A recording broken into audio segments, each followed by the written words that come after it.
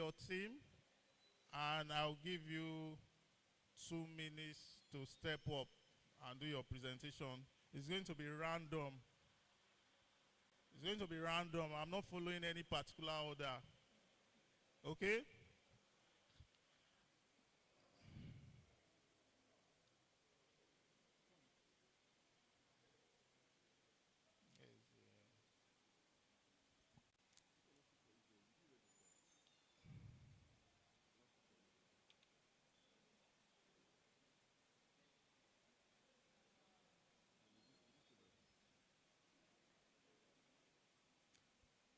Tech Z.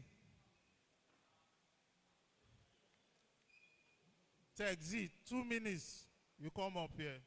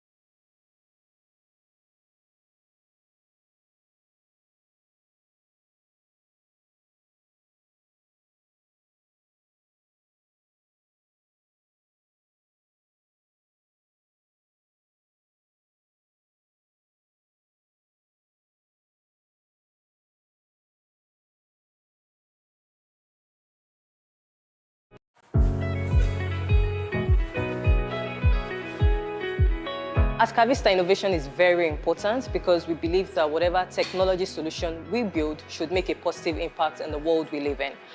We don't want to build solutions just for the sake of building them. We want to know that we are making the world better than we met it. The inspiration behind Cavista sponsoring this hackathon is to find and develop talents, and then two, to also find a way to absorb most of these talents into the workforce. We believe the Nigerian youths have a lot of potentials, and to help them actualize these potentials, we believe in getting close to them, tutoring them and mentoring them would help them to achieve these great potentials.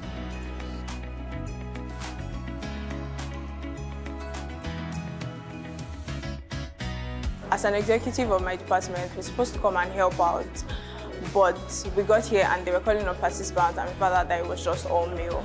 So my friends and I decided to form up a team of female women in tech, and that's how we became the team. I and my team came up with the idea for our projects, basically through various brainstorming sessions we had, and also we conducted market research at the hospital at my school, Babalola University, where we interviewed some doctors and nurses, and they gave us some ideas, and we basically tried to determine the feasibility of the idea.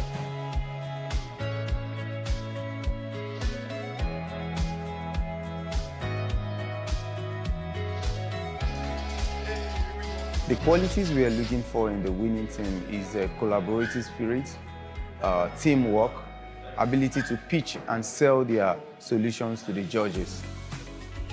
Like we have Nike, and here we have Mike.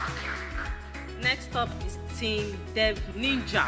It not only sends a reminder to the patient's account, which was created on our platform.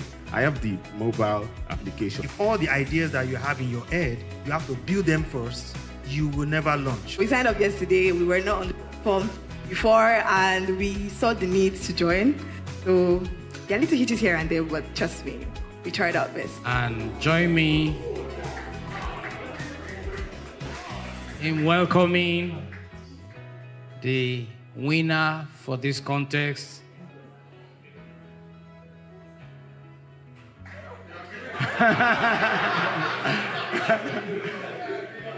Dev Ninjas.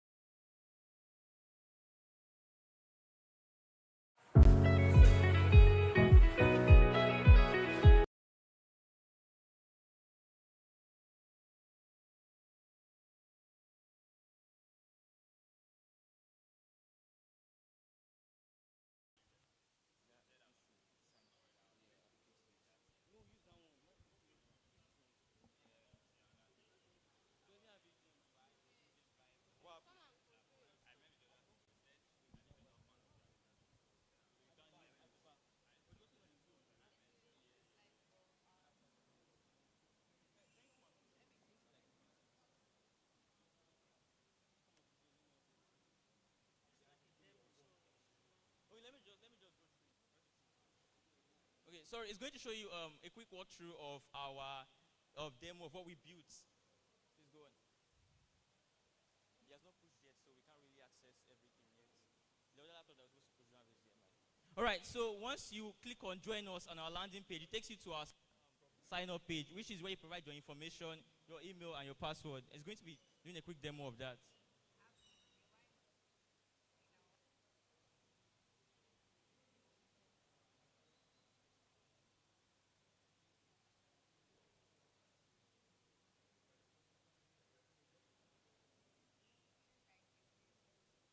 All right, so once you put your email and your password and every other thing, it takes you to where you have to put basic information about yourself.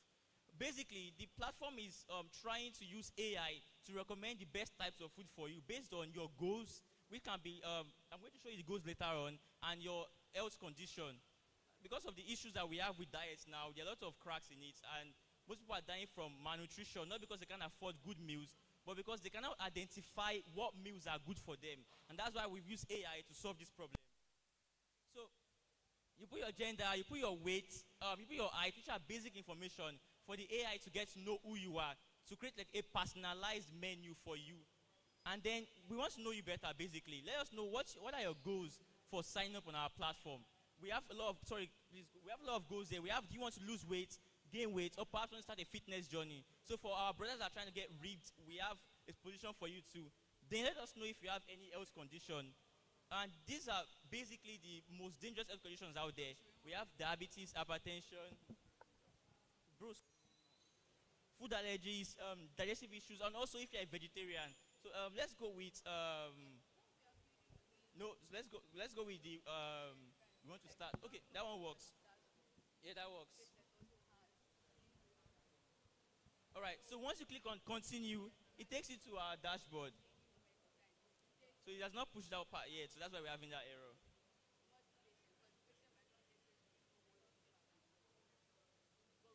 All right, so this is our dashboard, and basically it recognizes your name and the meal plan. Why is it showing like this? Oh, it's slow. All right, so basically at the dashboard, it recognizes your name and tells you what food plan is best for you based on your health condition and also your goals. There is an issue with the HDMI, that's why it's not showing anything yet. So you remember that you put in like your goals and every other thing that is up with you. Yeah, we have the percentage of protein that you need to consume, percentage of carbohydrates, fat and oil, and also we have a lot of cool things in our dashboard. And the most interesting one is our tryout scanner. And basically, the scanner is an AI platform that we built where you can scan any food, and it basically tells you what that food is made of, and if it's right for you to consume based on information that you have already given it already. We would have done a demo of the scanner here, but I think there's an issue with the projection. Yeah. So we also have our progress tracker, which is an interesting part of our project. Our project tracker basically builds up to know you, basically. So you give it information about yourself, what you typically consume, what your typical day is like, of what you eat, and then it creates out a menu for you, whilst considering your health condition, your goals too, and it creates the best menu for you, because we all know that thinking about what I'm going to eat the next morning or tomorrow is always a chore. Thank you.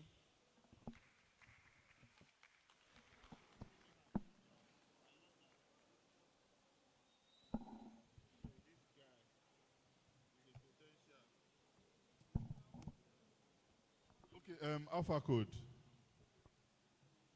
Alpha code. Quickly, quickly.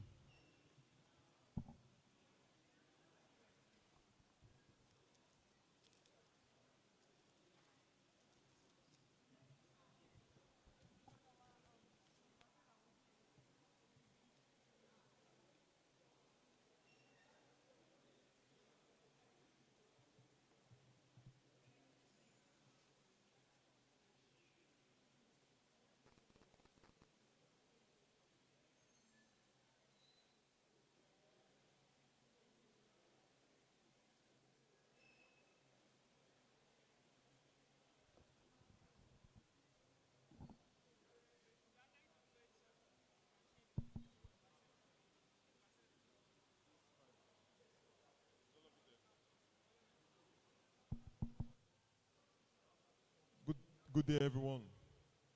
We are Team Alpha Codes, and we are presenting to you MediChecks. Now, MediChecks is an application that allows you to basically understand medicine in simple English. what complicated drug are you seeing? What do you need to understand about it in as simple as possible English? Next slide.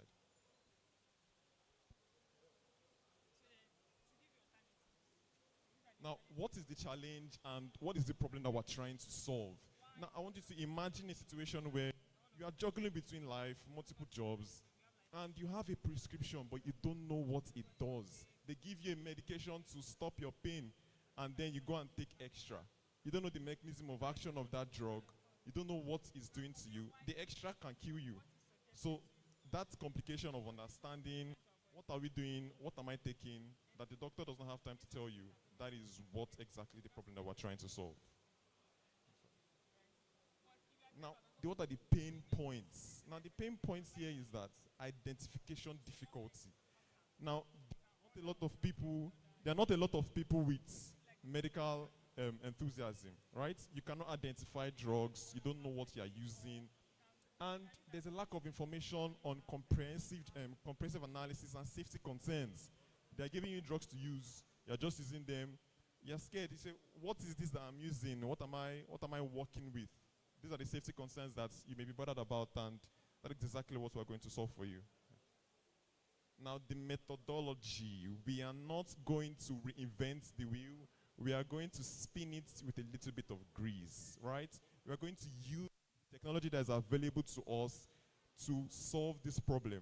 Now, imagine if you can take a picture of your doctor's prescription and be able to get a comprehensive analysis of what exactly it is you have been prescribed for. That is optical character recognition. And that is just an amazing piece of tech that we have included in this demo. Now, how it works, right? There are two ways. You're in a hurry, you're leaving your hospital, you come out of the hospital, you want to know, what did the doctor just give you? You take a picture, optical character recognition, detaches the text from it because you can't make sense of the doctor's handwriting. Detaches the text from it, sends it to the FDA API, which is the largest database of drugs information in the world. The FDA API sends its JSON response to an AI, Google Gemini API's endpoint. Google Gemini will explain what exactly is happening to you, the AI analysis, and then you can get these things down on exactly what you need to know about the medication. Now, the solution highlights instant identification. We have comprehensive information, and we are empowering users, we are arming you. Not only are we telling you what this drug is about, we are also telling you, hey, you can also be a medical literate. Without even going to a medical school, you just know what drugs do, the mechanism of action, pharmacodynamics and pharmacokinetics, just from using this application. Now, the future enhancements, it doesn't just end here. Now, if you are looking at, we want to project, what are the future enhancements? Now, it's projected that the medical virtual assistant market industry for 2022 was $42.1 million US, and it's projected to be about $2.2 billion by 2030. Now, imagine if we can tap into this massive industry. We have a massive growth rate here. And if we have possible locations for pharmacies around you for those drugs that are showing you, then we are adding the latest drug updates to whatever it is that we have on our database. Now, we're looking to expand, we are looking to make fortune from these things. Now, what are the drivers for this technology? First of all, the medical healthcare has become quite expensive since post-COVID-19 era. I mean, in Israel alone, it's increased by 8.2%, and in the Guinea Corporation Council, it decreased by 9%. So medication has become expensive, and people are turning to virtual assistants. People are turning to virtual assistants to help them to do these things, and that is what we are actually doing for you. That's our conclusion, and then we'll be working with the demo on how exactly you can work on MediChecks for your well-being and for your medical information. Thank you.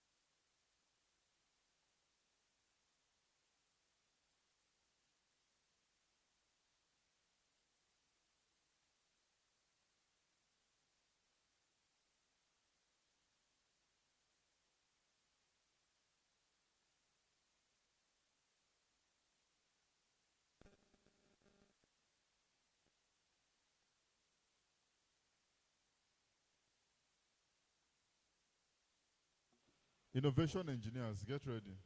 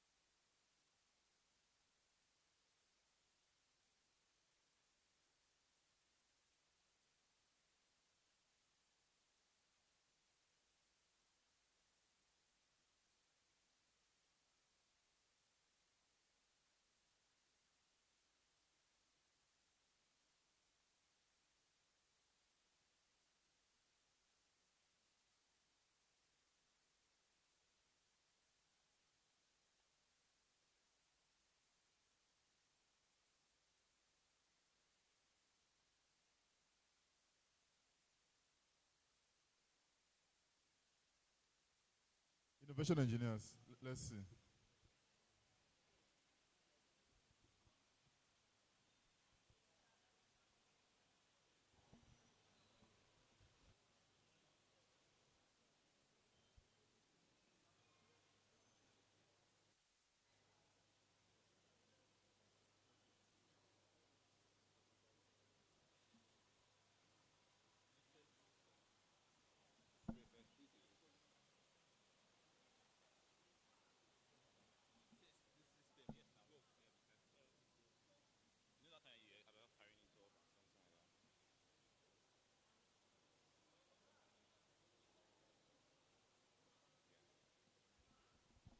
Okay, good morning, everyone. Yeah, my name is Asdro. I'm with Team Innovation Engineers. So we are a team of four, myself, David, and Victory. So what are we working on? We're working on health sync. But when you hear about health and sync, you know that something is being synced to something else, right?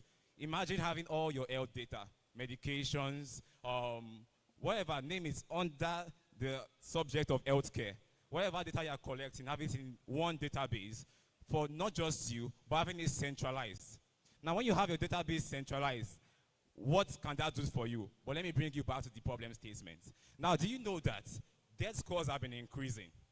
We have collected death scores, and they have a potential risk of increase of death scores due to one thing: inadequate data sharing in the healthcare industry. Whenever you go to a new doctor, there is inadequate data for the doctors to make decisions about your next medications, your next treatment, your next, tests. So now we are trying to bridge that gap between data and healthcare. Thank you. Next slide. So what is HealthSync? HealthSync is a data tracking app which links doctor, nurses, healthcare providers to users to ensure smooth and better healthcare for everyone.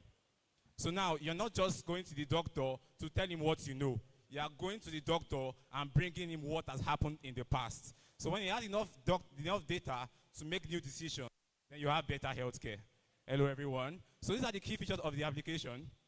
We have decentralized data healthcare. So anyone that you give permission to see your data can actually see your data. Your pharmacists, your private doctors, your healthcare providers, your hospitals, they can see your data. There's user authentication, that means we have security up to the parts where you can upload data. Now, when we say you can upload data, it's not limited to just text, okay? You can also upload images, you can also upload PDFs, so that, any format that your data is in, you can upload it. And with which app? Health Sync. Next slide. So now, let me show you about the application. So this is the dashboard.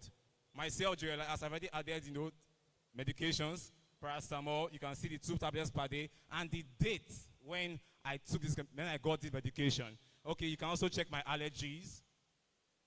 I have pollen allergy, not Bimisha. And then sneezing, running nose. These are symptoms. So when somebody sees me on the road and is like, oh, what's wrong with this person? He's sneezing and running nose. And the healthcare provider, all he needs to do is to enter the key access key to see my data and see that, oh, this is happening, it's not heart palpitation, it's not this one, it's an allergy, and take care of me.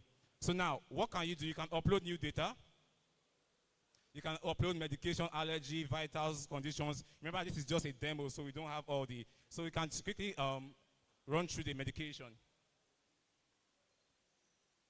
All right, so you can see, different parts of it. And this thing is real time. Immediately you upload it, anybody that has access to your data can see this. Anybody you have given access to your data can see this information. So I don't want to waste your time about showing how to input this. So you can close it and let's move to the AI part of it. So what's the AI part of this thing? Imagine having all your data in one application. It's easier for you to move your data to the AI and get real-time analysis. Show them our Gemini. So let's ask Gemini. Hi, Gemini. Type it, hi, Gemini. I'm sneezing and coughing.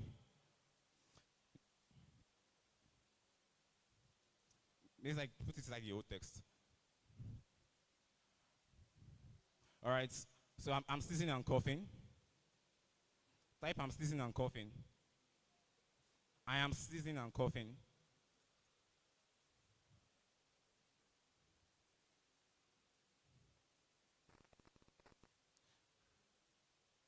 So wait, we don't send it. I'm sorry about that.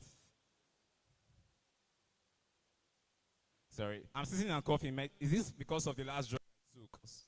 Right, that. I'm sorry. All right, I'm sorry about that. Thank you very much. Come.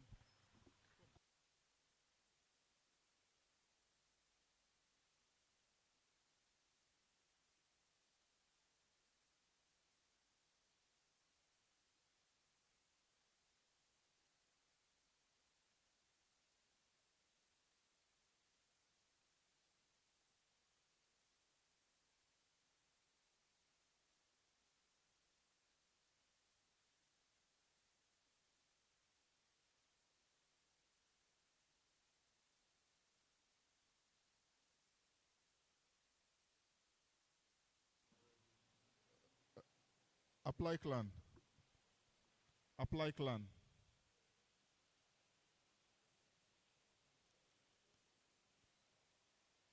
Apply clan.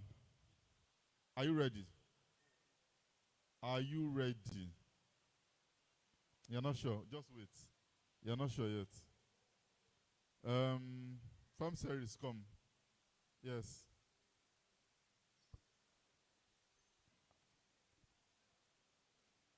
Quick.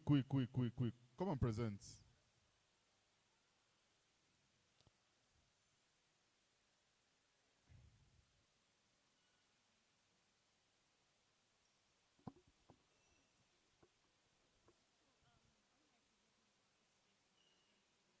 Both.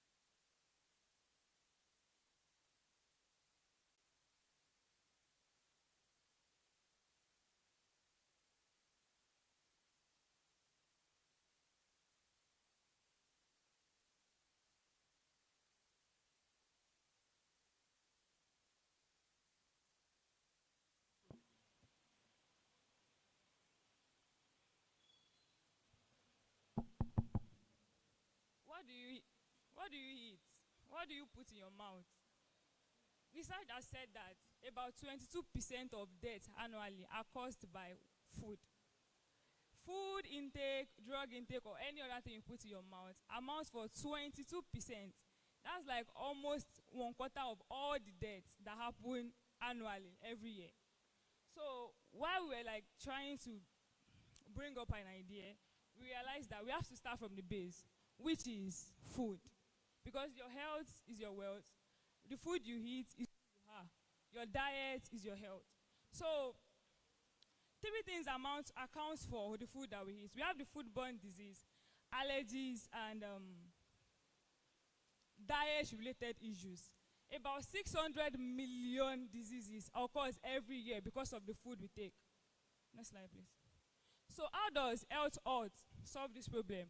Good afternoon, ladies and also gentlemen. My name is Sakasu Ilyas, representing Team Farm Shoes. This is, go back please. This is the only thing you need to know about Health Odds. Saving you from junk foods and providing you with healthy alternatives. This is Health Odds here, providing you a path, a solution, whereby you can just input any junk food that you have, like that you are used to, and just ask the software to provide you with the healthy alternative of the junk food. So, easy swap. For example, this is an hamburger, fries, and milkshake. Once you log into the software and just mention that, okay, Health Odds, please give me an alternative of this. You get healthy alternatives. Our AI has been trained to give you as many alternatives as you want. And there are some information that you will be asked, whereby the response, the suggestion the AI will give you will be tailored to your own personal preference. That's the problem, the solution. Health Odds is bringing the solution. Why should you care about eating healthy? Let's forget about it for now, and let's see how Health Odds can be used.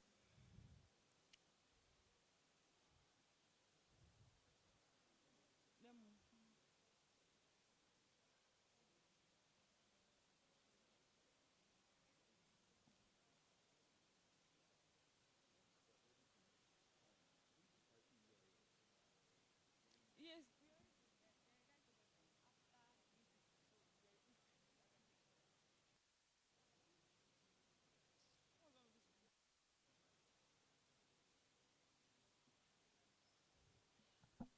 When you log into the software, you can input your allergies, your health conditions, dietary preferences, fitness level, diet goal, then your life stages.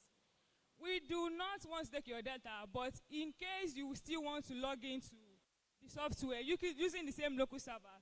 You can tick to remember your data. I want the AI to suggest healthy alternative for Milky Donuts for me. We wait while it's load, and load.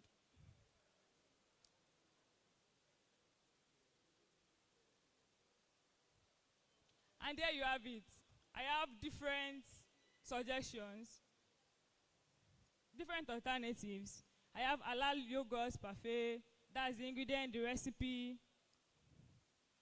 The AI also suggests more than one. You can get more than one suggestions. You can get the recipe and the ingredients. Immediately, you can decide to buy the meal from any of our partners, and that's where our business model comes in. So the software can be used on its own on the website, or can be used as an extension that can be used by delivery hubs, food delivery hubs, grocery hubs, etc., and even health hubs like Access. That's basically what we do. And maybe when the presentation comes on, you guys enjoy more and get more insight of what else will do. Thank you.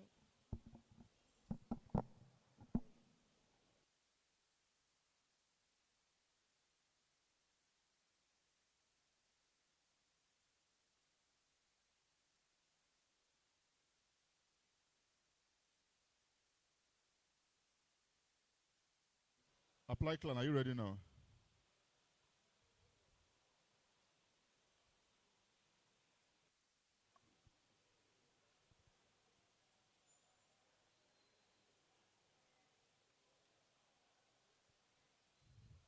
Quickly, quickly, quickly, quickly.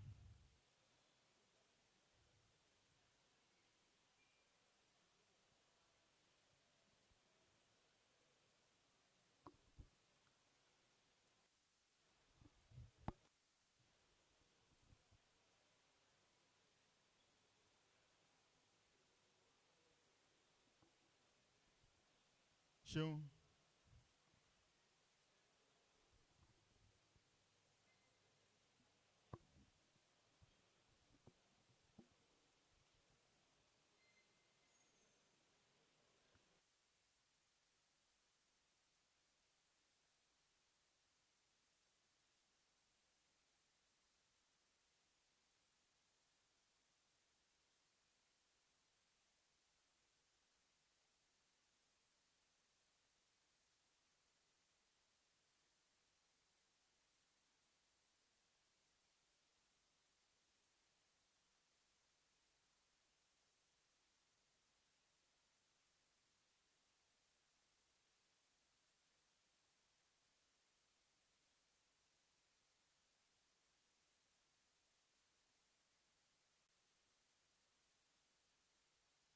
Well,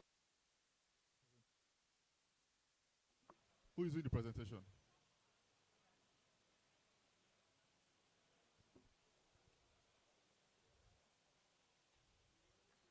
Are you ready?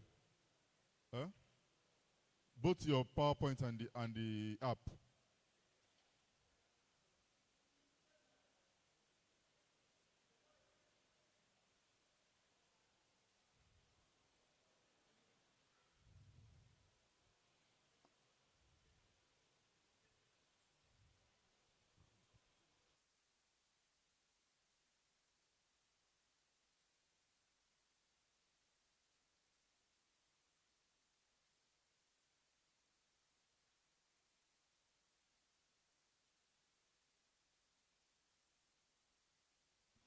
Hi everyone, good afternoon. My name is Gideon and my team here, Josephine and Dami. And today we are going to be presenting you a very simple but powerful app called MedSpot. So, some time ago, there was a time that I moved to a new location and I was looking for a dental clinic and I couldn't find one because I was not conversant with the area. So when I came to this program, it just occurred to me that I could actually build something that you can sit at home and just look for a medical clinic for whatever you are, you are looking for from your home. For instance, if I'm looking for a dental clinic, I can just go to my app and check dental clinic and the location where I am, and it will show me the the clinic that are around that particular location. So what is MedSpot? Your ultimate companion for hassle-free healthcare access. Our simple yet powerful app organizes health center locations and connects you seamlessly to the care you need. So it's basically connecting you to the medical centers around your location, gives you easy access to them, okay? So why are we going through this stress? Why are we going through this stress? Number one is navigating new places. If you go to a new place, you are not aware, you don't know the areas around that place very well. So it will help you to know, okay, I'm looking for a diagnosis center, and I'll just bring out my app, and I'll look for a diagnosis center in Agege, and it will show me the centers around there. No, go back. So next one is emergency preparedness. A time I come that somebody has an emergency and they don't know any medical center, so they can just, check it out and it will show them somewhere. The next one is transparent pricing. There are some cases whereby, for instance, that I also use that dental clinic as an example. There are some dental clinics that might be charging like 15,000 naira for teeth cleaning. Another one might be charging 10,000 naira. And if you have a particular app that can show you prices of different clinics, it will be easier for you to pick the one that is cheaper for you. Next one. Okay. So, what's our solution and the methodology? We are focused on users, we are prioritizing the users. That's, we are ensuring that the users have a proper design, that the design is user-friendly. And then we are also going to be making use of Google location to be able to map out close areas, that's close clinics that are the closest to you, okay? So, and then partnership and collaboration, that's, we are going to be meeting with these medical clinics and they are going to be giving us their details, okay? So that we are helping them market their services, and at the same time we are bringing people closer to them. So the technology we used, yes, next one. So that's it. Thank you very much. So demo very quickly. Sorry. Yeah.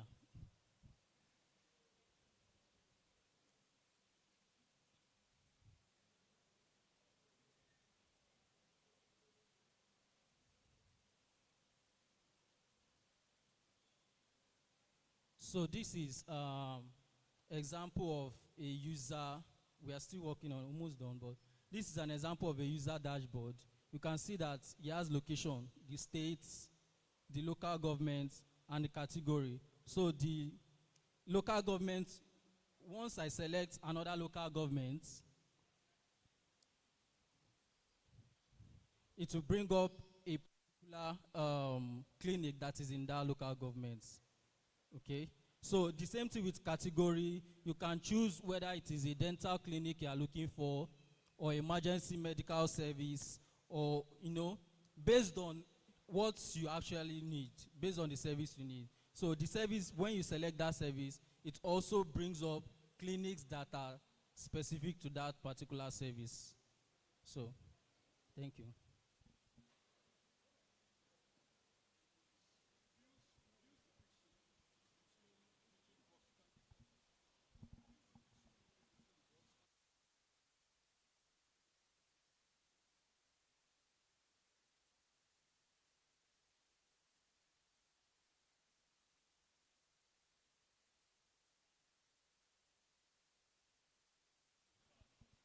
So, two things I want to specify. There are a lot more things, but I think you should work on.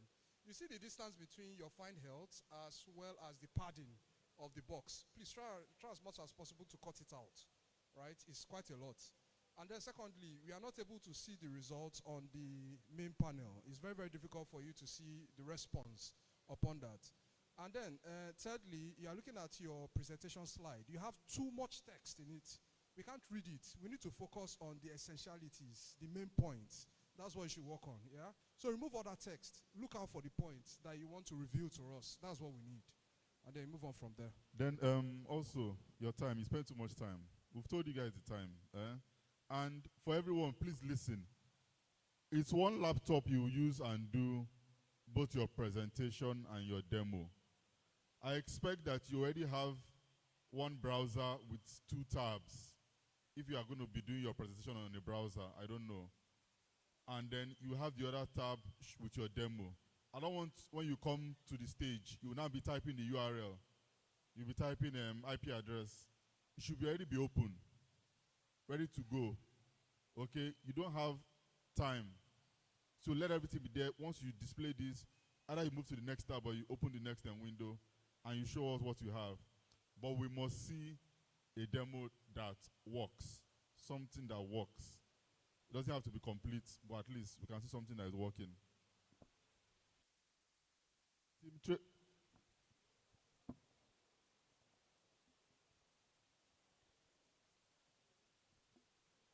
Team Trailblazers.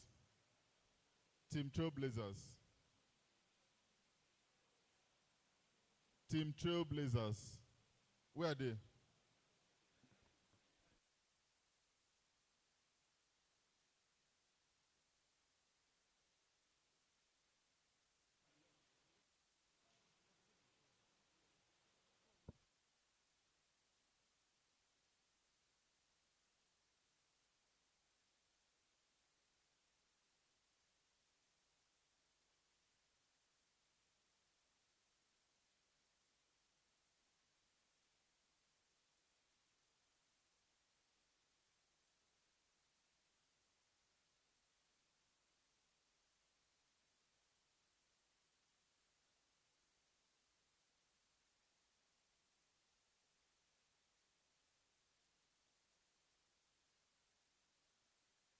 Okay, so where is Team Trailblazers? Just you. Okay.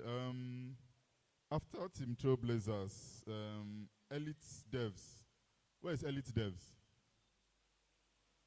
Elite Devs. Okay, you are next, so be on standby.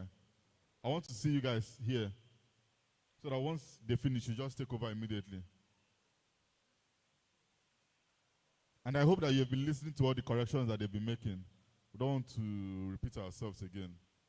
And this is to help you do a better presentation.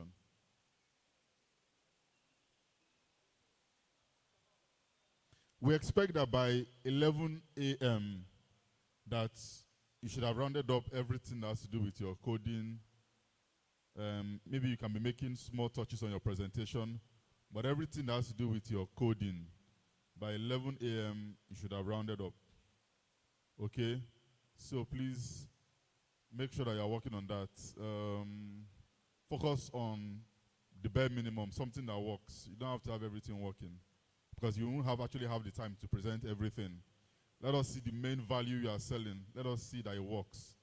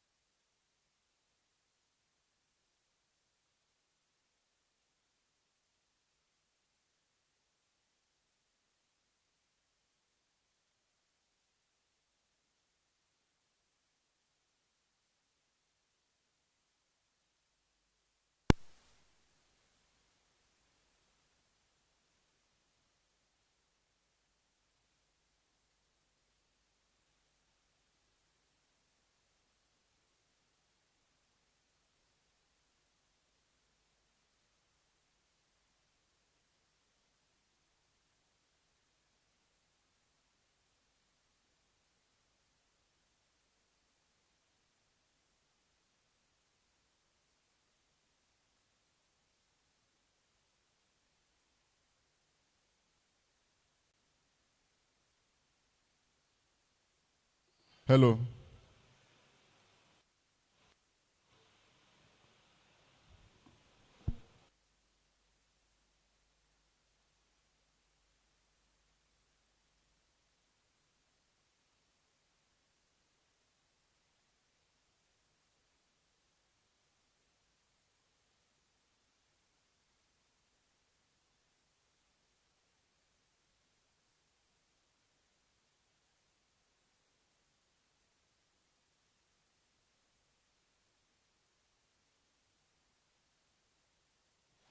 Team Trailblazers, right? Let's go.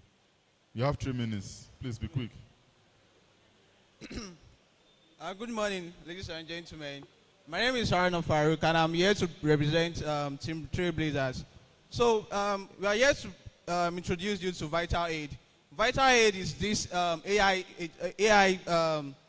for emergency situation that you can use anywhere, anytime. So now, what's the problem? You know, emergency situations happen almost every day in the world, and in Nigeria especially. A lot of people do not know how to apply simple first aid. And also, there's an issue of not knowing where the nearest location, where the nearest hospital is in that community. And the third thing is that, you know, the issue of getting emergency drivers is a very big one in Nigeria. Now, how do you want to solve that problem? The first one, we are providing a chat interface and a USSD interface that allows anyone with access to internet or without access to internet to talk with this AI agent to respond to emergency situation. So now, I'll go into the details of how we are doing those first aid and the rest. So for the first aid, we ask for the details of the situation, and we get our AI response to give you a step-by-step details on how to go about it. And we've implemented this, and we've also done some innovation regarding cost reduction on it. And the next one, getting in the nearest hospital. Getting in the nearest hospital has two major problems. One, you need to get the place that is fastest to reach, and two, the one that is most suitable for that situation. Now, how are we doing this? We get the user's location and map it to the, get the shortest distance to the nearest hospital. And the other thing we do is, we get the details of the situation, tell our AI to do natural language processing, extract features for it that will determine the kind of facilities that will be needed to treat the emergency. And then we are querying our database for the best hospital that match, getting those information to the database. So what would the user be seeing? The hospital name, their address, a Google Map link that they can use to get there, and other information. Now the third one is getting an emergency driver. That's very simple. So this is how it works. Now we see that people are willing to help people in emergency, but it happens that people that wants to help, they are not usually maybe in the place where it is happening. Okay, the demo. So now we are going to show you what our USSD interface looks like. We've implemented this. None of us has done USSD, and we took about the whole 24 hours getting this to work. So now we are going to do the first. Okay, we are going to run it again.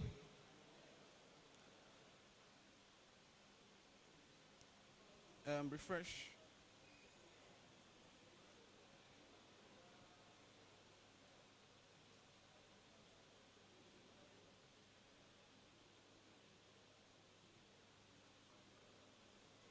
Yeah, so what we can see here is our test environment. This is not the USSD that will be entered. Our USSD is actually *333, but we need to register it with the telecommunication company to be able to get that. So this is our test environment. So, okay, there's an issue with our server. I think we'll fix that. Yeah, we have the website, but can we show that here? Is it running? Okay, we have the website.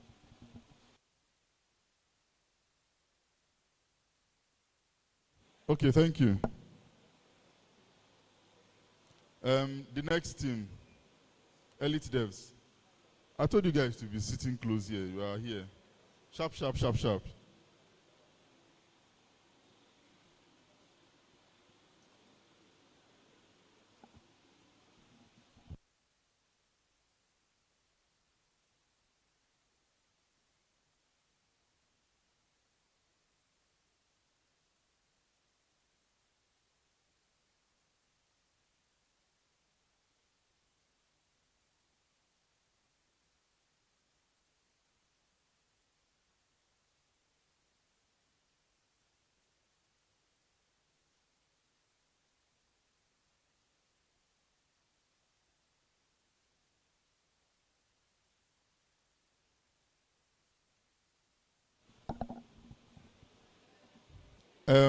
Team Mavericks. Where's Team Mavericks? Where's Team Mavericks? Where? Okay, you are next. So I want to see you here. After Elite Devs, you are next. So I want to see you here. So once they are done, you quickly enter. We don't have time.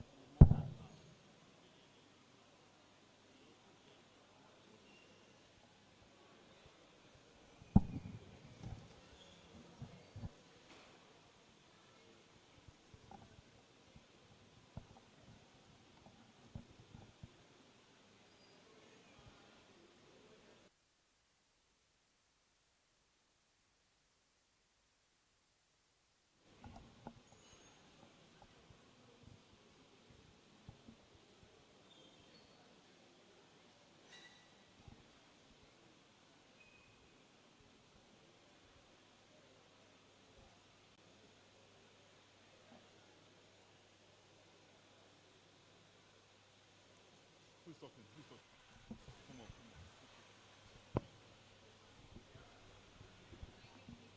So good morning, my name is Awal. So I'm a member of Good morning. My name is Awal. I'm a member of Elite Devs. So our solution here is an EHS, an electronic health record. So what is an electronic health record? This is just a centralized database. This is just a centralized database for health. This is a centralized database for health records. Most hospitals use the traditional way, using pen and paper, you go in there, filling form. So why can't you have a centralized database where each hospital will have access to the database? So the patients don't have to fill form any other hospital they go to. So let's show the demo. Let's show the demo.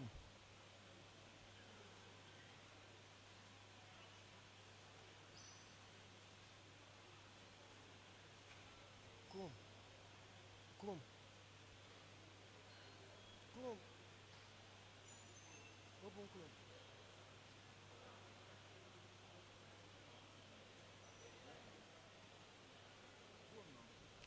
So log in.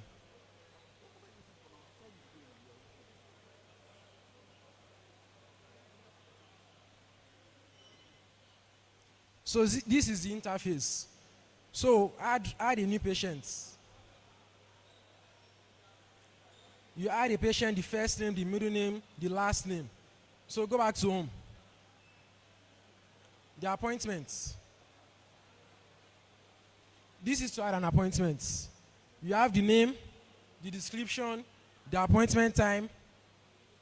Scroll down. Then the patients. So after registering, it will send an email to the user for confirmation. It will also send an email when the appointment is near as a reminder.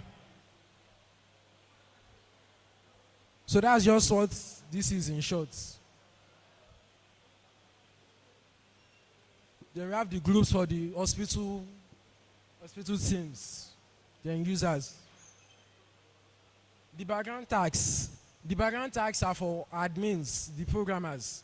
When you want to send an email to multiple users at once, like promotions and offers, that's what the background tags is for. It's a feature that's coming. So, yes, hospitals. Yes, the patient also has a page. Go to the patient's profile. The patient, the URL.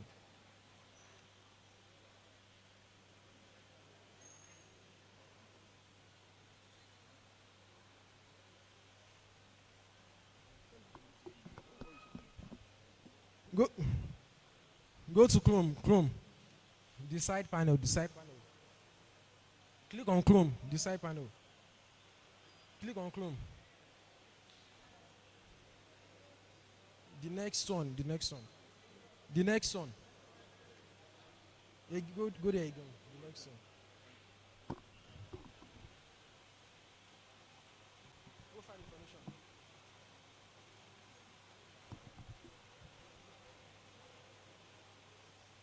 So this is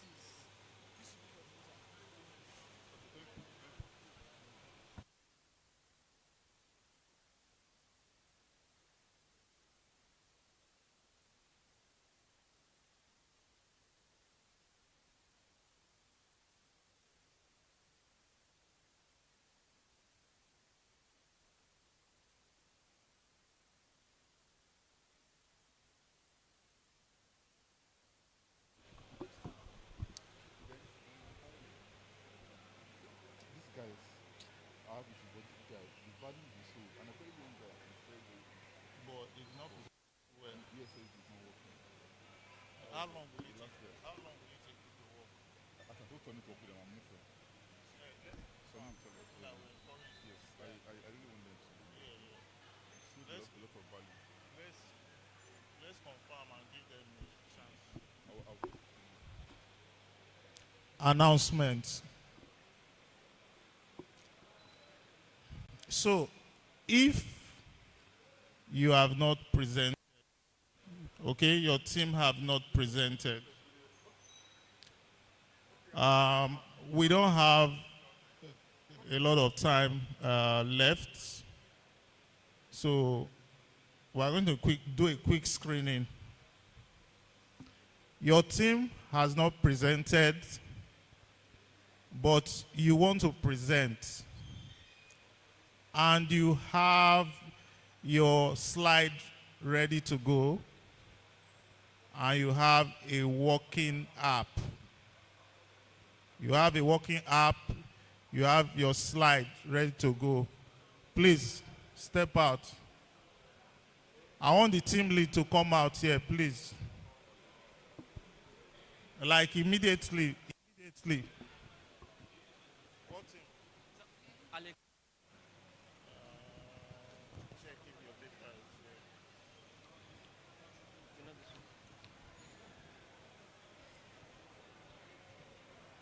Okay, bring it to the front. Bring it to the front. I just wanted to assist. Okay, to filter them out. So when they come. So, are you ready to go? Yes, bring everything here now.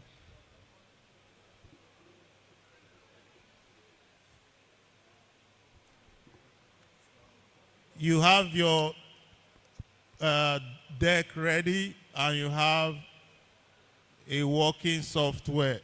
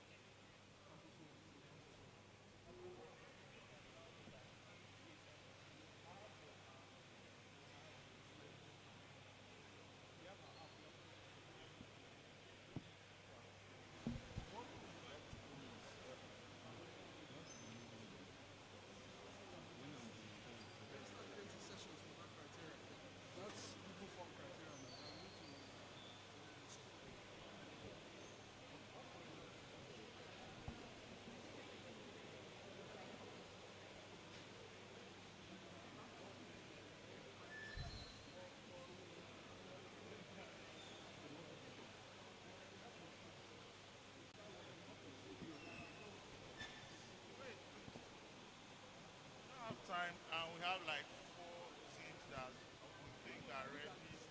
So any other team that squeeze themselves, fine. You don't have to so if any one of them comes, just give me the list.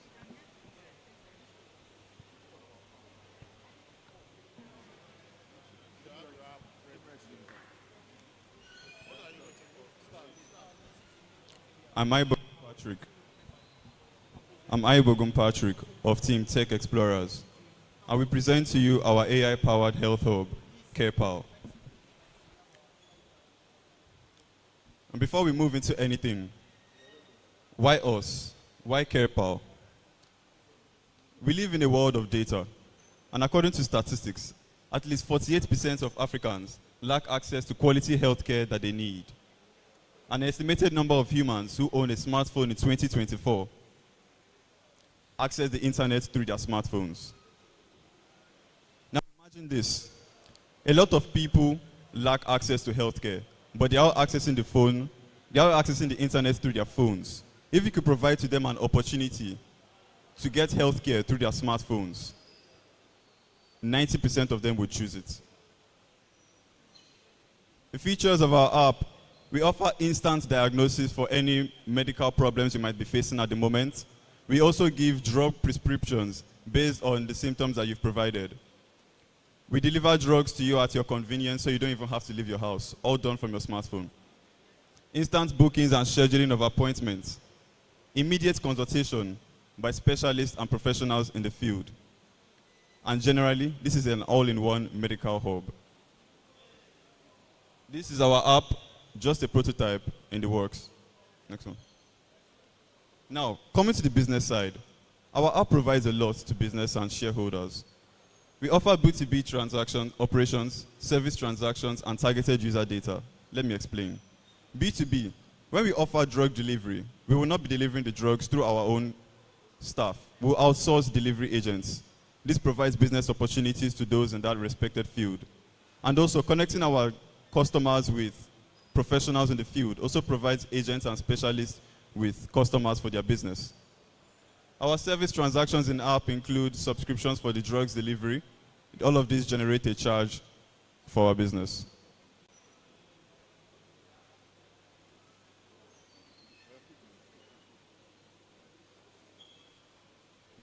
Now, I will show you a demo of our chatbot.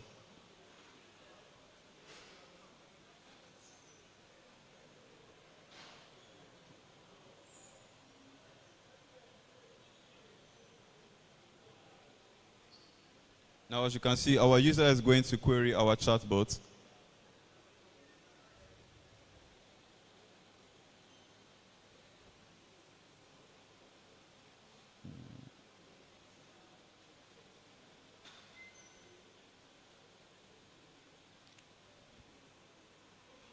The chatbot is a medical chatbot, so it only responds to certain keywords pertaining to the medical industry. After asking for a diagnosis, the chatbot proceeds to ask the user for more information regarding the symptoms.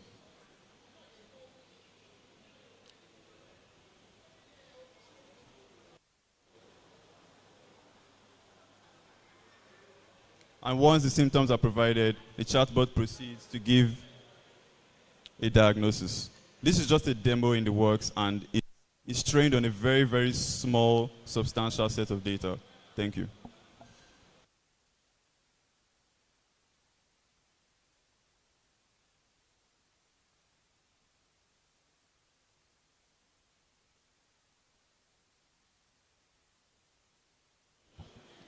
Campus 1.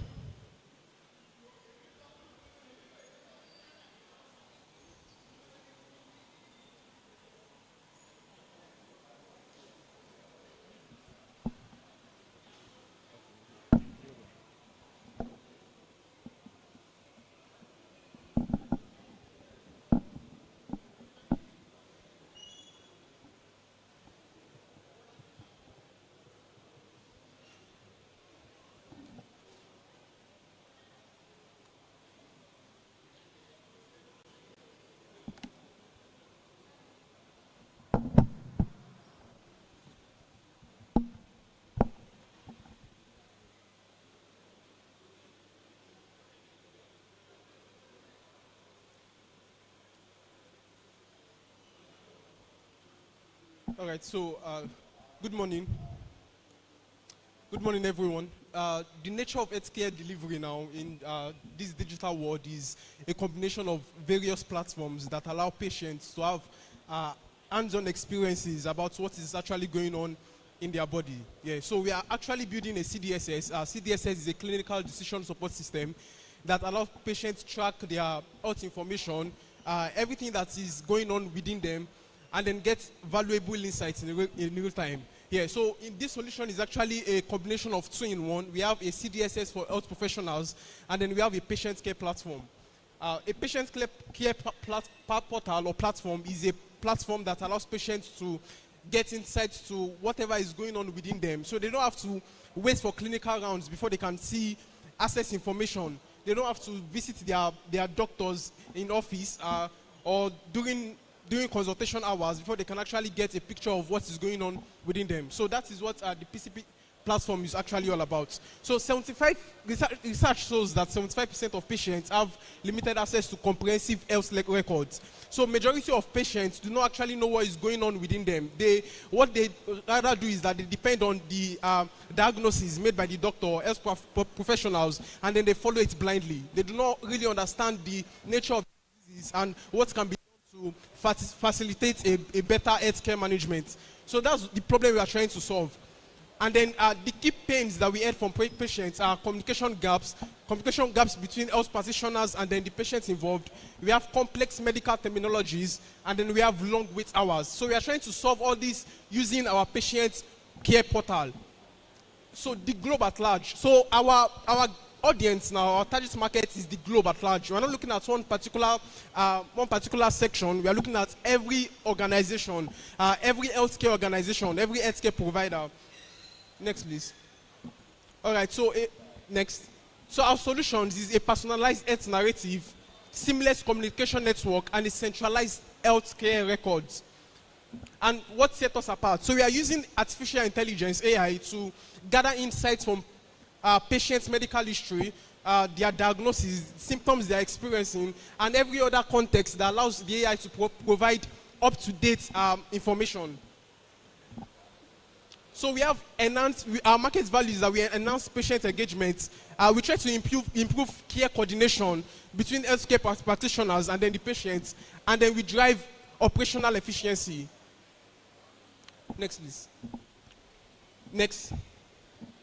Yeah, so our monetization strategies, we are operating a freemium model, and this is particular to healthcare providers. Yeah, so we have a model whereby they can onboard their healthcare records, their each AR records, and then it is just like the Microsoft Teams for healthcare organizations, really, because they can come on the platform, onboard all their patients, and then their patients can have real-time access to those things that affect them.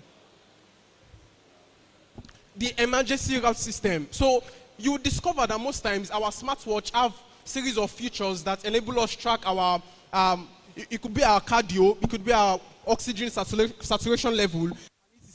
But how about we have an emergency route system whereby we can always contact our doctors, our health professionals, using any other devices. Yeah, so it is an implementation of Internet of Things, and then we can use these devices to communicate with our health practitioners on time.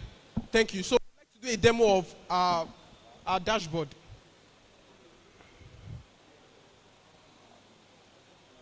Yes, the first tab. All right, so the name of our solution is MedAssist. MedAssist, and then like I said earlier, we are providing solution for two major categories. One is health practitioners through the clinical decision support system, and the next is the patient care portal. That is for patients. Can you go to dashboard /dashboard in the URL, just the URL.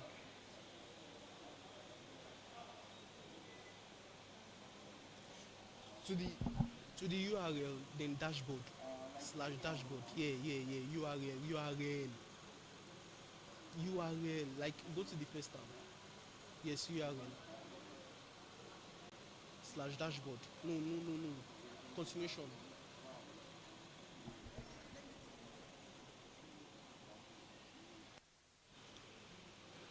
Demo. Go to demo.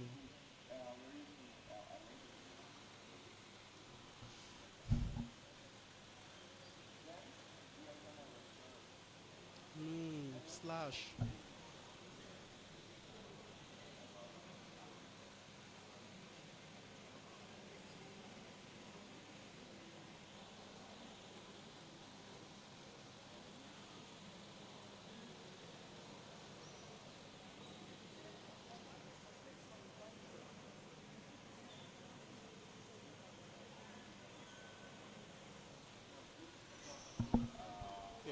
So, yes. Yeah, so our CDSS portal will have the information of the health professional in charge. And then at the portal is going to be able to see the records of every patient that is actually attending to. And then from there, you can ask our AI about concerning different challenges concerning a particular patient. Yeah, so we don't have, the context of what we have now is patient's medical records from the time he checks in into the hospital and up to the present moment. So we have also context of clinical journals and then local clinical procedures that the health practitioner or the professional can have access to. So this is basically our solution. Thank you.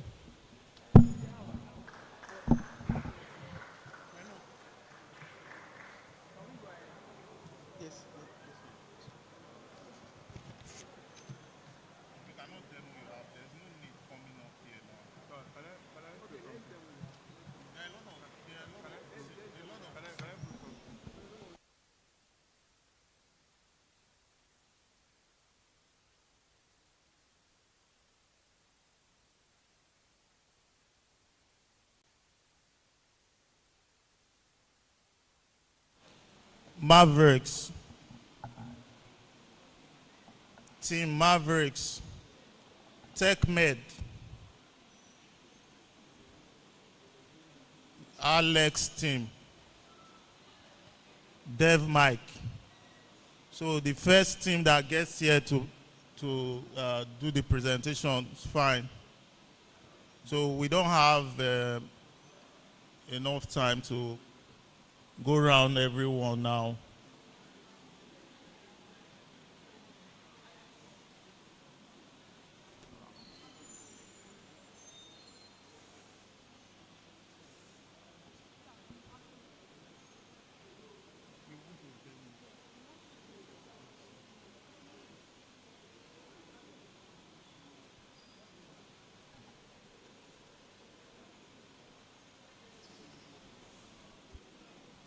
Mavericks, TechMed, Alex, Dev Mike. You have 3 minutes. I will interrupt you while you are doing your demo if I'm fine with what you've done so far.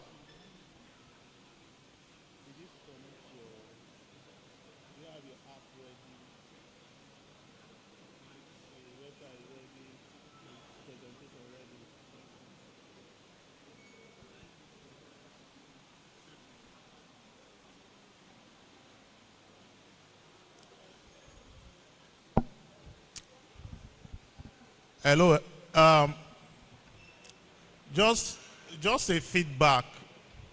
So I observed that a lot of your presentation have small text, a lot of text.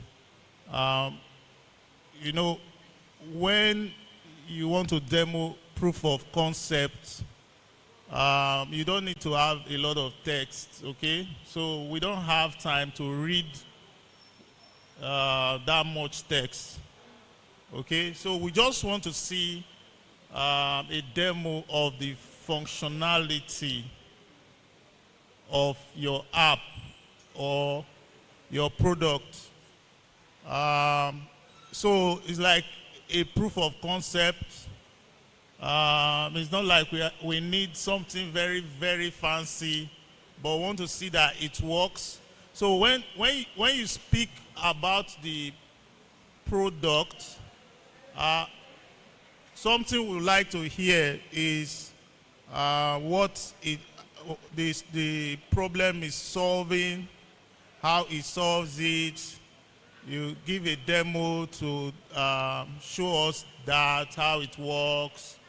And you can speak a little bit about the technology, but that's not really necessary. But another thing, this is a feedback. Something important that you guys should start adding into this presentation is the business value of what you worked on. Okay, what makes your solution very unique? Okay, so how will it attract or be of interest to investors, okay? I want you guys to assume that you are pitching it to potential investors or investors, and you want them to invest in the product, okay? So we are not just writing code and building app. We want an app that can sell, okay? That can create business, okay? So because we don't have time, any team that is going to come up here, I'm likely to interrupt and cut them short if I feel, okay, I think we've seen what we want. And it's going to be under 3 minutes, okay? So don't don't take offense to that, all right? Give it your best shot. Medicine.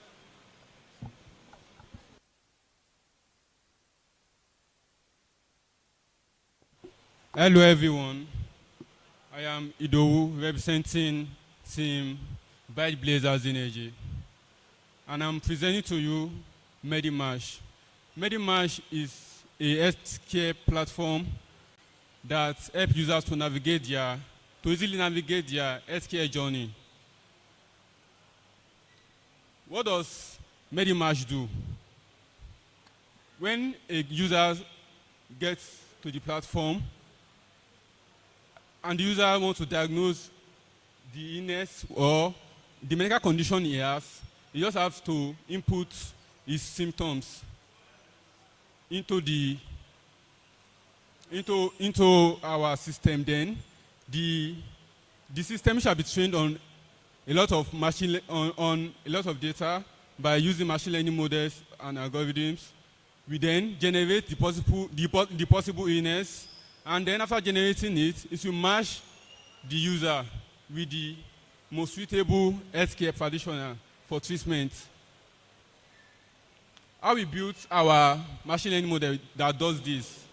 TechMed, let's see the product, let's see the solution.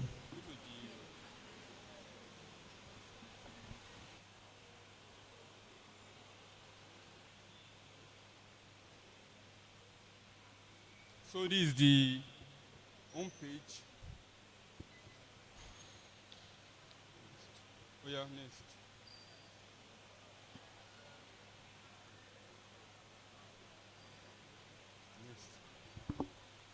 Yeah, this is the sign up page.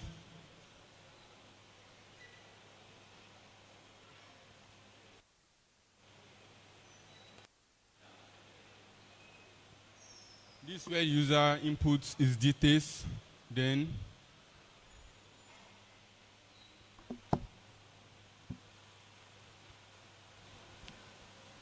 Hello, TechMed. Okay, so this feedback is for everybody. Anytime we give feedback, I want everybody to learn from it. You are coming up here, we are not interested in your login page, how you enter username and password. No one is interested in that. We just want to see the key feature demoed here. So by the time you open your browser, we should see whatever page that has the value that this solution is offering. Okay, so we want to see that key feature there ready to go. So no one is interested in your login and all this stuff, all right? So are we there? It's almost there. So we don't want this to repeat, please.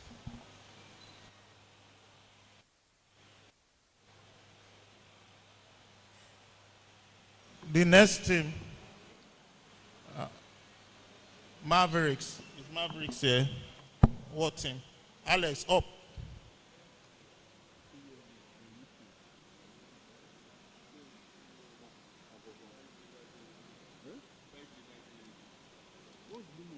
Connect your system. Right, better synergy. Okay, no. Don't worry, don't worry.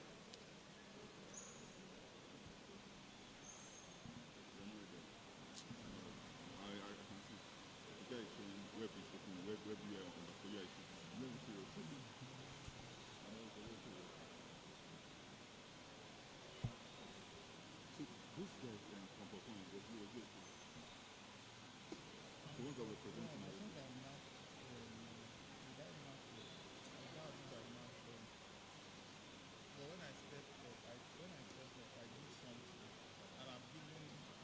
Funny, okay. The code are there.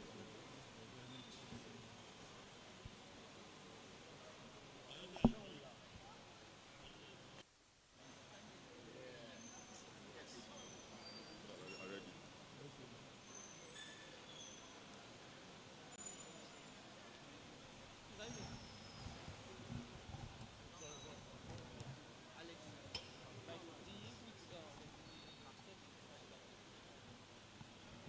Which thing? Alex too. Huh?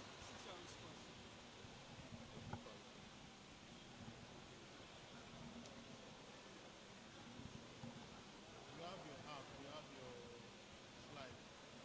Yeah, take the mic.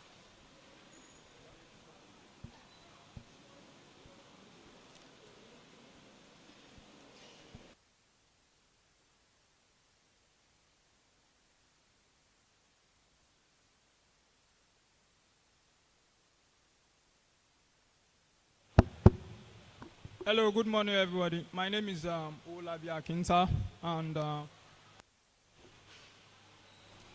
We are going to stop this exercise very soon. Okay? I just want you to know that we are wrapping up this exercise. So maybe after what team? sit your squad, sir. Maybe after this team, we take like 3 teams and we wrap up.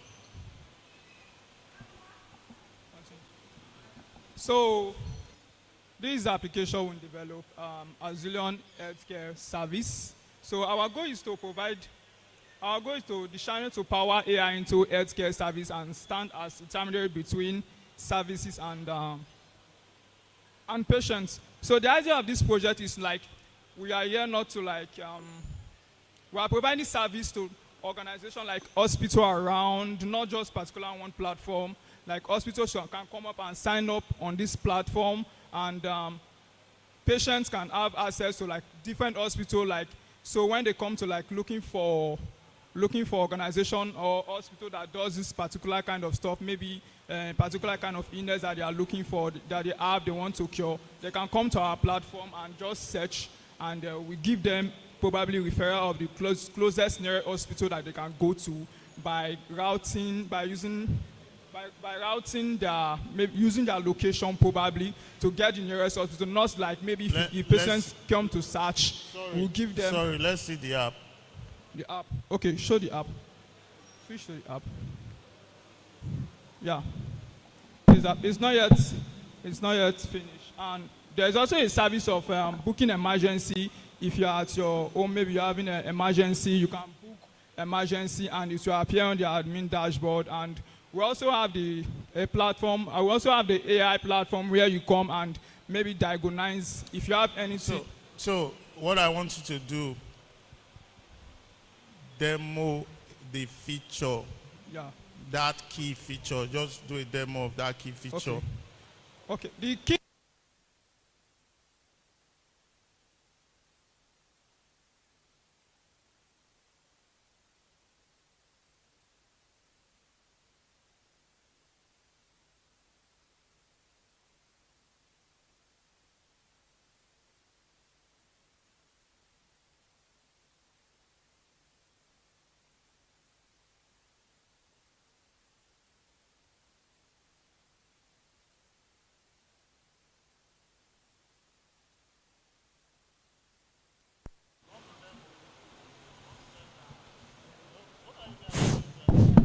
All right, sorry.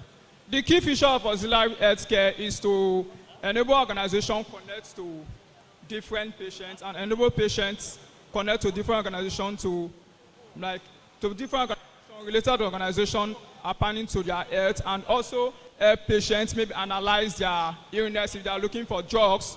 We have an AI, put on the AI. We have an AI assistant that we fed with a lot of data like sickness about diabetes, a lot of stuff, and probably related to patients. If you're having migraine, headache, all those kind of stuff, like related issue, you just meet the I have so headache, and I have some kind of illness, and probably I want drugs, prescriptions, or hospitals that I can go to nearby that will provide me these particular services. So when you type it, it will give you some response and answer to your sickness, and it will give you like a related organization that have registered on our platform that you can go nearby to your location, not one maybe probably you are looking for an organization that does this particular stuff or cure this particular illness. It will take you to, maybe if you are living in Lagos, you stay in Lagos, it will take you to Abuja. No, we are routing it closest to your location, or if you don't have one closest to your location, it will give you a link to something related to your location. So that's what Auditorium Healthcare does. Team CRS Squad.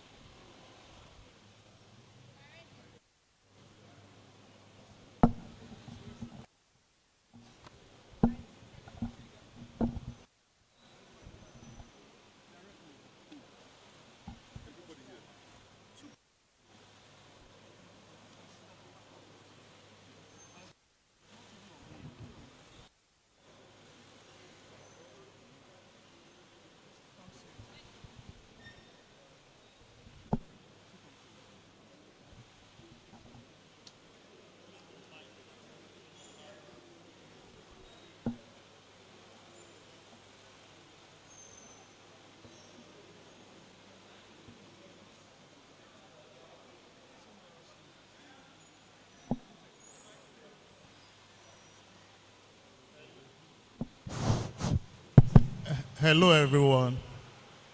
I don't understand why we keep doing this. We've repeated ourselves here several times. When you come to do a demo, assume you are meeting people that don't have time. They don't have time for all this. So when you come with your screens ready, as in all the pages ready to go. So we don't want to get here and you are fiddling with anything. No, we don't have that time. Okay? And it's part of the process, so you are going to be judged by it.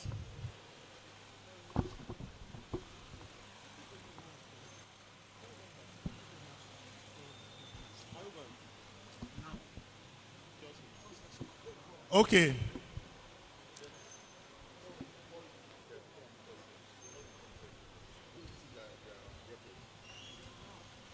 Listen up. This team or the team lead of these teams I'm going to call now should come forward to meet the Cavista team here.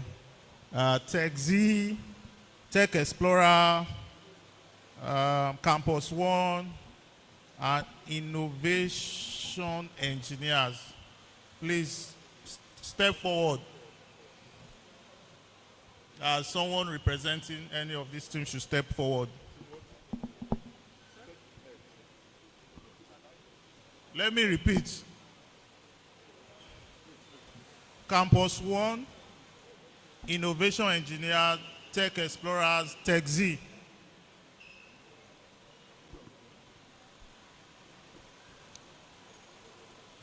So, did I call you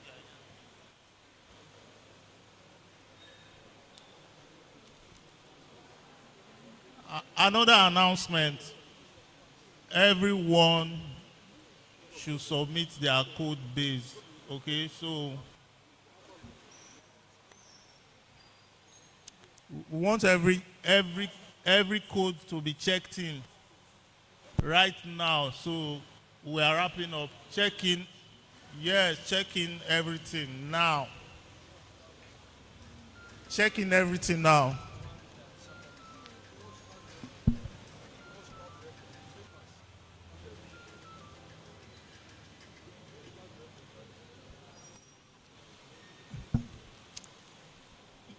So,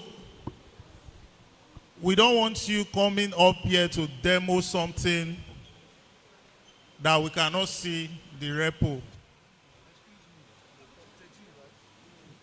So if you come here to demo something, we must see the repo.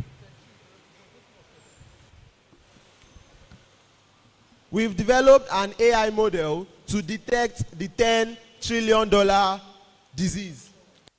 I am Adefojo Ademola from Team Mavericks. Our solution, Zymed, is a frontier in harnessing artificial intelligence to revolutionize the diagnosis of a $1 trillion disease named Alzheimer. Next slide. What is Alzheimer disease? Alzheimer disease is a progressive and incurable condition applicable to aged students. The age what? Gap, basically. Next slide.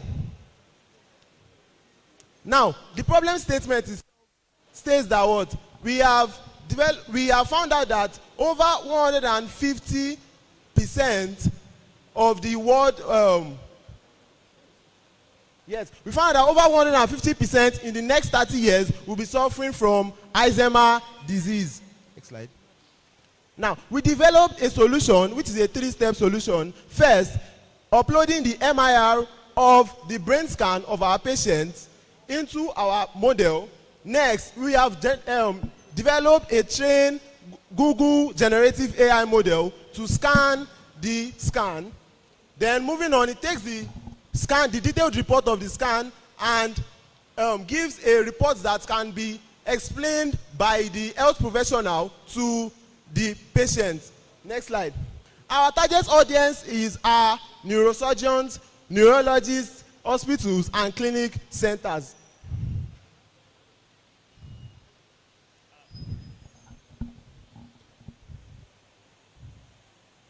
The project demo. Okay, since you said you should be going straight to our project, our most important or vital part of the project. Now, as we will be taking an MRI scan of a patient, we will try the demo for me. Okay, we will upload an MRI scan. The first one.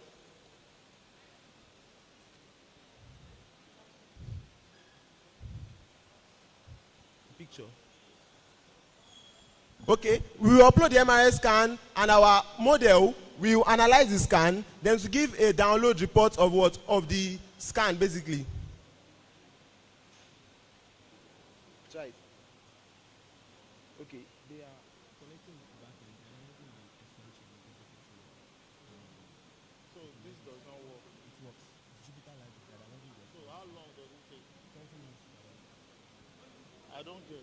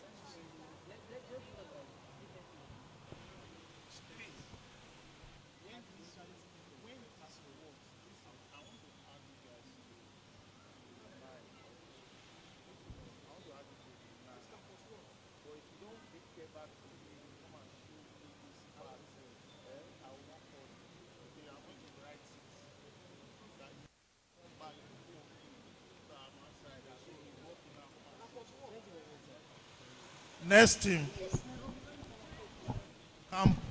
Campus 1. Your attention is needed.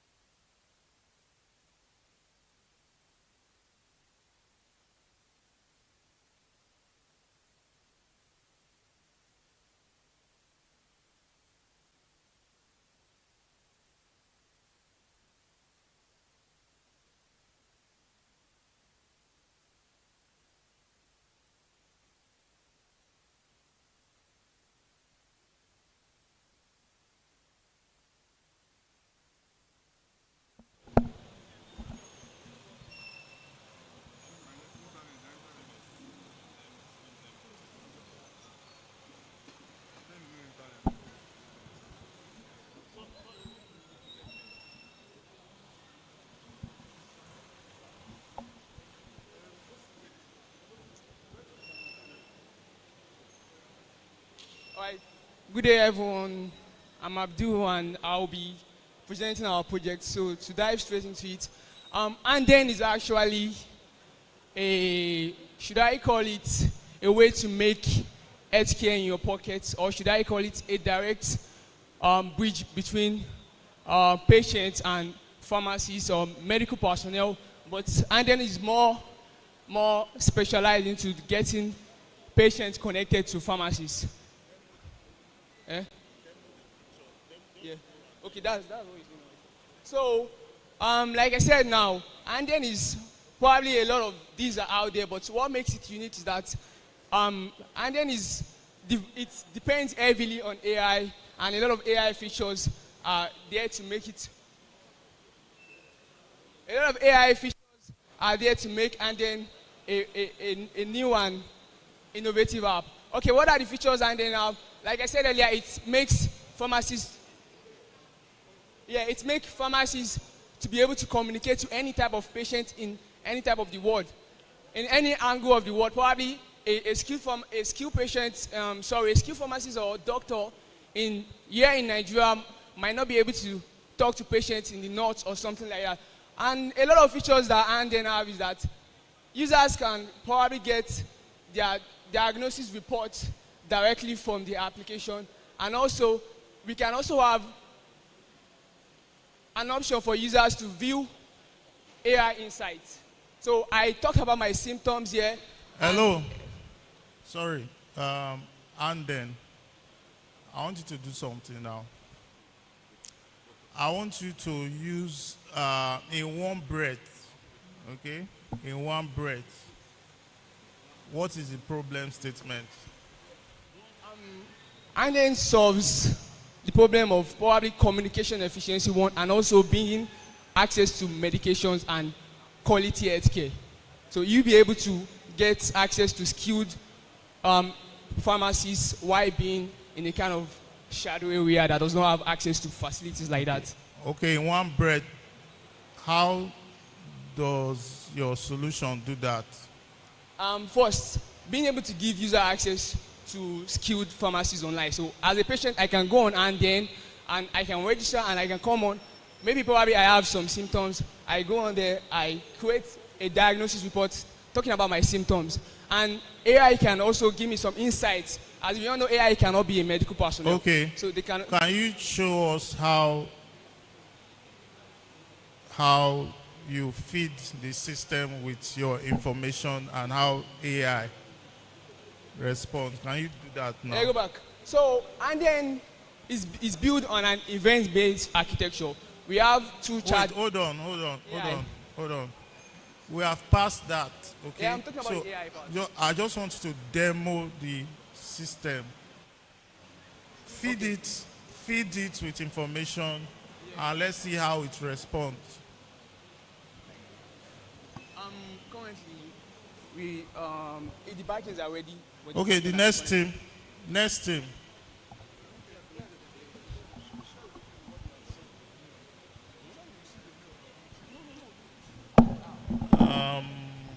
TechMed.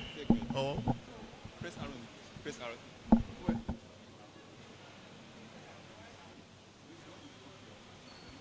Go up. Don't worry, leave this one.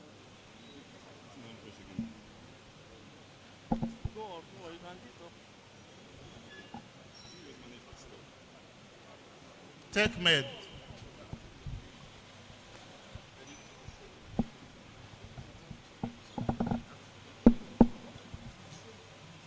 So I want you to do this because we don't have time anymore. You tell us the problem statement, your solution, okay? That's how your solution is going to solve that problem. And you demo the key feature. So just 3 things.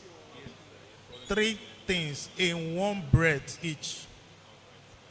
All right? So if any one of these is missing, then there's no point. Then you can just step down. Okay, so my name is Nelson Onaham from Team TechMed. So for our problem statements, we know in Nigeria we have this problem of a patient gets to a hospital a patient does not see a doctor, or a patient gets to a hospital that does not have a bed space. Like, the fact that you have money does not mean you will survive in this country. And the fact that you get to the hospital does not mean you will live. Even if you come early, there may not be bed space, or the particular specialty you're looking for may not be there.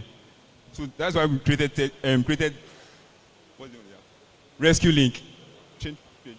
So the major problem we have in this presentation. So back when I was doing electives, there's this patient that came to the hospital.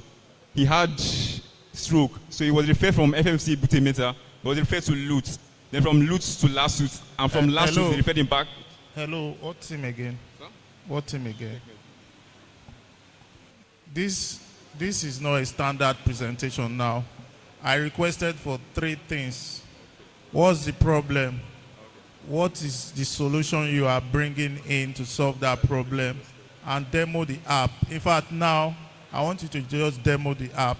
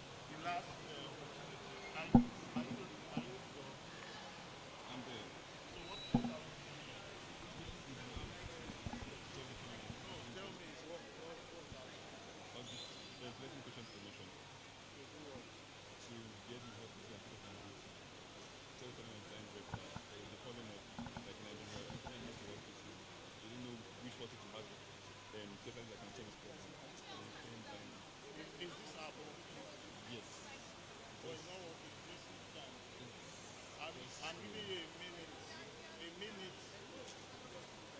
Or it's not ready. I want to assume it's not ready. Look at what I want you to do. When it's working, someone in your team should come and get me to see it. Okay, if you can get me to see it, I'll put you in the list. But if you can't get me to come and see it, you just forget about it. So I think that's fine.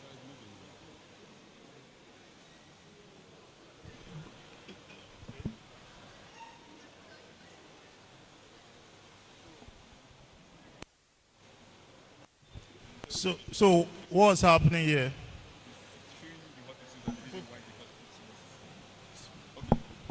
So what the app basically does is that it takes the patient's symptoms. Like, if the person has burns wound, the person is pregnant, the person was involved in an accident, then it just decides on which specialist does this patient need. Then it goes through the list of all the hospitals and decides which hospital has a space. Now, sometimes the hospital may have a space, like a medical space, but it may not have a surgical space. So it checks to see if the patient has a specific space, like a burn patient will get a burn ward. Then looks for the closest hospital and the best hospital the patient can get. Yes, sir. Then. Pass the mic to you. Okay.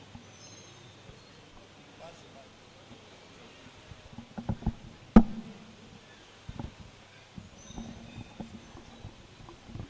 So you are likely going to be the last team to present, okay? We are going to do 3 minutes. 3 minutes. I want you to focus on this. The problem statement, your solution, okay? So how you want to solve that. Then you demo the app.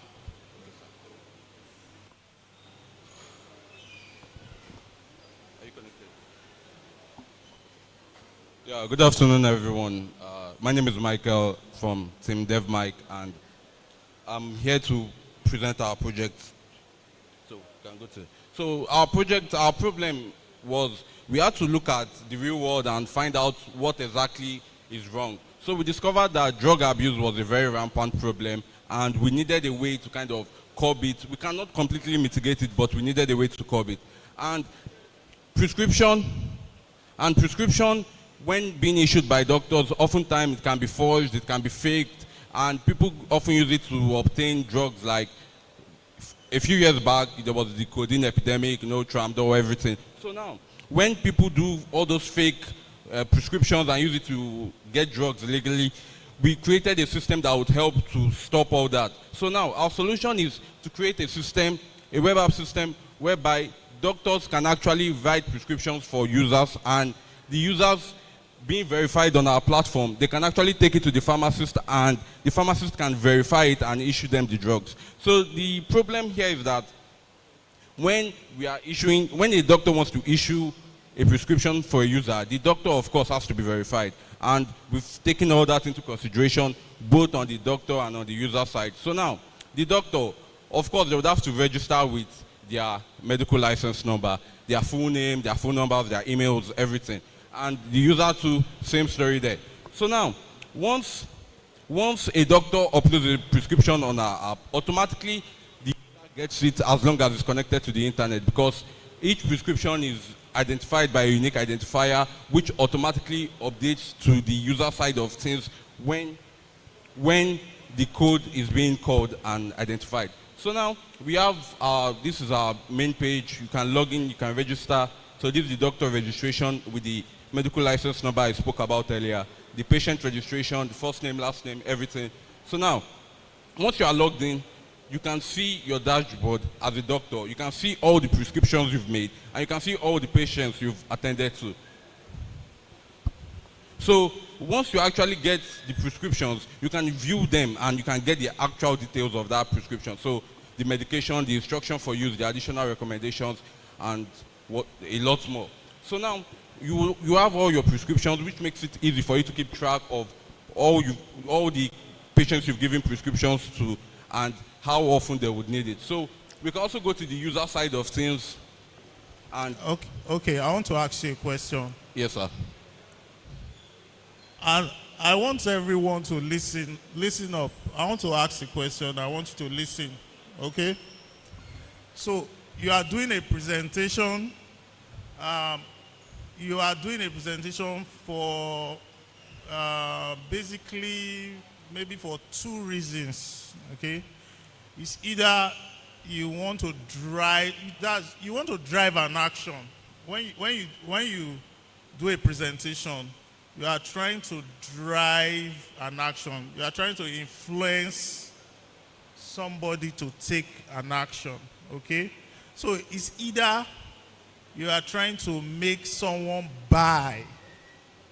You want someone to spend money on the app, or get someone to invest. Okay? You want someone to invest in what you are doing, or someone to buy. Yes. You are trying to drive an action. The question I'm asking you now, why should I spend my money on this? Okay. So right now, this program can really help you manage all your prescriptions. If for most users, for most patients, they can't remember all the old doctor's prescriptions they've ever gotten. They can't keep track of it, and of course, most will be missing. So with this app, you are going to get an history of all your prescriptions, and it can help you in the future. Maybe you are meeting another doctor and they want to access your history. They will get all your prescriptions and they can use it to further give you a better prescription next time. Also, for users to spend their money on the app, we can... Go ahead. Okay. We can connect the electronic health record. We can make that a subscription plan, because some users would even like more of their data to actually be analyzed along with their prescription. So we can make that a subscription model plan. It doesn't have to be compulsory. We just make that as an additional option. Also, as a user, you have the option to ask AI, and this AI can also... I'm fine. Okay, sir. Alex, that's the last presentation. The last. Okay? So for... yeah.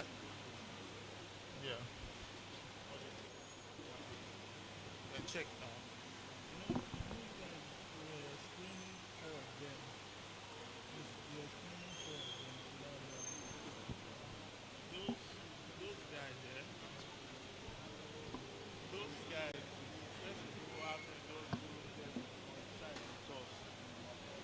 let them know so that they don't.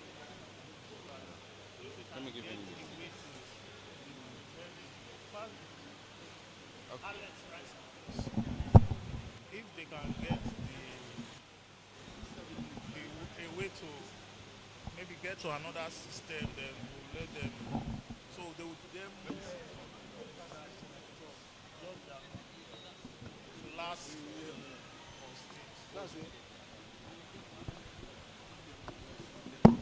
Okay. Good day, guys. I'm Muibuddin Abdurrahman, representing Alex team.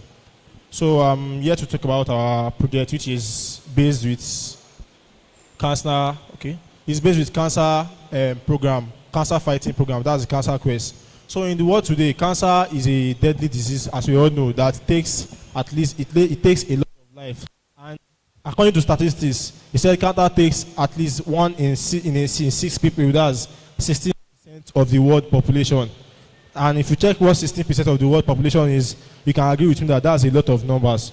So now we came with a solution for how we can prevent, or what measures can we take against cancers. And we came with the solution of interactive gamified platform with the users, in which it is a way that once a user comes and registers on the platform, he can be able to make a chat with the AI, which the AI will give some certain questions. And at the end of that questions, with the interaction with the AI, it will tell the user that you are having a risk of cancer, or you are less on cancer program. So about our productivity, that's the market base, we created a revenue process in which we can get more revenue from subscriptions, then also from collaboration with industries, and also with premium contests and consultation services. So then once you come up to our page, this is what our page is going to look like. You log in, you sign up, or after that, you just go to the quest. Then you give the name, what's your name. When you click next, it takes you to your gender, your family, do you have cancer history in the family? Then it brings you to this page here. Once you get to this page, you will go and chat with a virtual body. Then it will come up and with the app is on another system, so we can't come up with it now. But once it's time for the other thing, we will bring it out on it.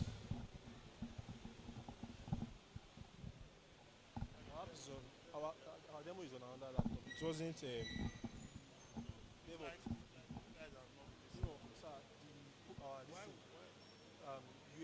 That engineer helped us. Our this thing crashed when we tried to compile it. So he was helping us. He has been helping us. That's why we couldn't.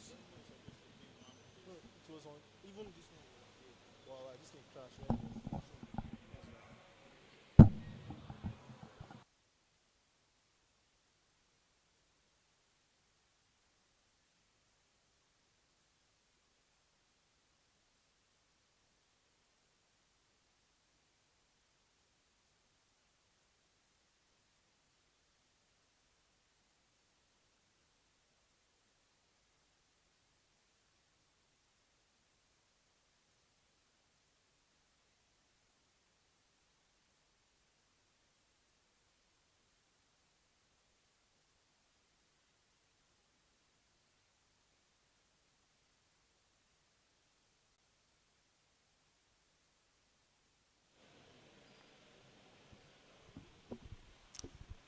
announcement.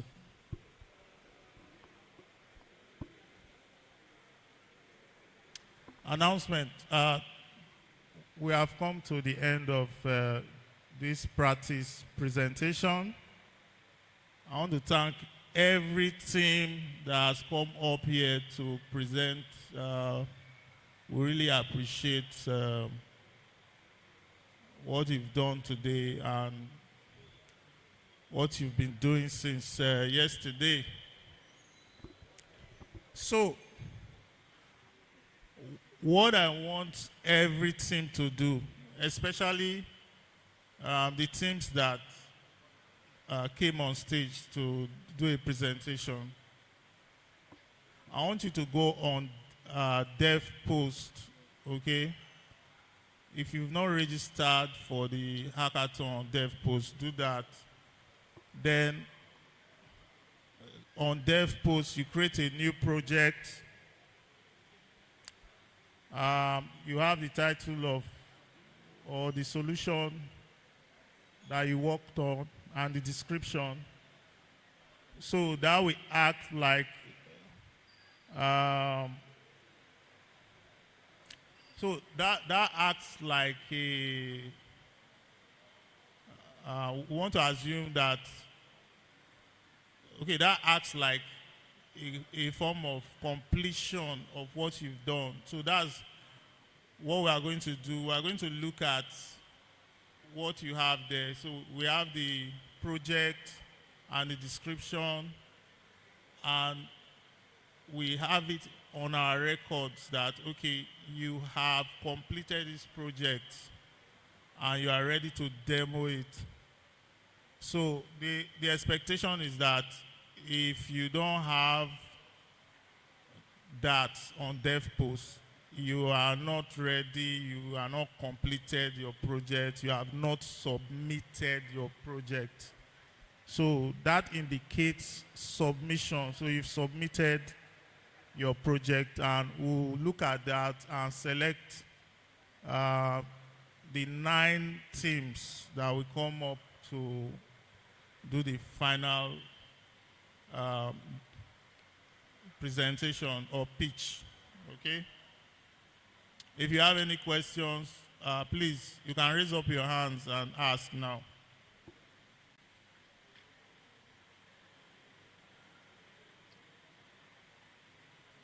So, on the final pitch and presentation, we expect that you must have taken all the feedback we got during this practice presentation, okay? So we don't want to like see a repeat of the mistakes we experienced here, like coming here and you are fiddling with your app, you are typing on the address bar, you are trying to log in, stuff like that. So by the time you are here sharing your screen, you are ready to go. All the pages are ready, all the screens are ready, okay?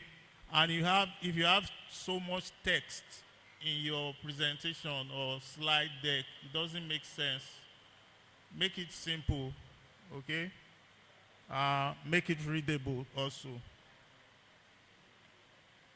So please, I want also make all the adjustments before we call the final 9 teams to come out pitch to the judges.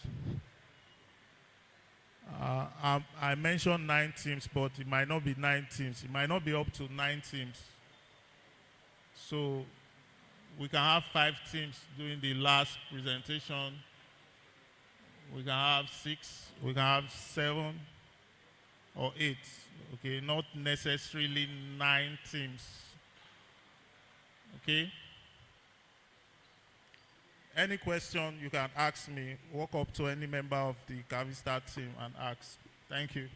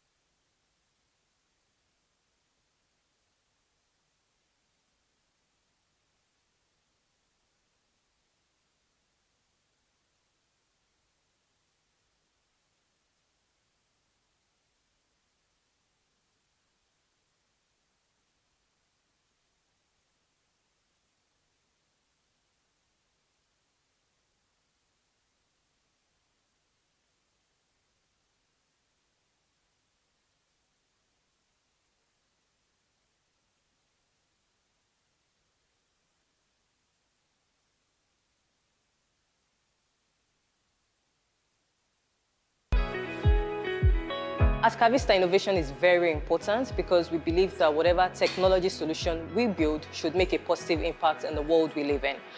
We don't want to build solutions just for the sake of building them. We want to know that we are making the world better than we met it. The inspiration behind Cavista sponsoring this hackathon is to find and develop talents, and then two, to also find a way to absorb most of these talents into the workforce. We believe the Nigerian youth have a lot of potentials, and to help them actualize these potentials, we believe in getting close to them, tutoring them and mentoring them would help them to achieve these great potentials.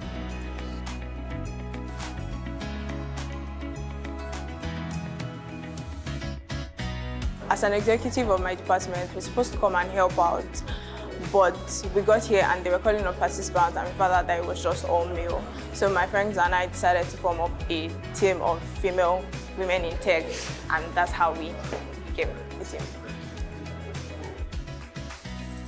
I and my team came up with the idea for our projects, basically through various brainstorming sessions we had, and also we conducted market research at the hospital at my school, Babalola University, where we interviewed some doctors and nurses, and they gave us some ideas, and we basically tried to determine the feasibility of the idea.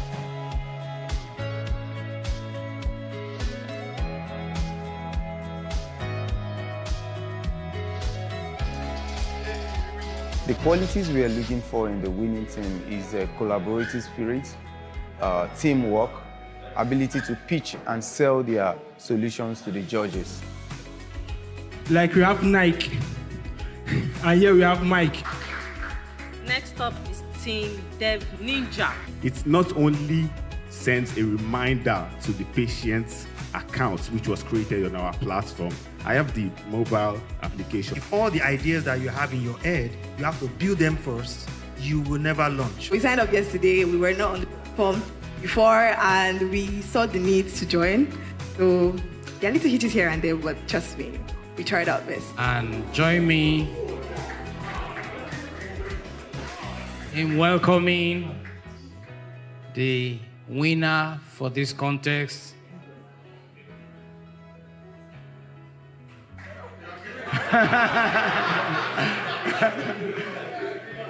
Dev Ninjas.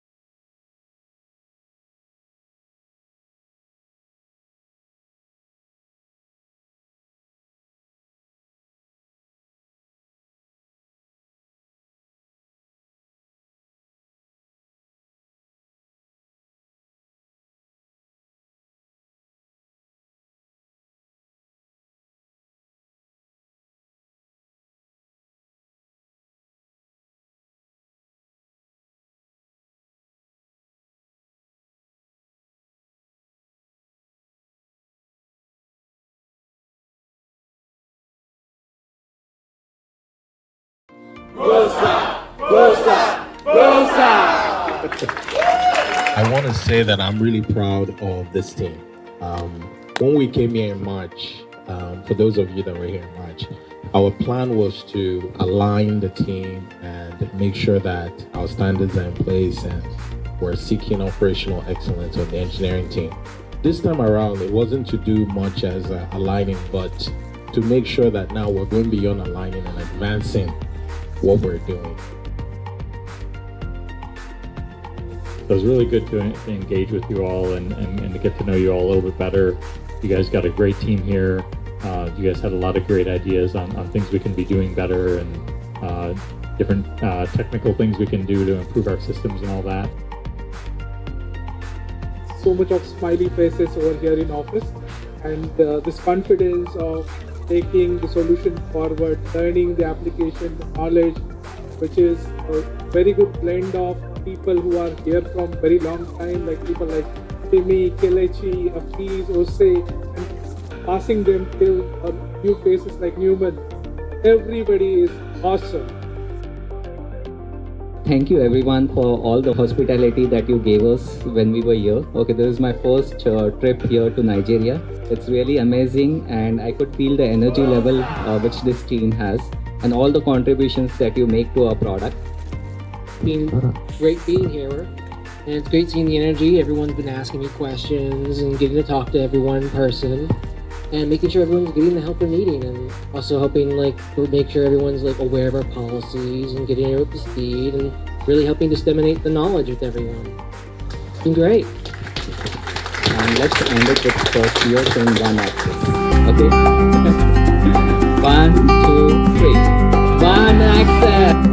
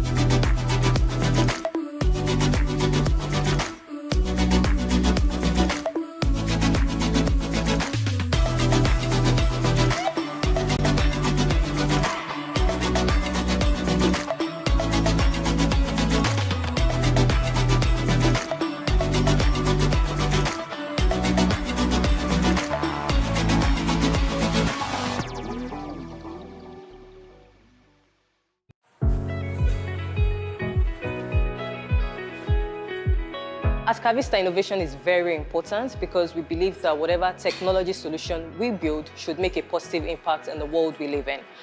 We don't want to build solutions just for the sake of building them. We want to know that we are making the world better than we met it. The inspiration behind Cavista sponsoring this hackathon is to find and develop talents, and then two, to also find a way to absorb most of these talents into the workforce. We believe the Nigerian youth have a lot of potentials, and to help them actualize these potentials, we believe in getting close to them, tutoring them and mentoring them would help them to achieve these great potentials.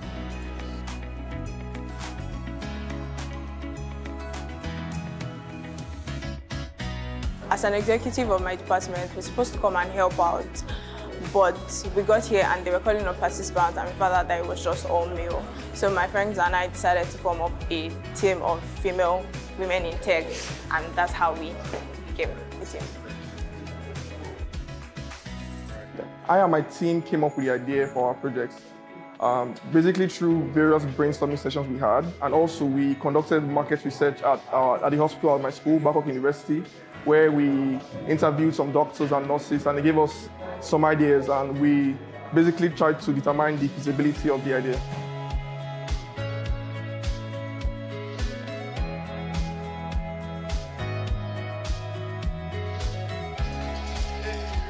The qualities we are looking for in the winning team is a collaborative spirit, teamwork, ability to pitch and sell their solutions to the judges.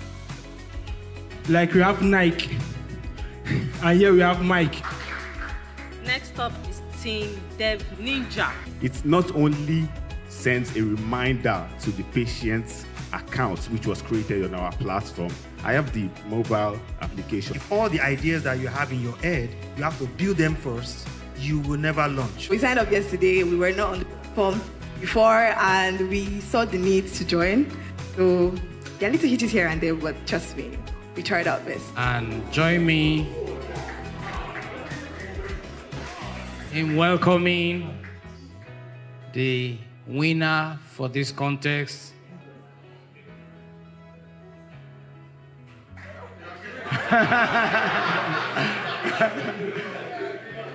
Dev Ninjas.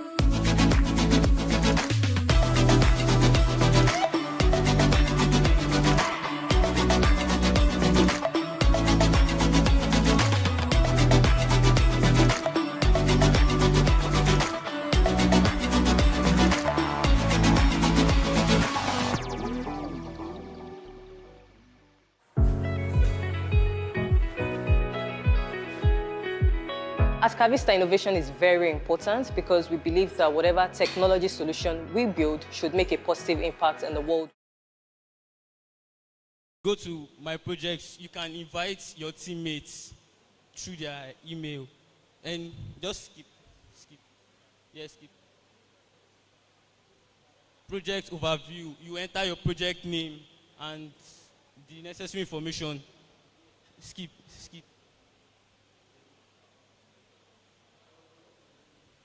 The project details also, you enter the necessary information. Skip. Build with which language? Please note the language you used to build your project, and also the URL for the demo site or the testing.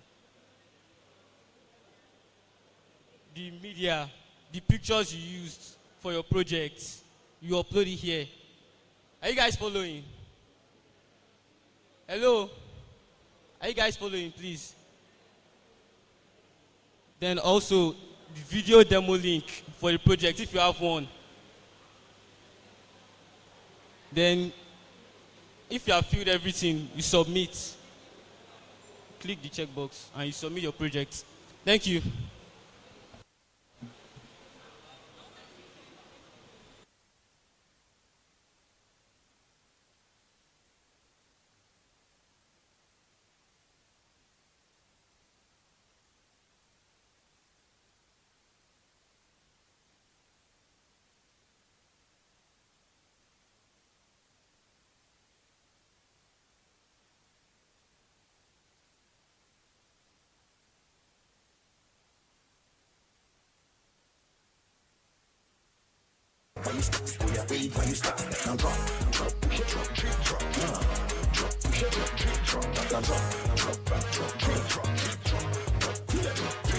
Nigerian Koboko, we don't blow like Boko. If you know the cocoa, then come show your logo. My swag clean.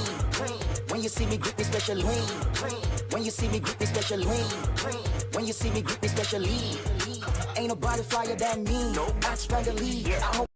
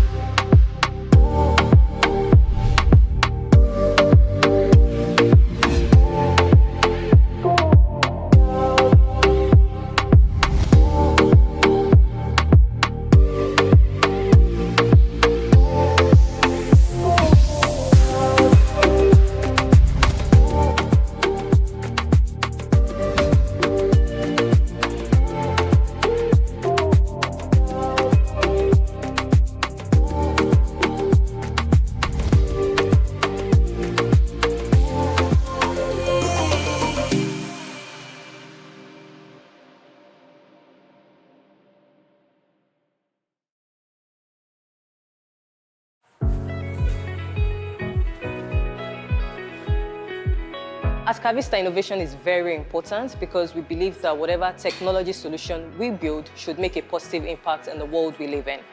We don't want to build solutions just for the sake of building them. We want to know that we are making the world better than we met it.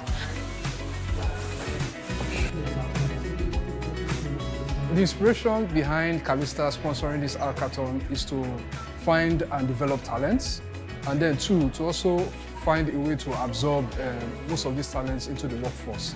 We believe the Nigerian youths have a lot of potentials, and to help them actualize these potentials, we believe in getting close to them, tutoring them and mentoring them would help them to achieve these great potentials.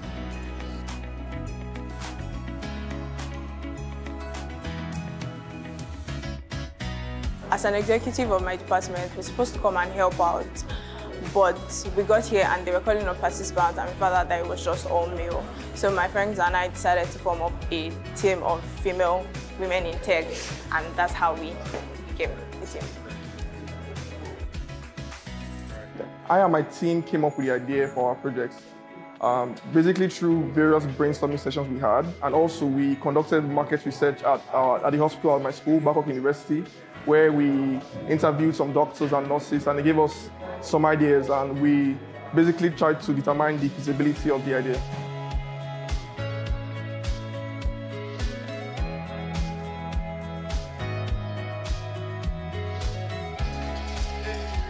The qualities we are looking for in the winning team is a collaborative spirit, teamwork, ability to pitch and sell their solutions to the judges. Like we have Nike, and here we have Mike. Next up is Team Dev Ninja. It not only sends a reminder to the patient's account, which was created on our platform. I have the mobile application. If all the ideas that you have in your head, you have to build them first, you will never launch. We signed up yesterday. We were not on the platform before, and we saw the need to join. So there are little hitches here and there, but trust me, we tried our best. And join me in welcoming the winner for this contest.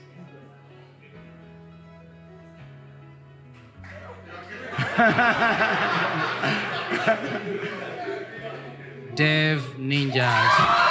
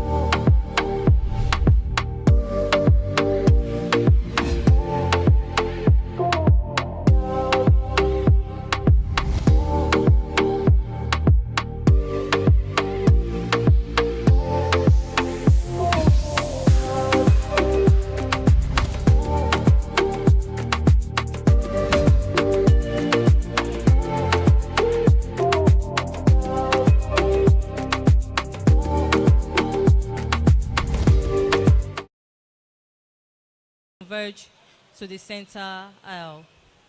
Thank you.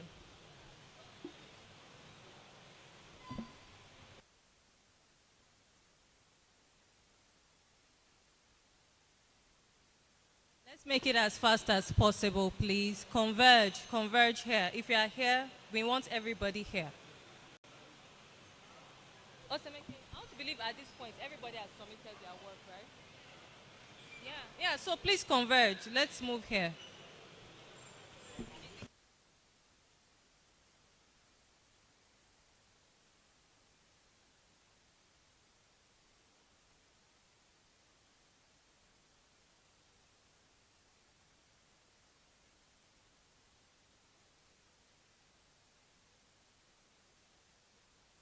Please, let's make it fast. Hurry up, please. Hurry. Thank you.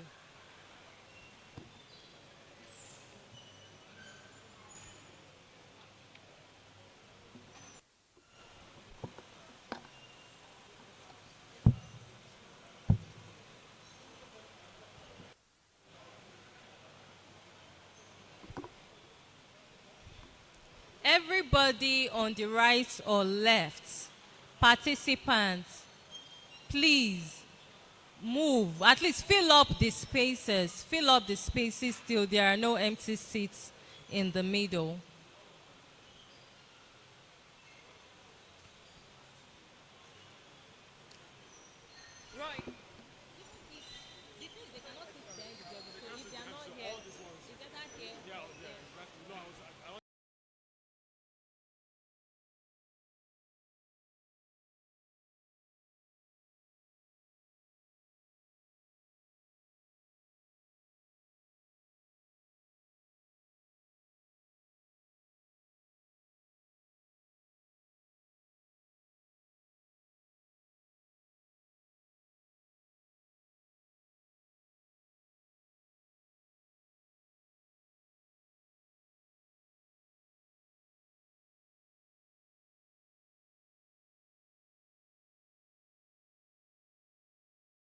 Thank you.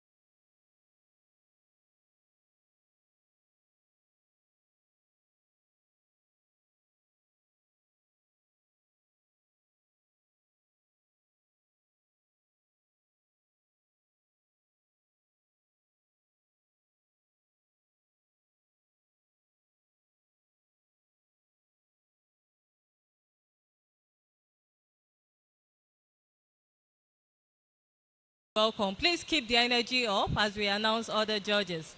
Our second judge is Chijioke. Chijioke, Vice President Technology for ARM Pensions.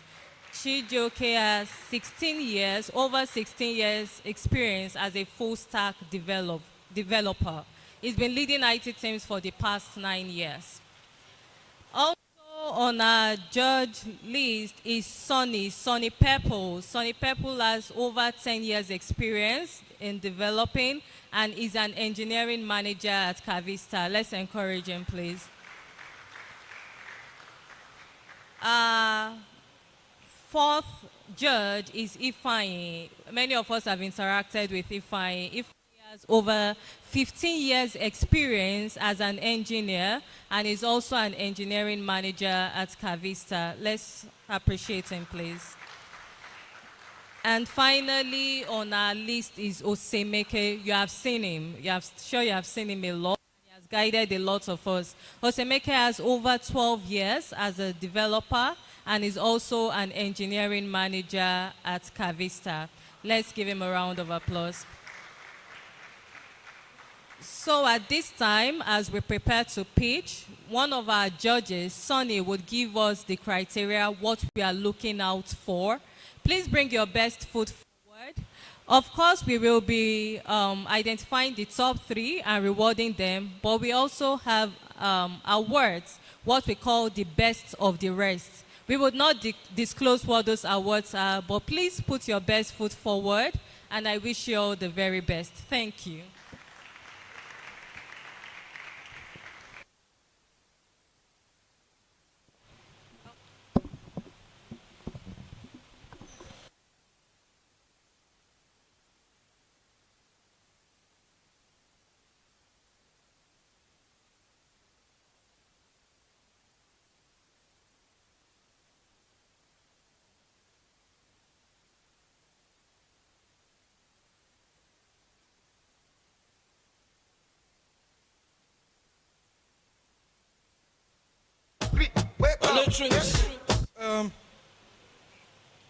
Good afternoon.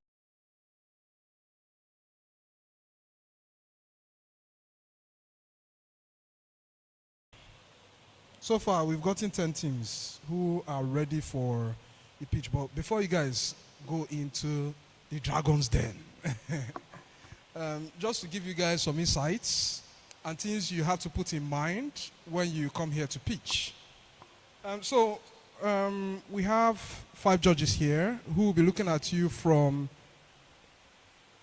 the best perspective as possible. Okay. I want to come out.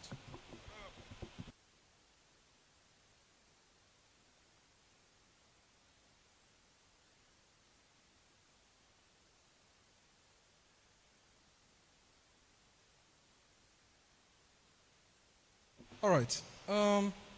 So we're looking at it from 4 different criteria, right? First is the technology, which is most important. And that takes about 7 points. Now, with technology, we are looking at your functionality. We are looking at your best case code review sessions. We are looking at your engagement. We are looking at security and many others when you try to assess your application. We are looking at the quality of your code as well and how it represents the way in which you guys have synced and the level of thinking you guys put into the project. The second one is design. In this area, we are looking to see how best you guys were able to use your application to communicate with the end user. Now, what I mean by end user is the position of the kind of patients you are looking out for and how the application is able to see ways by which it can meet the need of the person. In other ways, you can look out for attention to aesthetics. You are looking for interaction as well as the user interface as well. Is it seamless? Is it really easy to use? Can someone from nowhere, a layman, could just jump on it and then work on it? Yeah. The third one is the business case, the business idea. How best does it meet a customer need, right? What's the potential for the business? Is it even investable at all, right? Does it critically meet a need? That's what we are looking out for as far as the business case is concerned. Then the last one is the presentation. We want you to bring your A game. right? We'll be asking a lot of questions. We'll be trying to see the best possible ways, your thinking level as regards trying to solve the problem you have brought out. The clarity of your thoughts as well, of course, with the presentation, how best you're able to communicate it with the audience. So I think these are the criteria in which you are looking out for. So after careful discussion, we had found out that anybody who is coming up, you guys will come with your team. Someone would present. You are given 5 minutes to make your presentation, and they are given 5 minutes again from the judges. They will ask certain questions so that they are able to get your thoughts around the discussion and what you had put out. Yeah, are we good? Are we good? I can't hear a resounding yes. Are we good? All right. So give us 5 minutes, then we get started.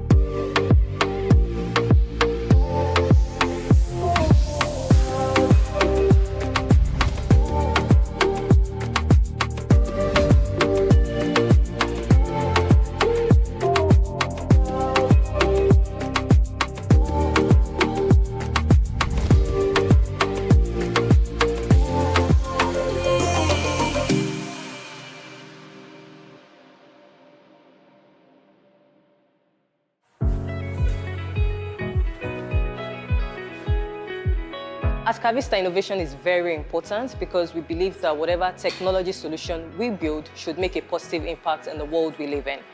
We don't want to build solutions just for the sake of building them. We want to know that we are making the world better than we met it.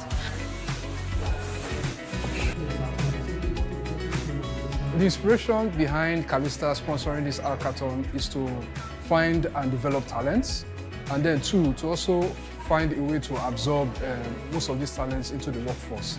We believe the Nigerian youths have a lot of potentials, and to help them actualize these potentials, we believe in getting close to them. Tutoring them and mentoring them would help them to achieve these great potentials.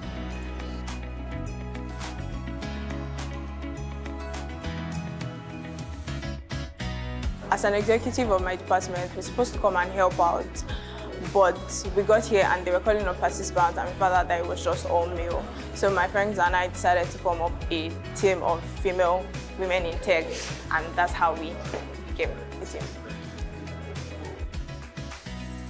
I and my team came up with the idea for our projects, basically through various brainstorming sessions we had, and also we conducted market research at the hospital at my school, Babalola University, where we interviewed some doctors and nurses, and they gave us some ideas, and we basically tried to determine the feasibility of the idea.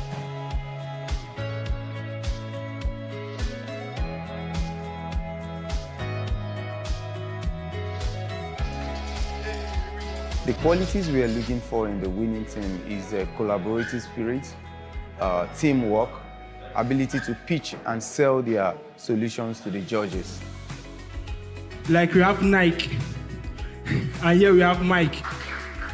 Next up is Team Dev Ninja. It not only sends a reminder to the patient's account, which was created on our platform. I have the mobile application. If all the ideas that you have in your head, you have to build them first, you will never launch. We signed up yesterday. We were not on the platform before, and we saw the need to join. So there are little hitches here and there, but trust me, we tried our best. And join me in welcoming The winner for this contest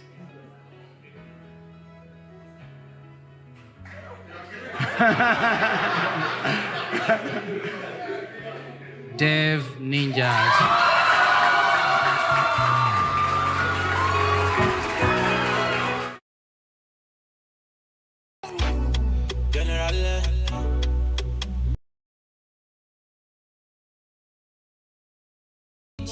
Phase is Farm Series.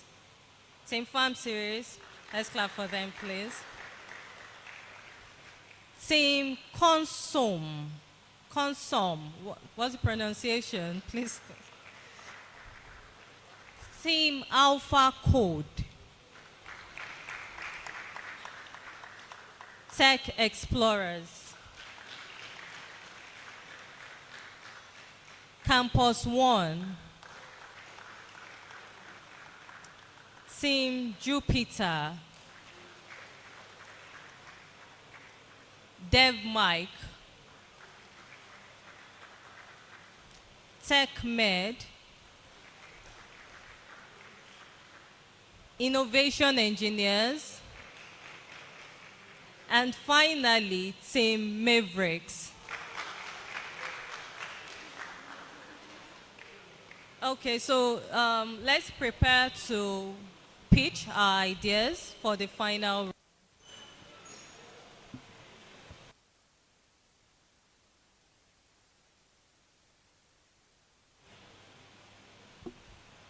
So just as I called out, we'll be coming out to pitch. So come with your team members. Come with all your tabs open, please. And let's not waste too much time here. So the very first team that will be pitching right now is Farm Series. Please come forward.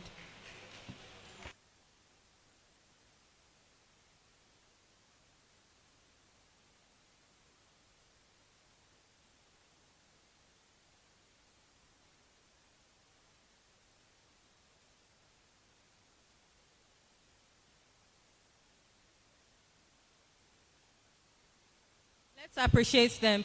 Please clap for them.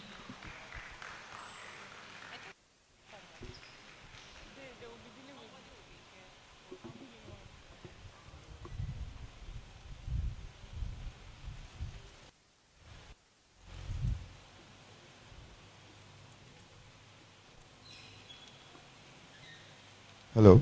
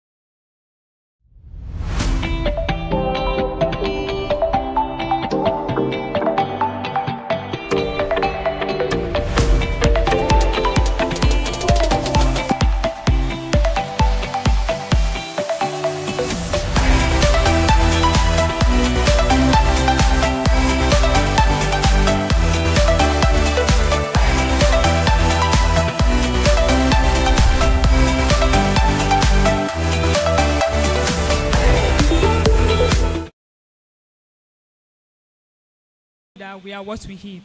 So it shouldn't come as a surprise that nutrition is the core determinant of our health.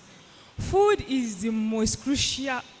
plays crucial role in determining our well-being and our health, from mental health to immune function to disease prevention to nutrient supply. In fact, according to World Health Organization, 22% of global health is caused by poor diet. That means 1 out of 4 of deaths that happens around you every day is caused by food diseases. Good day, ladies and gentlemen. My name is Saka Suriat, representing Team Farm Trees. My team and I came up with a solution to this food problem, Health Alt. How does Health Alt solve this problem? We create a path for healthy living. We created a path for healthy living by developing a software that leverages AI to provide healthy alternatives to food. And how do we do that? Let's go.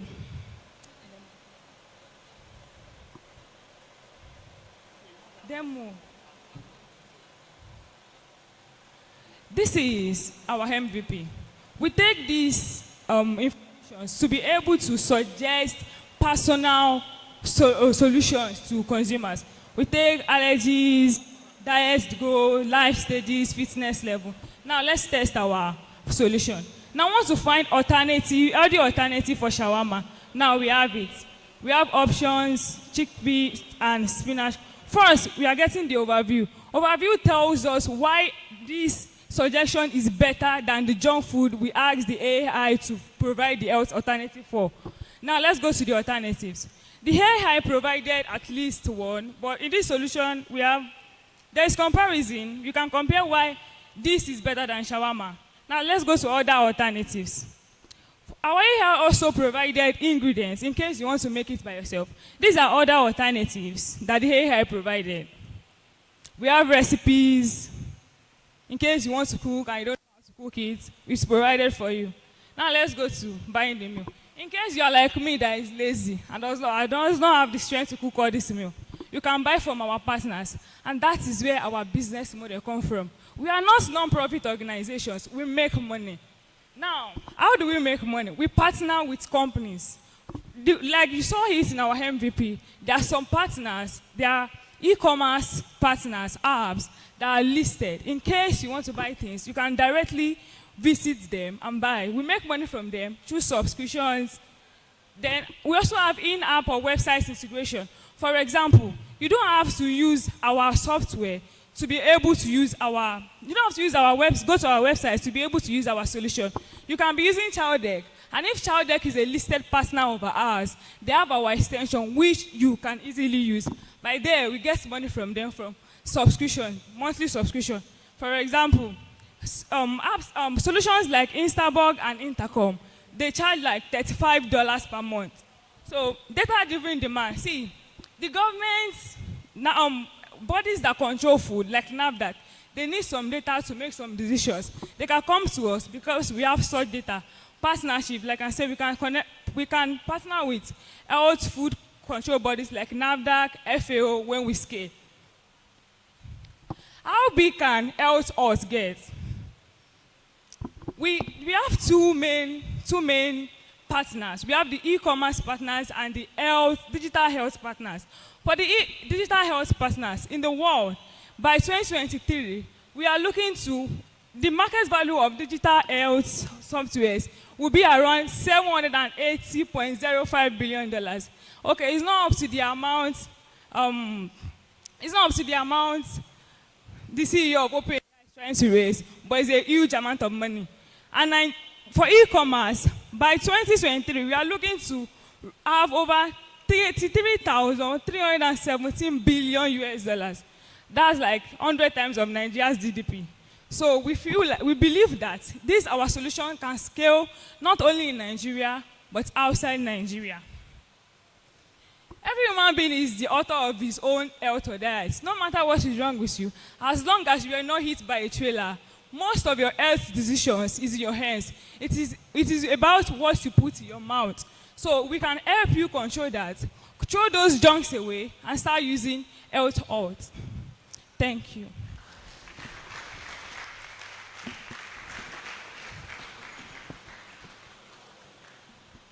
Thank you, Team Farm Series. You were right on the stroke of 5 minutes. Many questions from the judges.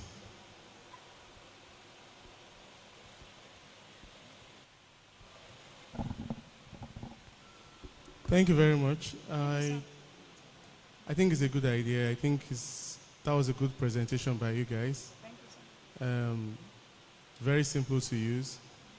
Even though the only concern I have is by the time I have come to search for shawarma today and tomorrow I have come to search for amala, I would already know what it is, right? So meaning I might not want to come back to your platform again. So how do you ensure that whomever it is that you've gotten as a customer would always come back to your platform? So this that we showed you is like the MVP. It's like the least you can expect from the model. We use Claude AI actually, but when we scale, we can like train our own AI model, especially to local languages, to local people like Nigerians and all. So when you come and you say today that, oh, the solution for shawarma is probably glazed donut and everything. When somebody like everybody in Nigeria, like people ourselves, we tend to get tired of things. So they are like endless flow of options for you. Today you might get to buy donuts instead of shawarma. Tomorrow there is always an option for you. And that is why AI continues to grow, because we continue to teach our model. As of course you as a human, so you grow out of age. There's some food you don't eat again. So all those things into consideration, we keep growing our model. Okay, then I think my last question is for your AI model, because speaking about AI, for shawarma it might be easy to find something out there.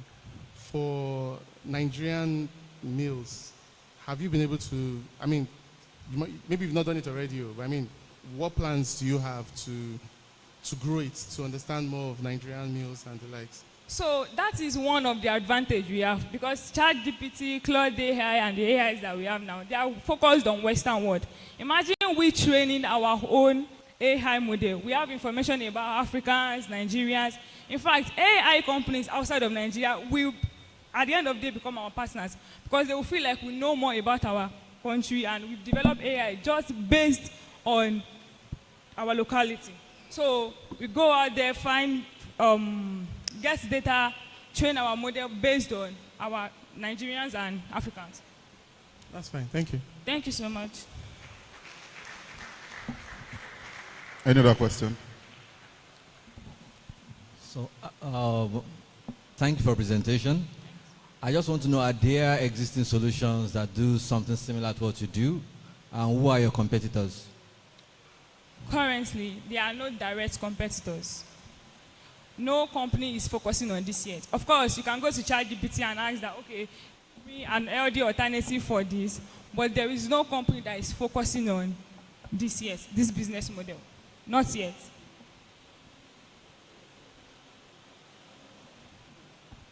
Any other question?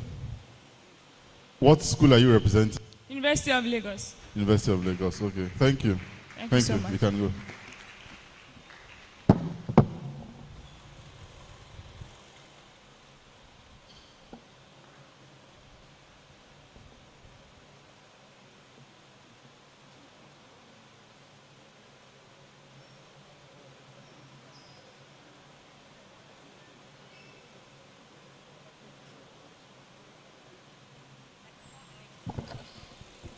All right, thank you very much, Team Farm Series.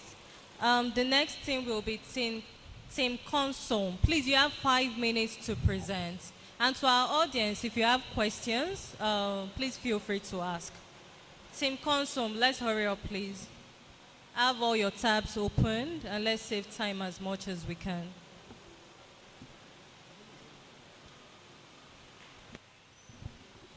Let's appreciate them as they come forward, please.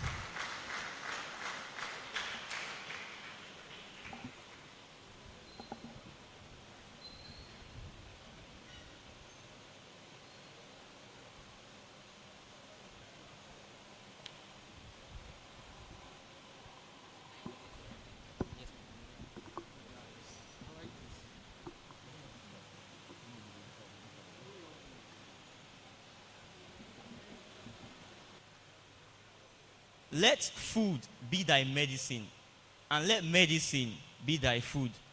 Good afternoon, everybody. My name is Sheyi Ogundipe from Team TechZ, but the platform we built is called Consume.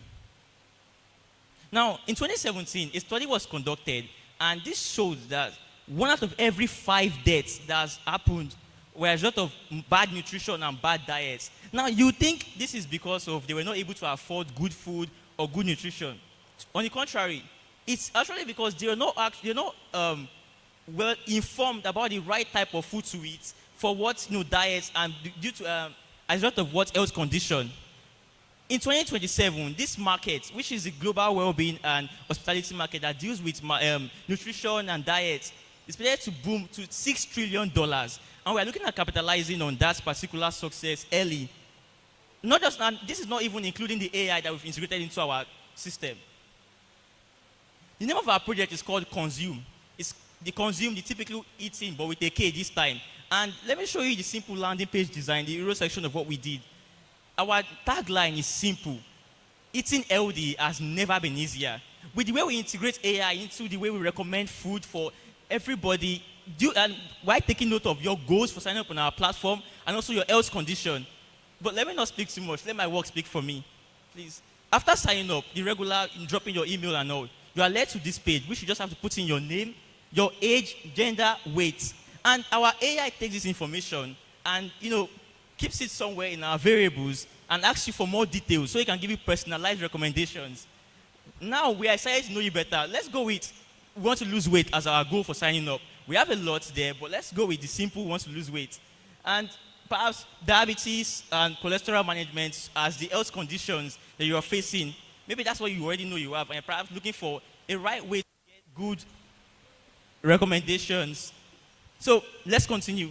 You are taken into our beautiful looking dashboard with your name and a beautiful welcome note saying we wish you success on your weight loss journey and we're here to support you. And with the UI that's engaging with the nice interactions that we've added there, we have a percentage of what you should take in there based on the information you have given us and recommendation of the foods that you should probably eat there, the foods that you should avoid in the red one.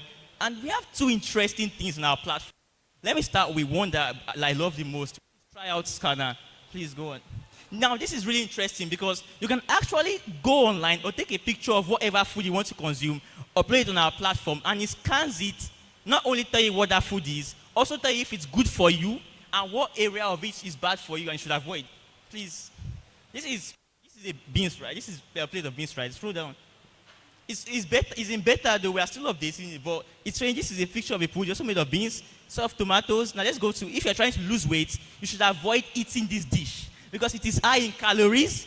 It's also high in carbohydrate, which should cause your sugar level to spike. Remember that we said we had issues with our blood sugar and also diabetes.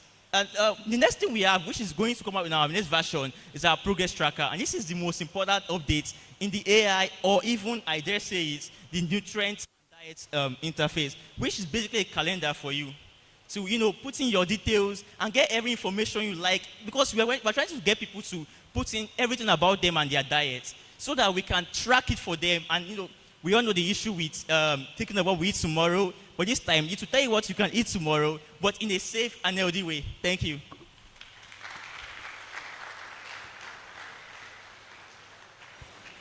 Thank you very much, Team Consume. Any question from the judges?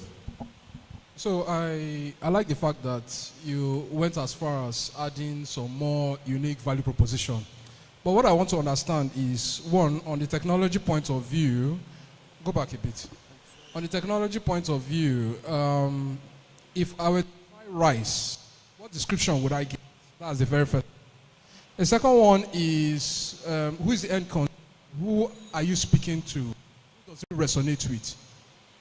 Sorry? Is the end consumer. Who are you speaking to as far as this application is concerned? Okay, people that are trying to, first of all, people that are trying to eat healthy, but they don't know where to start from. And also people that just got perhaps a letter from their doctor that you have this disease, but they don't know what to do or what conditions to take and in terms of their diet or food. So, in this regard, that means you might be looking at what kind of addressable market. Is it, I looked at the fact that you were saying one out of so you have 5 deaths. Yeah, 1 out of 5 So deaths. from your own point of view, what is the addressable market here in Nigeria? Okay, we're looking at people, like I said, people that are trying to perhaps start a workout journey. Uh-huh. We also have that plan there for you. People that, like I said, also just got letters from maybe they have a disease condition or something. 2, 3 people that are just trying to eat healthy. Like that, we also have that option in the goals. If you're just trying to eat healthy, we have the goal for you. All right, then that's fine. Let's see if we will be able to add rice as a picture and then see what it gives us. Okay. Let's do cook rice.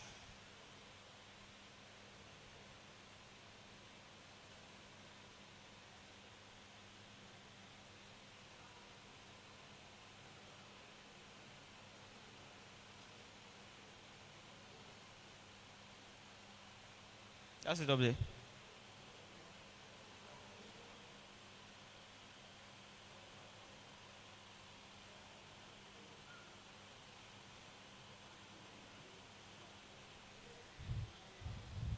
It does not cause blood sugar levels to spike. However, white rice is not a good choice for you if you are trying to lose weight.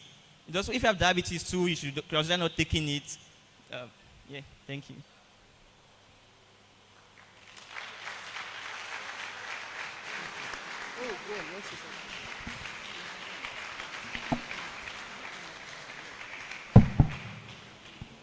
Hi, Team Consume. I think you guys have done a great work, a great job on this. My first question is really around money. So let's talk about money. I'm an investor. How do I get money from this? Okay. I need to know what my return on investment is. And close to that is the fact that what makes this different from any other fasting app that I've seen out there?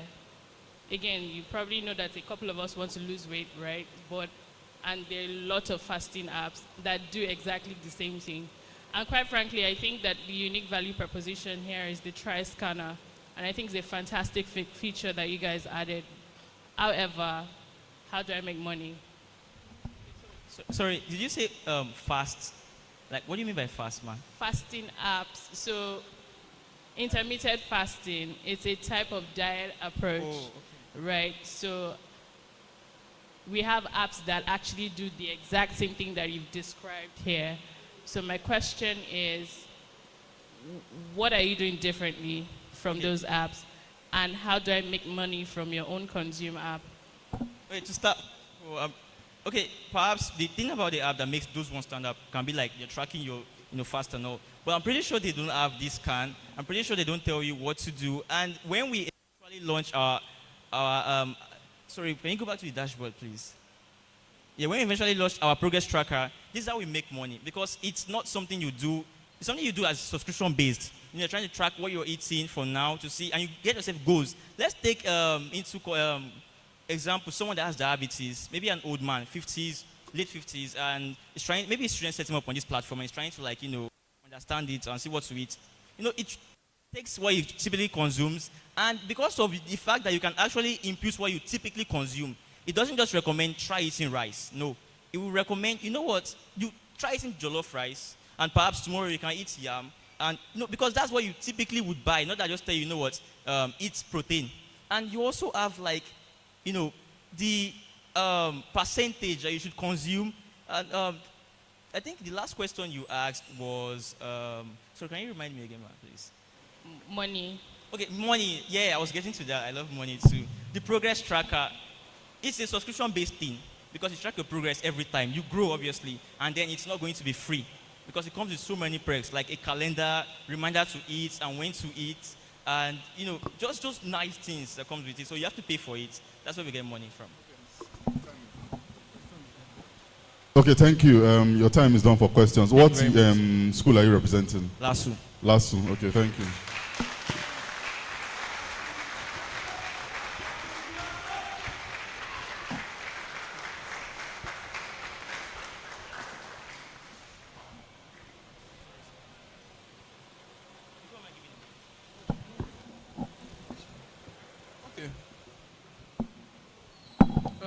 The next on our agenda is Alpha Codes. Please come out.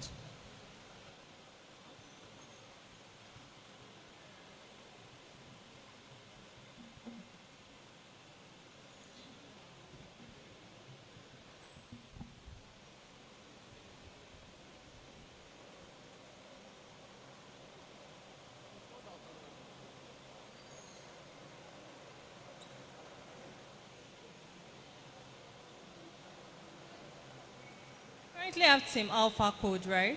Okay, Team Tech Explorers, please get ready to present right after them.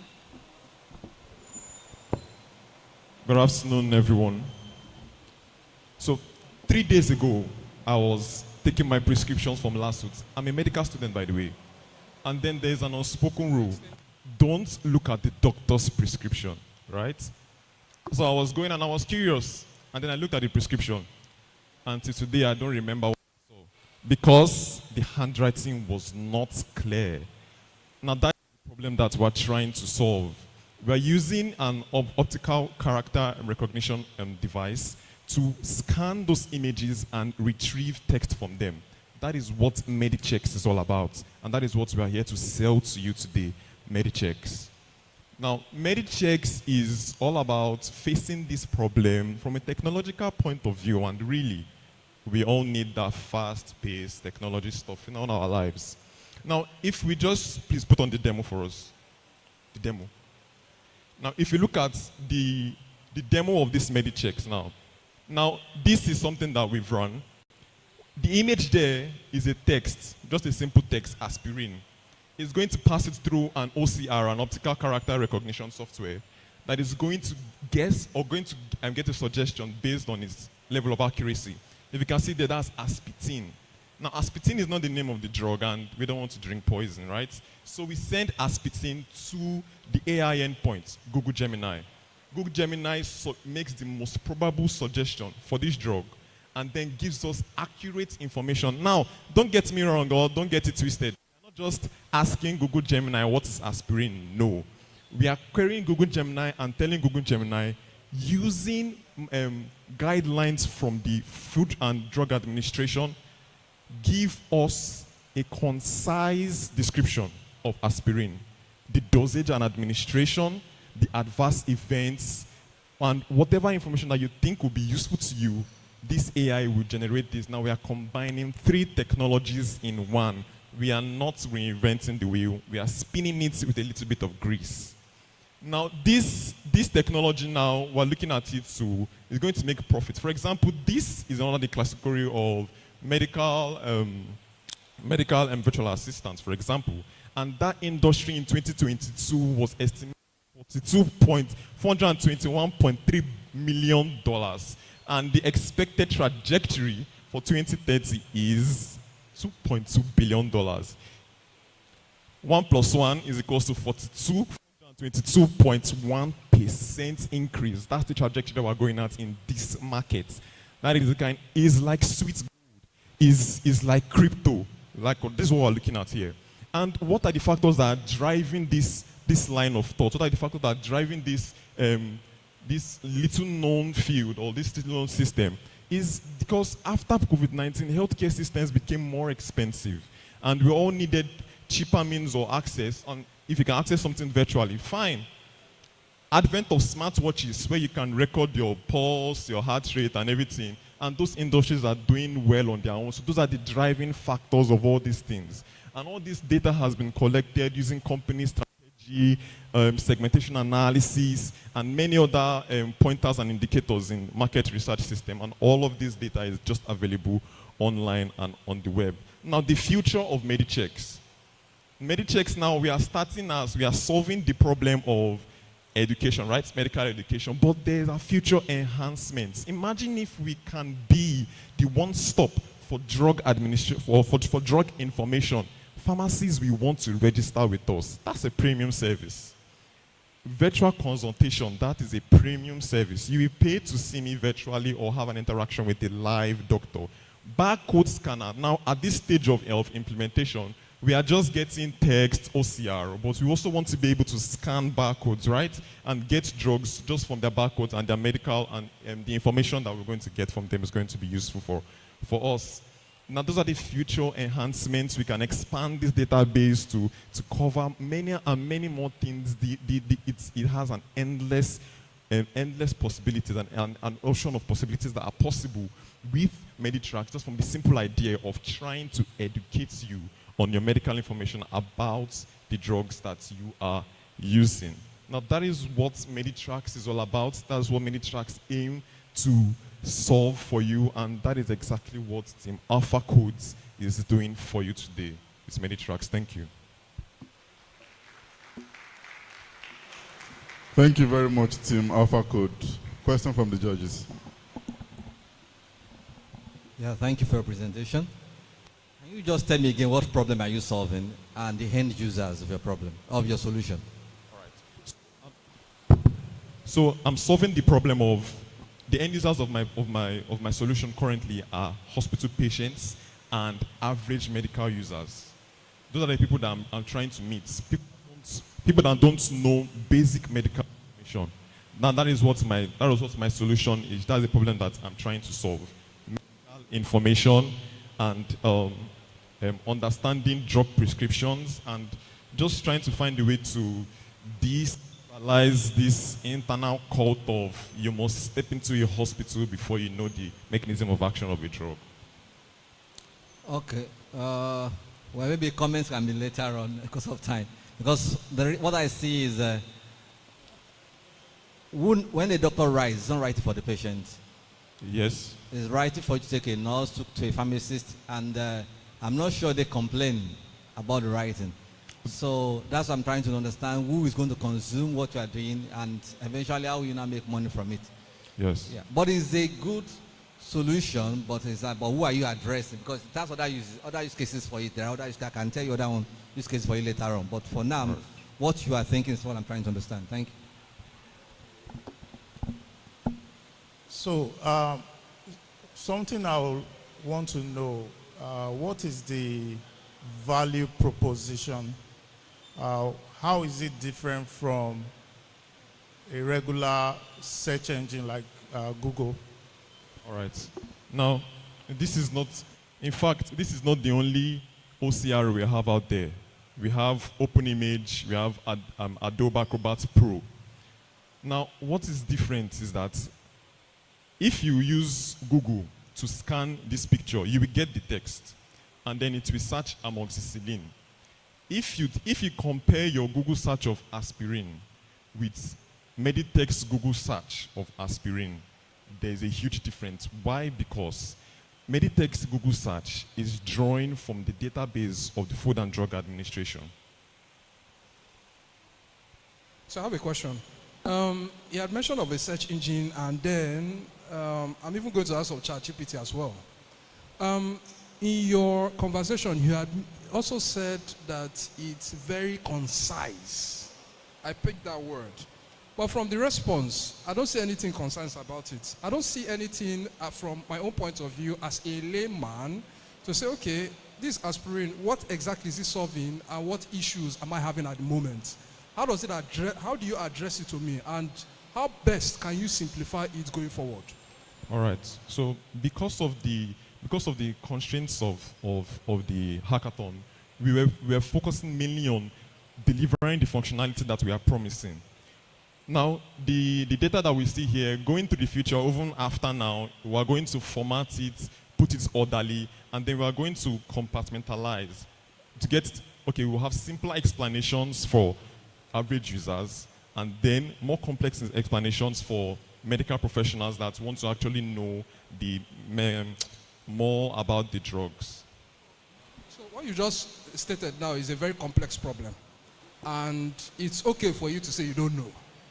Because there are a lot of stages around trying to craft it as a medical professional to a direct patient. But now, another issue again is, it's very possible that this would engage me more in drug abuse. How do you limit it from my own perspective? All right. So, yes, knowledge destroys, right? And then if you think you have too much knowledge, it can kill you. I guess that's where you're coming from. But the thing is that for now, my idea of it is for societal good. And what I really hope is to use it for this problem that I'm solving right now. But looking at that in the future, those are possible exploits of the technology that we are inventing, and that is something that I will actually be looking at going forward.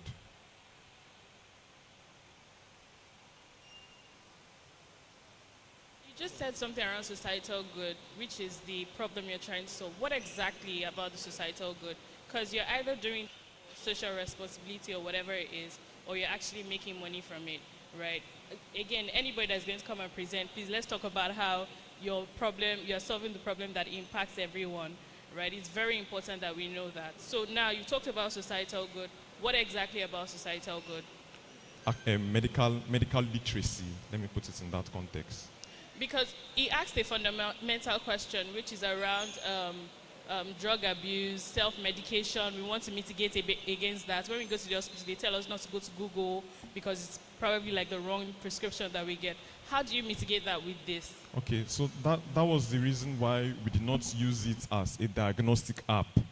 We used it as using what you were given, right? So what the AI is not diagnosing anything for you. It's not asking you whether you have a headache. It's just expecting you to, this is what I have, at least that's the idea we have, that you're going to show it that prescription, and then it's going to tell you what the prescription does. It will not treat you per se. Okay, thank you. What school are you representing? LASU. LASU, okay, thank you.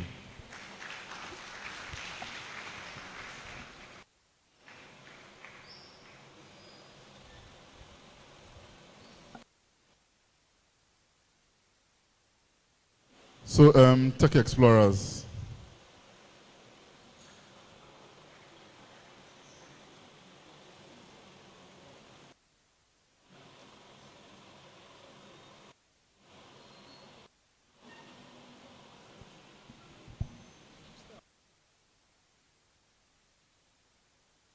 All right, thanks, Team Tech Explorers. Right after Tech Explorers would have Campus One.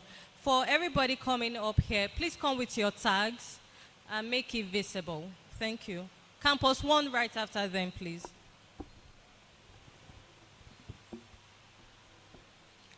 I'm Bogun Patrick, coming to you from the team at Tech Explorers, and we present to you CarePal, our AI-powered health hub. Before we go into it, why us? Why choose CarePal? According to statistics, and living in this world of data as we do, over 48% of the continent's population still lack access to quality healthcare that they need. And over 7 billion humans on this earth currently own a smartphone, with over 5 billion of them accessing the internet every month. Now, most of them choose the smartphone as their preferred method of accessing the internet. Let's go into the features of our app. Our app provides instant diagnosis to its users and customers, usually based on the symptoms that they have provided to the app through our AI chatbot.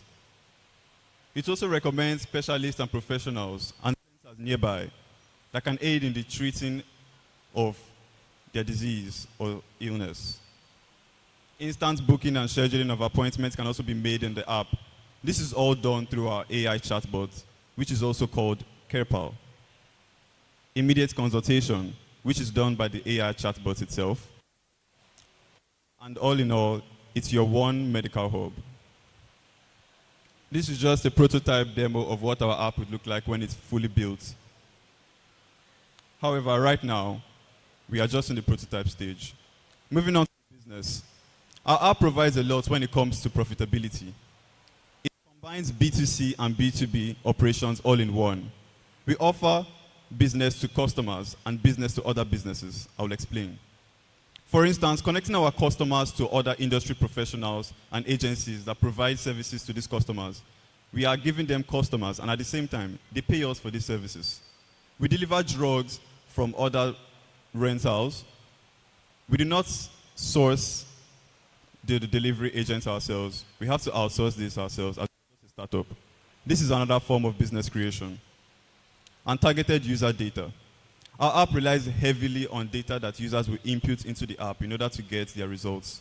All of this data can be used for targeted advertising. We will not touch the medical data, just biodata. And now I will take you into the demo of our app, and you will see what our AI chatbot can actually do.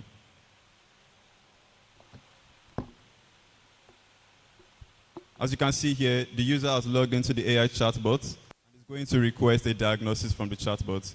We keep in mind that this chatbot was trained on a substantially small amount of data, and it is only responding to certain medical keywords. Hence, it would not work outside of medical queries.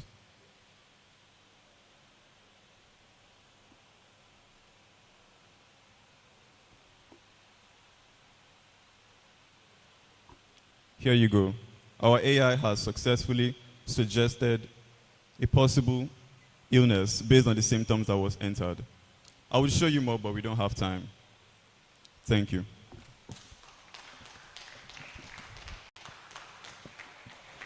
Thank you, Tech Explorers. Judges.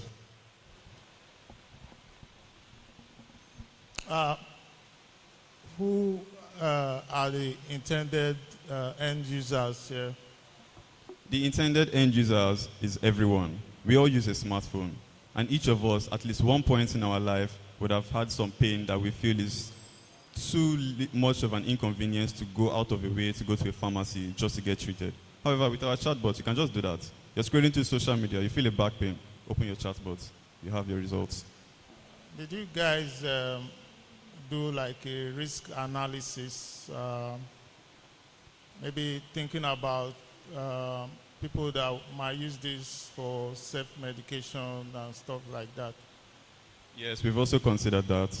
However, our AI is an AI. It's a robot. It's made to do what it's made to do. People's actions are not representative of the choices of the creators of the product.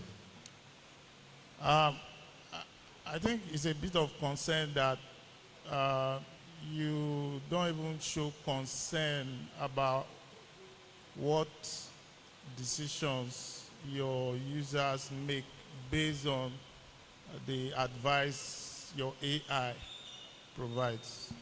Like I said before, our AI only responds to medical queries. It only provides medical answers.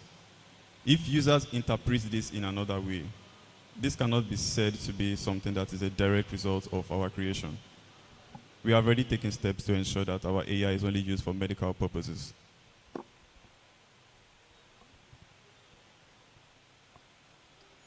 What model did you use?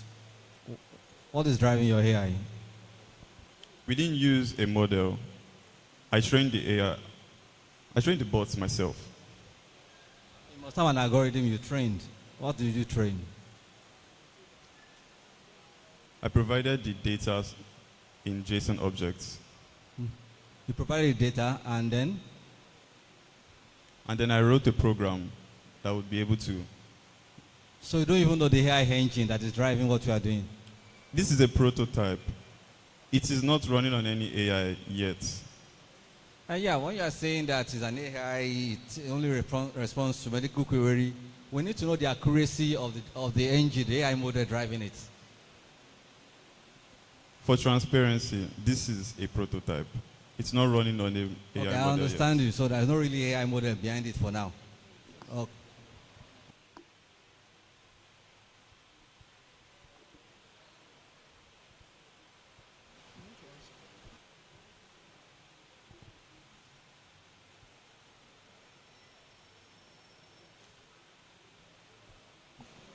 Hello.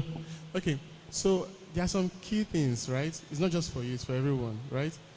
When you have like an idea, first things first, what's the problem?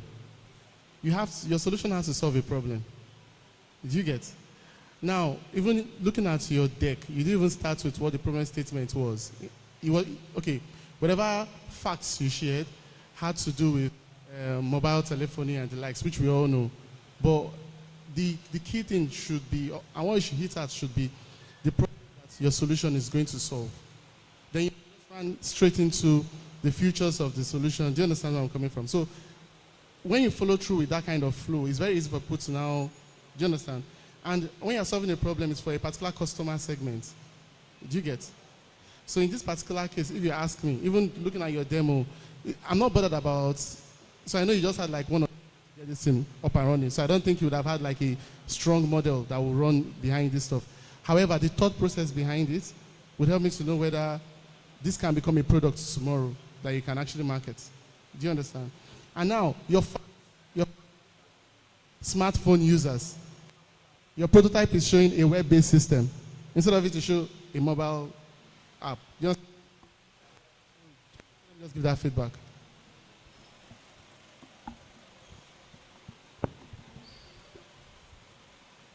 Any other question for them?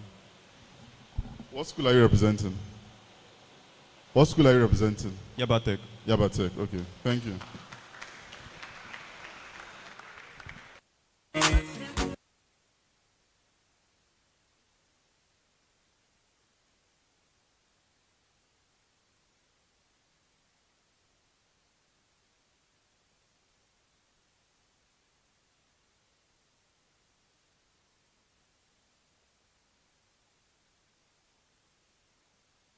Thank you, Team Tech Explorers. Before we move on to the next team, I would like to recognize the presence of a very important person in our midst, representing the Rector of Yaba College of Technology, Engineer Ogunriola.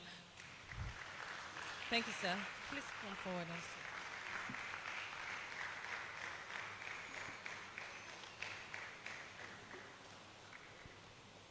All right, thank you, sir. Campus 1, are you ready?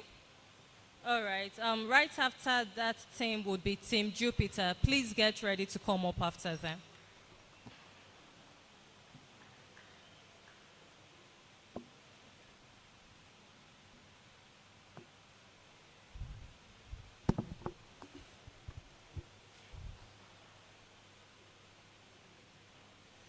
Good afternoon, everyone.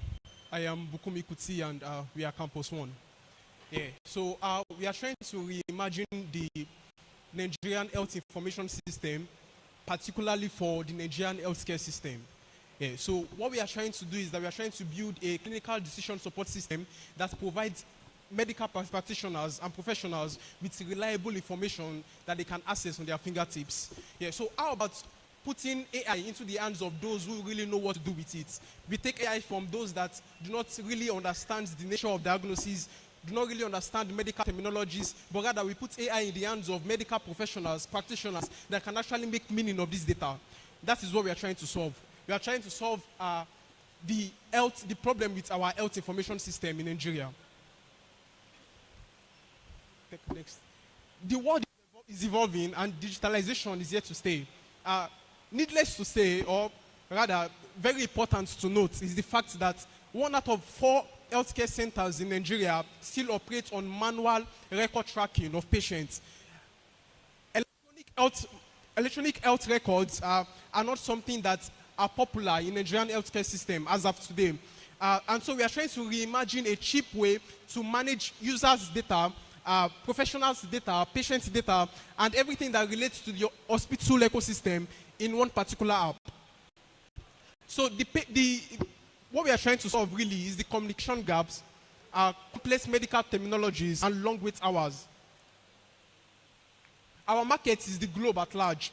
We are like the Microsoft Teams for health information system. Next. The one before. Yes, okay, so aside from the clinical decision support system, one thing we also envision is a portal for patients. We call it the patient care portal. Now, the patient care portal is a portal that allows patients to really understand what is going on in their bodies. So you realize that most patients in Nigeria, especially in rural areas, do not really understand the diagnosis that they are faced with. They only follow doctors' prescriptions, recommendations blindly. They do not really understand the nature of the treatment plan. And so we are trying to reimagine a way whereby you can give patients the opportunity to really understand what is going on within them. And so that is where the patient care portal comes in. So we are giving personalized health narrative for patients, seamless communication, and a centralized healthcare records. So imagine a situation whereby you do not have to file for your medical records from one hospital before it can be transferred to the next. You can simply do it through this web platform. We are going to follow a recommended protocol for data transfer, especially as it relates to medical records. There's something called the HL7. The HL7 is a protocol that's used for transfer of medical records, just like JSON, XML, and the rest. So we are trying to modify this and integrate it into the healthcare system for Nigeria use case. The next slide. Our strategy, next one. So monetization strategy now. Ideally, we are actually, our market is our hospitals. Our markets are hospitals. Hospitals and healthcare organizations. So we do not really offer services to individuals or to patients because we believe that AI, artificial intelligence, should be put in the hands of those that really know how to make use of the data.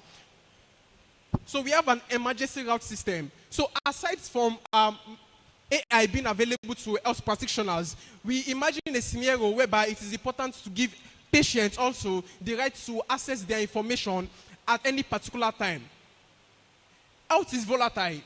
It can happen at, health injuries can happen anywhere at any time. And then we need to find a way to incorporate Internet of Things into giving a robust healthcare management system. And so this is where the emergency route system comes in. So we can have integration with our smartwatches. We can have integration with our smart glasses and any other appliances that can be used to track patient records. Yeah, so we are going to show a demo of what we have. So we have the MedAssist. Our solution is called MedAssist. And MedAssist is actually is a two-in-one portal. We have the clinical decision support system for health professionals. We are putting the capabilities of AI into the hands of health professionals. And then we have the patient care portal, which specifically caters for patient information, knowledge. So I would like to demo the CDSS. And so this is like an overview of what a doctor's portal will look like. So if an health professional, health practitioner comes into our platform, he gets to see his appointment as a goal, those things that he's expected to do. And then he can have... Time up, please. Thank you. Your time has been exhausted. Questions to the judges. Okay, quickly finish up. Thank you so One much. of the judges has just... Let's say something quickly. So much. So this is actually our value proposition. This is the clinical MedAssist, and this is where we use AI to make sense of data. I didn't say you should start telling us story again. Let us see something in the system. So we just want to ask the AI, what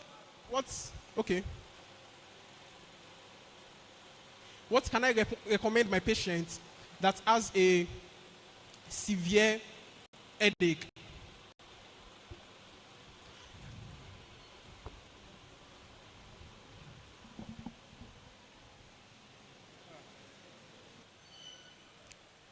So the AI gives recommendations from medical journals, certified procedures, local clinical procedures, and then past diagnosis to make sense of the patient's data and give a personalized treatment plan.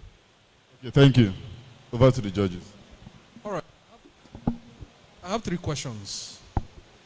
The very first one, in the technology space, I see that you had just made a request. So what are better ways by which you can get an instant response upon this request? That's the very first one. The second one is on the business case. You kept on using things related to transfer medical records and the rest. What's the concern around data privacy and data management upon an EMR? Thirdly is get towards, of course, tech, of course. So in terms of your code base and how you were able to address some of these systems, so a system I've seen here, what was the analogy around using the programming language in which you had used to come up with this? Because I know now with this now you're reflecting on an API you sort of had to pull a way to get to this point. So give me those areas so that I can make sense of what you're trying to do. Thank you, sir. For the first one, the slow response time is actually due to design challenges, actually. So we are not able to sort that out in time. So that's I'm why asking we have what are this. the better ways you would have engaged on this? Yeah, so what we intend to do, if this is functional, is that we have a system that already takes note of this information and then do it in real time. So the professional do not have to wait to get this information at any particular point in time. So address security. We are looking at certain technologies that exist already, and then we are going to leverage those technologies to deal with security challenges. So we are looking at passkey, for instance, passwordless authentication. We are looking at biometrics also.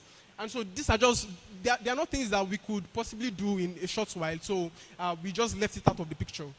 And your last question is hold the on. technology. You didn't answer that question properly.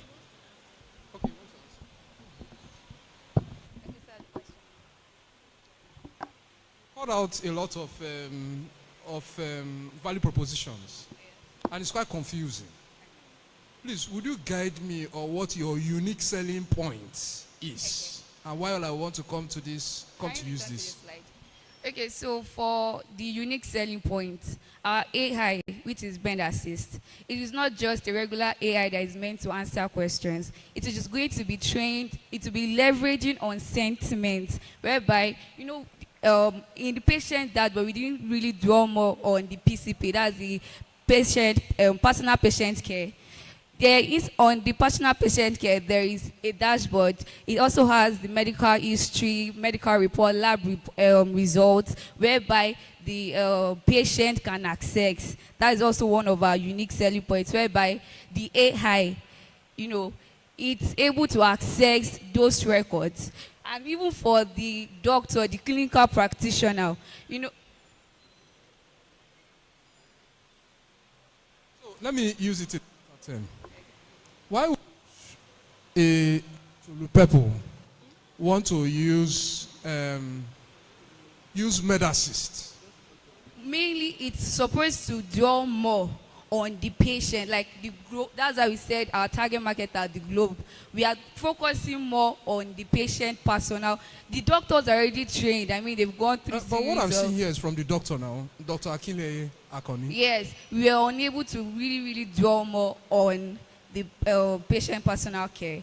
But the patient personal care is also one of our unique sellers, because they are those we are looking out to majorly, because we are looking at the globe at large, we are looking at the population, even though they can't really, not everybody has, that's why we even have the freemium picture, we have the premium picture, whereby they don't really have to have, let's say, or earn high incomes. They can also access their medical reports.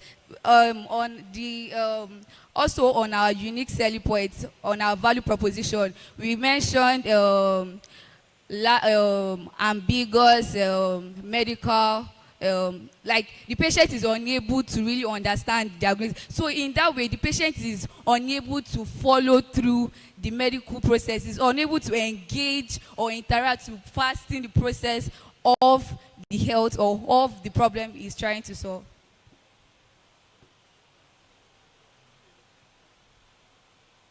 So in this case, who pays for the platform? Is it the patient or the hospital?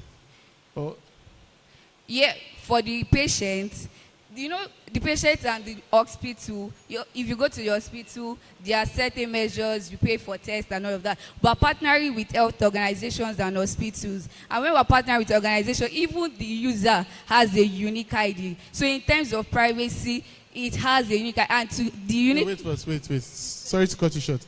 You said you have freemium subscription. Yes, who is paying? Who is that in for? Is it for the patient or is it for the premium is for the patient, but the doctor, the health organizations are actually going to pay because they are using our product to be able to make their work more efficient in terms of AI, in terms of personal records, in terms of appointment time schedules and all of that.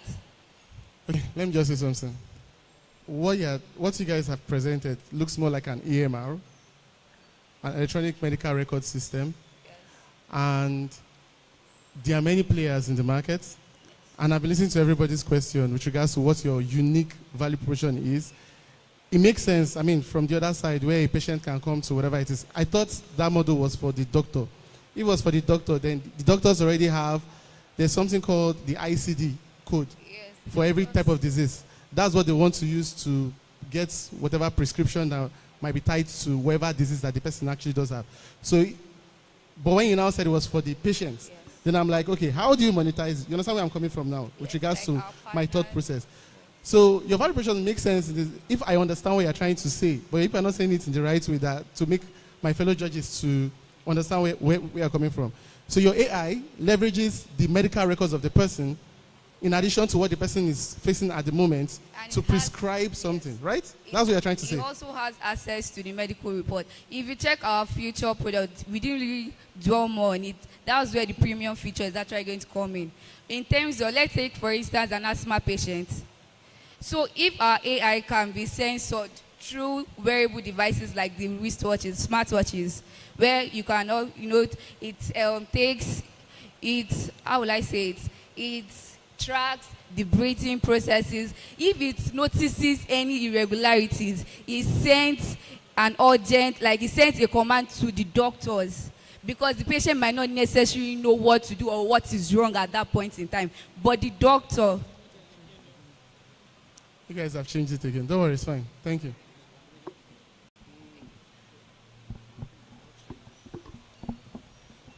So, I'm going to ask a bit technical question here.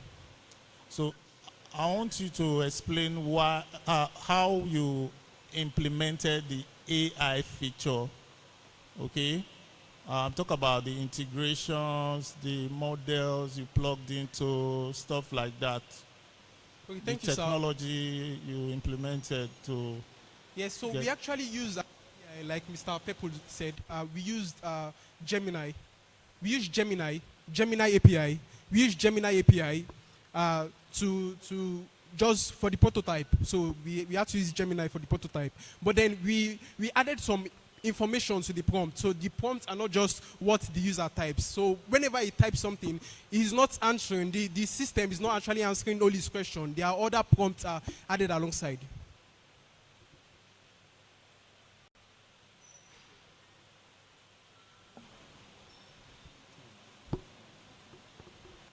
Okay, thank you. What school are you representing? UNILAG, sir. UNILAG, thank you.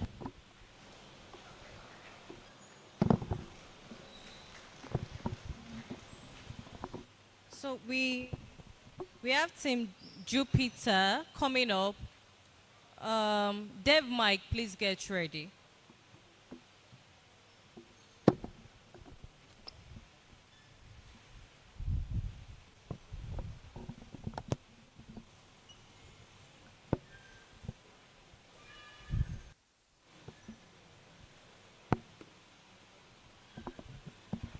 Ladies and gentlemen, imagine a Nigeria where every individual, regardless of economical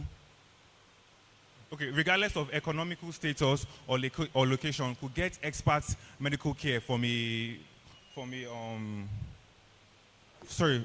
dermatologist. From a dermatologist. Today, I introduce you to Eternal AI. It's an AI-powered diagnostic app designed to bridge the gap between the underserved populations and specialized healthcare. Next slide, please. No, the app. So in Nigeria, we only have, for 100,000 Nigerians, we only have 0.2% of dermatologists attending to them. For example, I had a fungal infection on my feet late last year. So we went to a hospital, Kizito.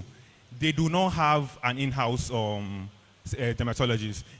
They are called visiting doctors. So we booked an appointment, and the appointment with the dermatologist would take 4 months to book an appointment with him. And they said that they could not do any other thing about it because there were other patients there who also booked skin cancer patients and everything. So that's the problem. Next slide to the project. No, to the project. So that's where we come in to bridge the gap. This is Eternal AI. So basically, you put your skin-related issues up on the app. We have 4 categories, and under them we have sub-categories. The first one is a symptom, go down, the personal information, your lifestyle, and the area of localization, which is the infected parts of your body. Go back up. No, go back up to the first page. So if you want to start the process, you take a picture of the infected area, and then you put all the information. Next slide. Chop. Next slide. Okay. So now you have put all the information, the nature of your symptoms. So basically, you're explaining to the AI how the symptoms came about, the appearance, the duration. Then for the next category, you put the age, the gender, your allergies, and so on. For the lifestyle too, you do the same. And for the area of localization, which is where the infected part is, you put all the information, submit it.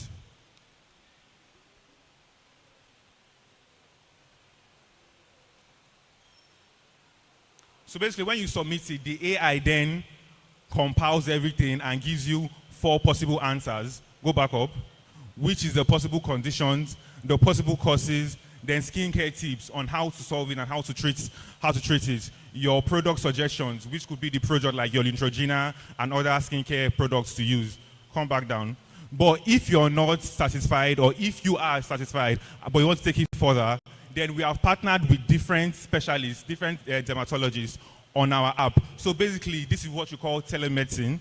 You pay a premium, a certain fee. So how our own is different is that we have competitors in this market, but it's the hospitals that are creating the app. So they undercut these dermatologists. So basically, we partnered directly with these dermatologists on our app. So we have reduced the fee significantly. Because today, on an average, to book dermatologists right now on the market, right now in Lagos, is nothing less than 40K. But our app will be going for ranges between 5 and 10K.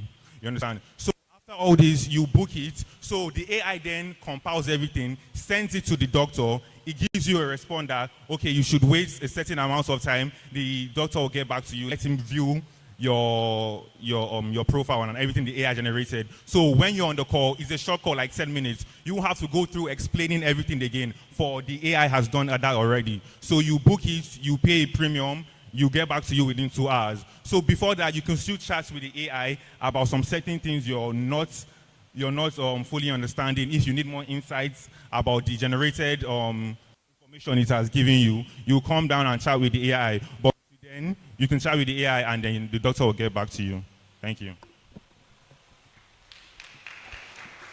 Thank you very much, Team Jupiter. Judges.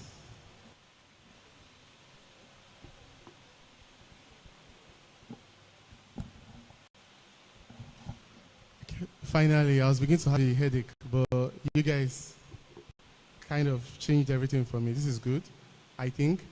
However, my only scare is your image recognition for whatever disease that the person is having. How well is your image recognition software able to detect that? Okay, I mean, get close. Okay, for now it's doing better, but it allows us well enough as Gemini understands, because we use the Gemini AI for the picture recognition. Oh, that's Google yeah, stuff. Okay. Yeah, Google's APIs. Okay. No, okay, so I think this was a fantastic presentation. Well done to you guys. My question is around the possible causes. Okay. If you say that you're going to give me 4 options, that's not quite helpful.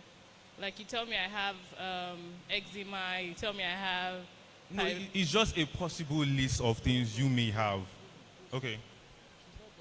So you tell me I have 4 possible causes.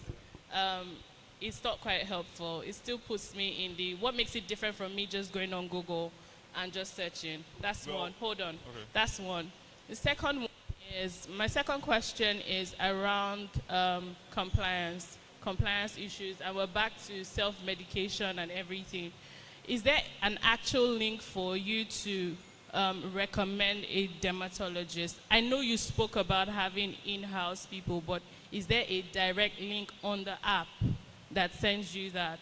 Yes, you can, like, before all this, you don't have to go through this process. There's a section on our app where you can directly go through this process. It's just that it's you here after, like, a recommendation to take further steps on the information provided for you. But this is a paid-for service? Yeah, it's a paid-for service. So if I don't get to talk to a dermatologist, it's free? Yeah, the AI section is free. But it's a paid, the premium is for the booking of a dermatologist. Okay. Yeah. Okay, walk me through how you were able to arrive at this from the technical perspective. What language do you use? What was the security methodology around the access to data? And then how were you able to spool? Because, to be honest, it gets really boring when I have to look through the text. what are the better ways by which you can represent some of the issues right here to me in a much more layman way that I would understand? I would answer in the technology we use. So we made use of React JS, and we integrate Google Gemini API to be able to arrive at this. What's the basis for your request and response? How were you able to manage the data in which you are receiving from React.js? Okay, so what we did here is that, so once you put in all your information in the inputs, we gather those information. So we already have a template whereby once you put in all your information, we substitute your information into the template. Then we give that template to Gemini API. Then Gemini API gives us back. Now, I'm hearing the fact that you had to use directly from React.js. Why didn't you think of having a backend service that helps you manage that API and undercuts the fact that you might want to consider catching the data in which you are receiving upon each request, or possibly managing the whole process around the scale point of saying, let's say about 1 million people are using this. How then do you go ahead with that? Okay, so for now, we were not able to, because of time constraints and other integrations, so we're not able to. I know it's related to time, but in terms of improvement, that's what I'm asking. Okay, so what we can do to improve this, first of all, is to create a backend whereby when a user should be able to have access to his or her history of information or what he or she has done on the application. So what we can improve on now is to create a backend where all these interactions of a user is being stored on the database for retrieval later on. So now, spoken of the data points, now I'm talking from the layman perspective. This is too much for me. Yeah, so I'm trying to see from your own perspective, how best could you have made it so easy for me to consume? Basically, I get why it's too much for you because it's compiled. We can further do iterations where we can put different parts of this in sections so as a layman can understand. Is that where you're coming from? Well, is it the clusters of text that is it? All right, so I'm thinking there's a better way to have this reported. Of course, you've gone ahead with the session, which makes a lot of sense. But with the coagulation of text, really, I don't feel a need to really go through the long of cellulitis, crypticity, all those things. Secondly, you would have also made a situation whereby you could have represented it in for a measurable impact. I say, okay, to what level am I having the cellulitis, right? Possibly as a form of dashboard or a graph that gives me that level of what I'm looking out for. Because you're just telling me it's bacteria. Of what's the engagement like? What are you measuring it upon? Yeah, the graph you're talking about, that's if you are diagnosed for it. This would they are giving you possible causes. You are trying to find out what's wrong with you. So they can't give you a graph or something, or the AI can't generate on the fact that you have this. It's just giving you suggestions so you can call your doctor about it and see. Okay. So, but it would be difficult for a layman to really understand exactly what is going on as far as skincare types are concerned. Sorry, I didn't hear you. It would be difficult for me as a layman to understand specifically what you are talking about in terms of your possible causes. I don't really have much issue around the skincare tips because that's what I can easily see. But in terms of the possible causes around the bigger grammar and the rest, my issue is direct towards simplifying. Yes. I understand. Even you don't even understand what is going on here. I do understand what's going on there. Yeah. It's just clustered. That's for filter iterations. We just did obviously you have to do it in such a way that it will collapse. Okay, calm down. I'm trying to explain. So basically, I get that it's clustered, but we can do it in a way that we can break it into sections, maybe like bullet points or something, so that a layman could understand. Just make it readable and simplify it. That will go a long way. Okay, thank you. I mean, you know what you need to do about this. What school are you representing? Lasso. Lasso. Yeah, Lasso. Eh? Lasso. Lasso. Okay, thank you.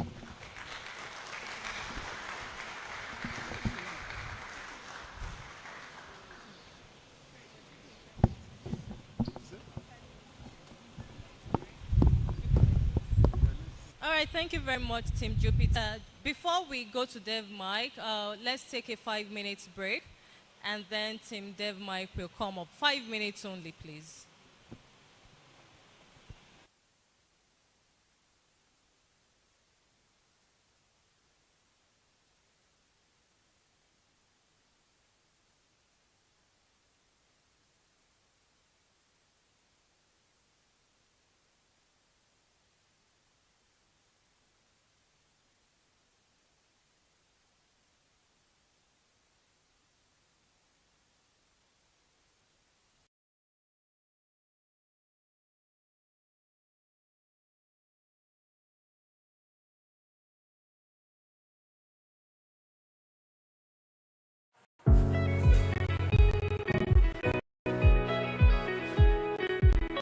At Cavista, innovation is very important because we believe that whatever technology solution we build should make a positive impact in the world we live in. We don't want to build solutions just for the sake of building them. We want to know that we are making the world better than we met it.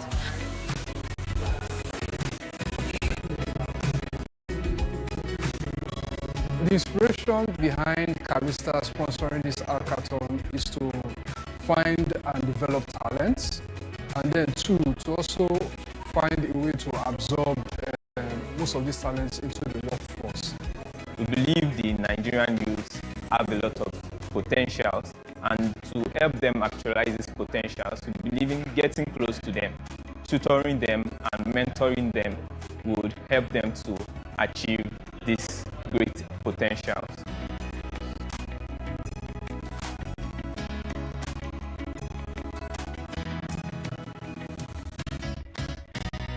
As an executive of my department, we're supposed to come and help out, but we got here and they were calling up participants and we found out that it was just all male.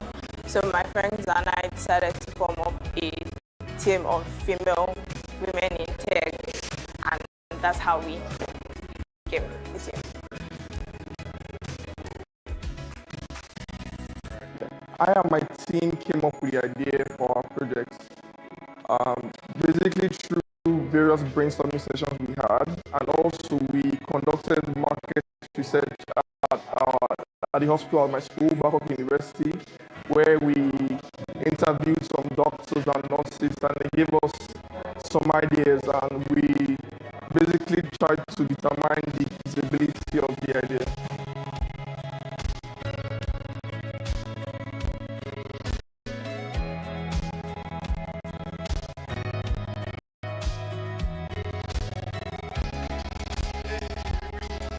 The qualities we are looking for in the winning team is a collaborative spirit, teamwork, ability to pitch and sell their solutions to the judges. Like we have Nike, and here we have Mike. Next up is Team Dev Ninja.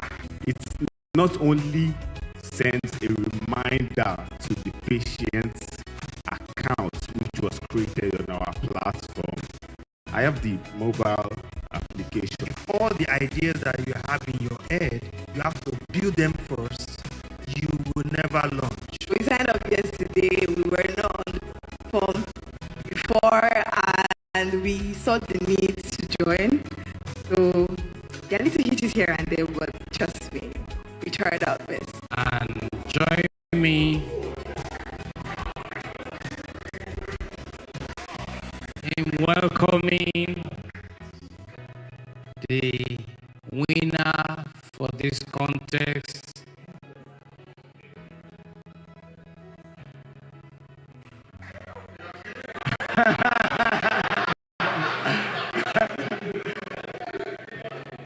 Dev Ninja.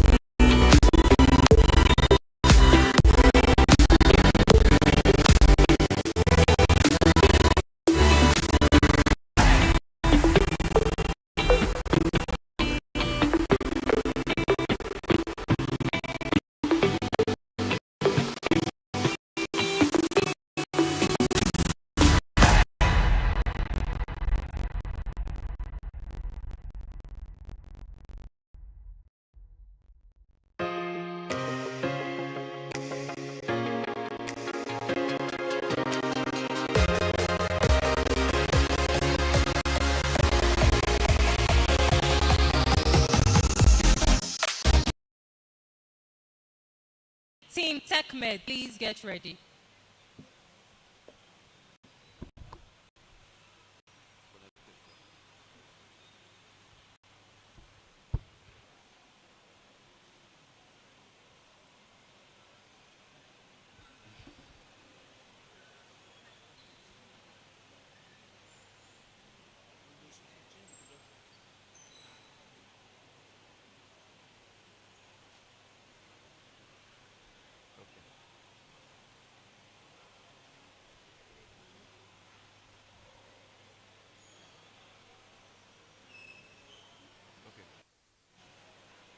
Go all the way back.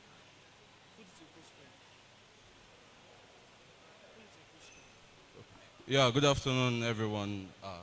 My name is Yaba Michael. I'm speaking for Team Dev, and here with me is my team members. So now, without wasting any time, we want to talk about our project and the problem it's going to solve.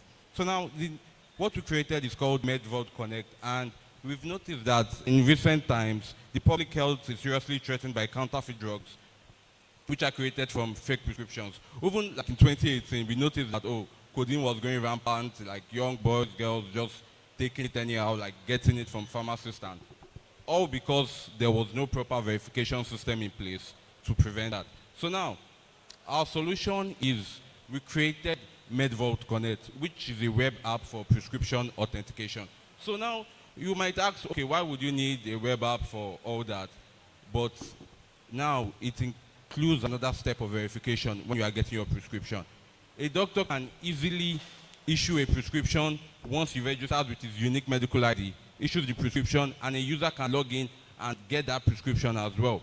So now, once you have your prescription on your app, you can take it to a pharmacist, and the pharmacist can then verify your prescription and then give you your drugs.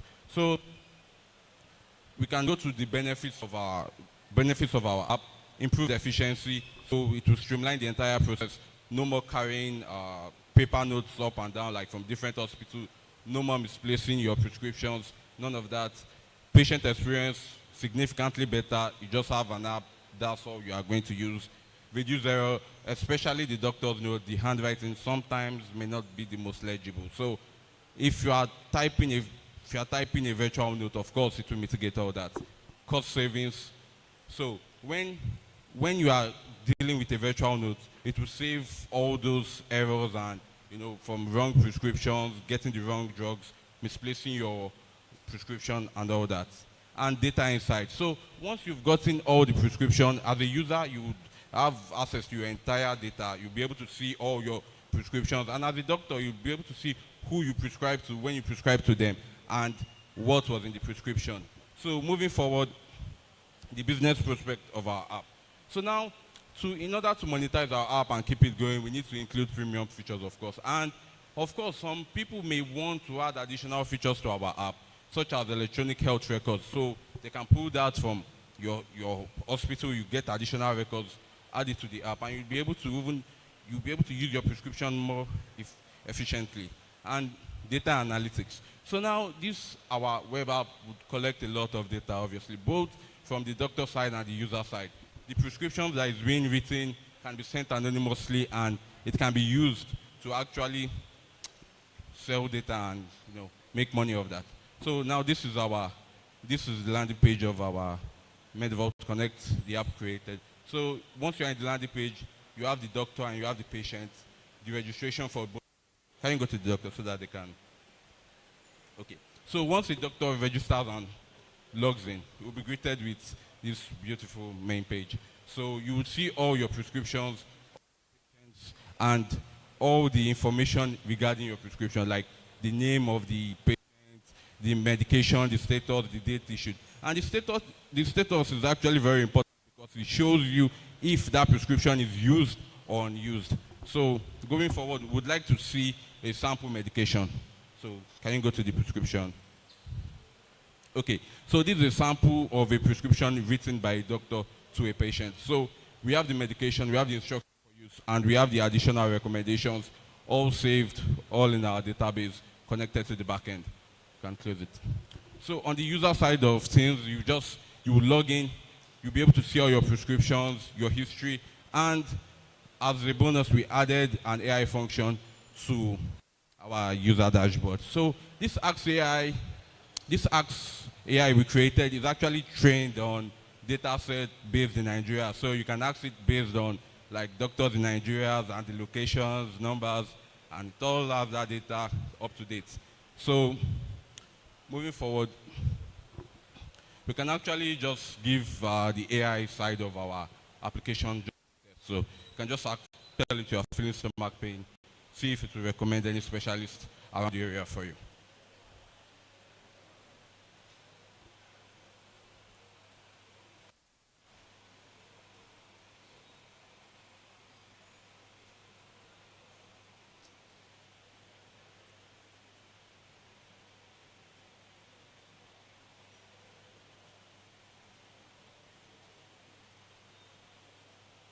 Okay, just send that thing. No, type it.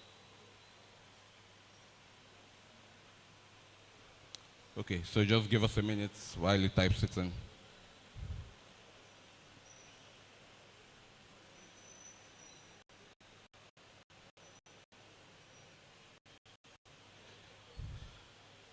Okay, you are in the wrong tab, sorry.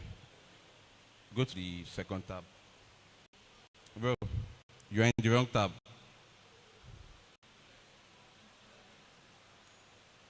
You are in, okay, finally.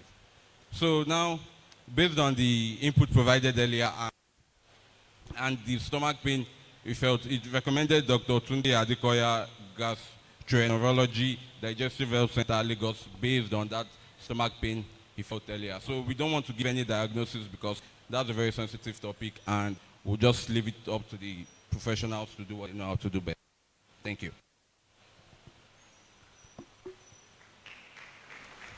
Thank you, Tim. Dev Mike.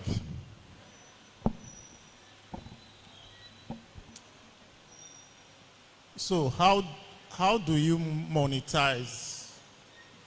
Okay, like I said earlier, we are going to have like premium features in the app, and also like this app can also become something big for the health industry, because once it kicks off, the health industry might want to take interest in it, and it might be used everywhere because of the efficiency and the security it provides. So even the government might get involved so as to curb the drug abuse we currently have in the country. So serve as a way for us to monetize it. You just spoke about, the space, okay, or the opportunity. But I want you to speak about your strategy to monetize this. Okay, so right now, the premium features is our main strategy right now, like creating premium features that will be paid. Of course, like the user would have to pay for that, like extra features included into our application. Also, the data gotten from the prescriptions, of course, we would all send them anonymously. They could be very useful for the pharmacy field and medicine field. So the user, which is a regular Joe on the street, right, come to your app. Why do you think a user will want to pay? Is this not like a subscription, like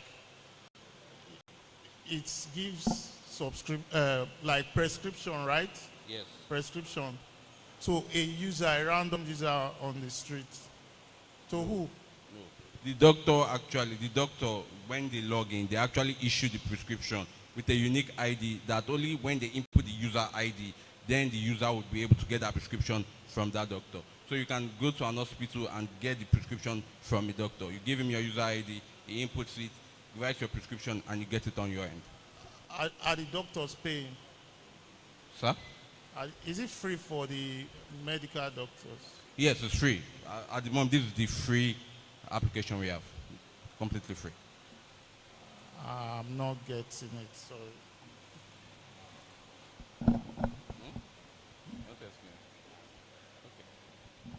Okay. Well done to everyone. Well done. I think my first question is around the electronic health records. How does it work? Walk me through it. Okay. How do you gather that data? Ma? The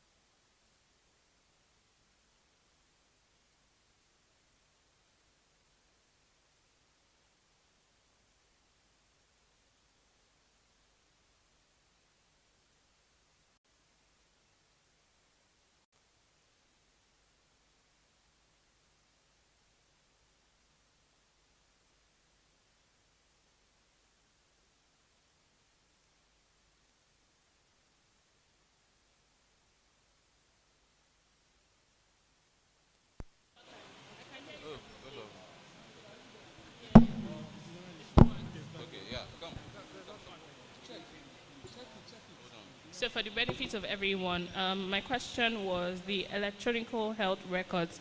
How does it work? Can you guys run me through that process first? Okay, it involves like it is a three-way system. It involves the patient, the doctor, and the pharmacist. So a doctor, all of them have their respective dashboards. So a doctor has the ability to prescribe drugs to a patient. Then the patient on his or her dashboard will be able to view the list of all prescriptions. So then there will be like a unique identifier for that prescription. So the patient can now take this identifier to the pharmacist. So unless the pharmacist can verifies this, the authenticity of this prescription, would he give the patient whatever drug he seeks. I believe this will help in mitigating drug abuse, because the pharmacist won't release any drug unless it is verified from the legitimate source. Okay. Thanks for that. I think my question now goes to you only mentioned the use case for the doctor and the patient, and there was nothing for the pharmacy. Now, from the ecosystem that you just described, it takes 3 of them to make it work. Another question that I'll probably ask is, are you bringing all of them on board to this platform? Or I can just walk up to any pharmacy, a registered pharmacy or something. How does that work? Because it sounds, if they're not on your platform, I can't use the prescription and I can't track the prescription. There was a place in your demo that says used and unused. Yes, so the way I envision this application going forward in future is a win-win-win situation for everybody. Now, on the good side, the doctors can know full-heartedly that they are prescribing the right drugs to the right person because of the platform will help them authenticate the process. The patients would know that when they go to the pharmacy, they are assured of getting the right prescription because of it will also be an authorized pharmacy. That because we couldn't just let any pharmacy log into the application, they would also have to have their pharmaceutical license and all that. And now it will be a win for the pharmaceutical part too, because now they can keep track of the drugs that sell and the drugs that don't. They will know the ones that, okay, after a while, people that were using, okay, imagine people were using drug A and drug B at the same time. But over the time, they noticed that stop using drug B. This is with the help of the records that we've been keeping, the analytics and the insights from all those prescription data. So that is also a win on the side of the pharmaceutical side. So it's a win for all 3 sides of the triangle. It sounds to me that you're going to go looking for doctors, you're going to go looking for patients, you're going to go looking for pharmacies. Yes, What is that unique selling point that you're offering to these 3 entities such that they can come on your platform? The main key points of this is saving lives and mitigating, reducing the. Why won't I just go to my doctor directly? You can't go to your doctor directly, but there's also the issue of him writing prescriptions on paper. In the issue of you not being able to see the prescriptions, as a few of our other competitors have mentioned before. Okay. So today, when I go to the hospital, I'm a layman. I go to the hospital. I don't need to read the prescription. Yeah. There's a pharmacy already in the hospital. Yeah. So I don't even see the prescription sometimes. Yes, so it goes directly through the ERP system and gets to the pharmacy. So how does your software come in? Then there are also some situations in which the hospital that recommends that drug for you does not have that drug. Sometimes they tell you to go outside and get it. But, okay. So in response to the question, truly you can easily take your prescription and give it to the pharmacy. Definitely, maybe the pharmacist will be able to interpret the doctor's signature, but that is not the area of concern. So the major area of concern is we have like a record. If it is if it is brought on this platform, we have this record of all prescriptions. Take for instance, you are visiting a doctor for the first time, and maybe you are complaining of a particular ailment. So the doctor wants to know the previous medications you've used before. So there is a high probability that you can't even recall all the medications you've used before. So I feel you presenting, giving the doctor access to all the medications you've used before will help the doctor to make informed decision on the next prescription he wants to give you. And also concerning the pharmacy side, so we've also poured a lot of thoughts into how we intend to implement it, because it is not implemented yet. So one of the solutions, and that seemed like the top solution we came up with, is that we won't onboard pharmacists. So we intend to use instead of like a unique identifier for the prescription, maybe there will be like a unique QR code that you can easily go to any pharmacist. Like we all have like QR code scanners on our phone, and once you scan that QR code, it will take you to a verified, like that would be like a way for you to verify that this particular prescription is coming from a verified doctor. So that's how we intend to achieve that. Thank you. Thank you. Your time is up. Thank you. What school are you representing? Lasso. Lasso. Okay. Thank you.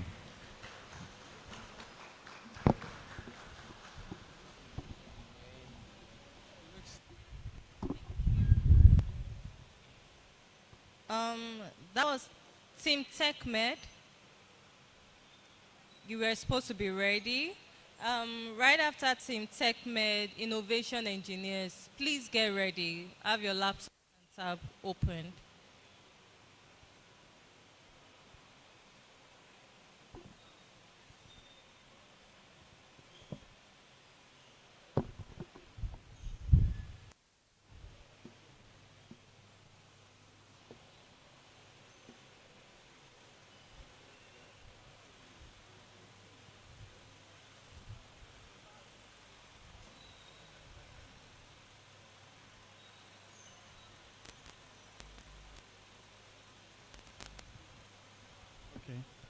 So, good afternoon, ladies and gentlemen.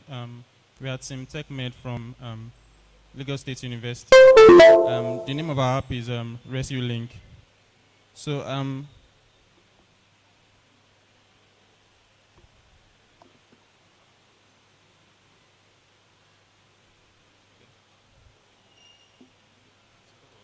okay. So, our problem statement stems from the fact I'm very sure we all remember an actor recently that died due to drowning, and due to the fact that the people around him did not know what to do, and also referral issues, blind referrals, and also when a patient gets to an hospital, one hospital, they refer the patient, like for example, they refer to Lagos FMC Ebutemeta, and then FMC Ebutemeta refers the patient back to Lagos State University. So those are the problem statements. That's blind referral and problems with time and responses, emergency responses. You know, in our country, Nigeria is a very special place. The fact that you have money does not mean you will live. The fact that you have money and you get to the hospital on time does not mean you survive, because there are a lot of factors that affect it. For example, you may get to the wrong hospital. The hospital you get will not have the specialties you need. You're involved in a traumatic brain accident, your head was hit by a bus, and you go to a hospital without a neurosurgeon. They can't really do much for you. Or you go to a hospital that has a neurosurgeon, but there's no bed space. Like I'm a medical student, so I remember there was a time I was on call, and the patient was referred from FMC to LUT to LASUT, and LASUT referred him back to FMC without checking if there was a bed space. So that's what we call blind referral. Like you just refer a patient without checking where the patient is going. So most of these people on the journey, they just die on the way because they were not really taken care of when they got to a particular place. So that's the problem we're trying to solve with this app. So our solution is going to help patients to find a specialist. So somebody is involved in an accident, his friend or partner can just pick up their phone and find the specialist for the person, find the best hospital to take the patient to. Then when you get to that hospital, you don't want to go to a place that does not have bed spaces, you go to find bed spaces. And in case you need ambulance service, it's going to provide for you. Because I believe most of us here, if somebody collapses and you need an ambulance, you actually don't know what to do. You don't know who to call. So this app is going to solve that problem. It's very, very simple to solve. Okay, our target market is anybody in an emergency situation. So anybody that has a smartphone in an emergency is going to use the app. And it's also going to be used by healthcare workers in hospitals that the healthcare workers are in charge of bed management. So they're also going to use the app to update and let people know which spaces are available. So it's a simple app. It's a mobile app that uses symbolic AI to get the most appropriate hospital based on the situation, based on the availability of specialists, based on the availability of facilities. Like if the hospital has dialysis, oxygen, and the rest of them, you want to know ahead of time. So our tech stack, we use Node.js for the back end. We use React Native for the mobile. We use MongoDB as database. So is this app feasible and scalable? Yes. Move on. Yes, it is. It's very feasible because the app is going to integrate to existing healthcare infrastructure. So we can easily just meet the hospitals that are already existing and let them know about the app. Then they can utilize the app easily and update their bed spaces so that they won't have that problem of people coming to them and having that guilt of patient dying. So the main weakness of this app is lack of publicity. People don't really know about the app. And people are also going to be afraid that downloading an app when somebody collapses is going to be a waste of time.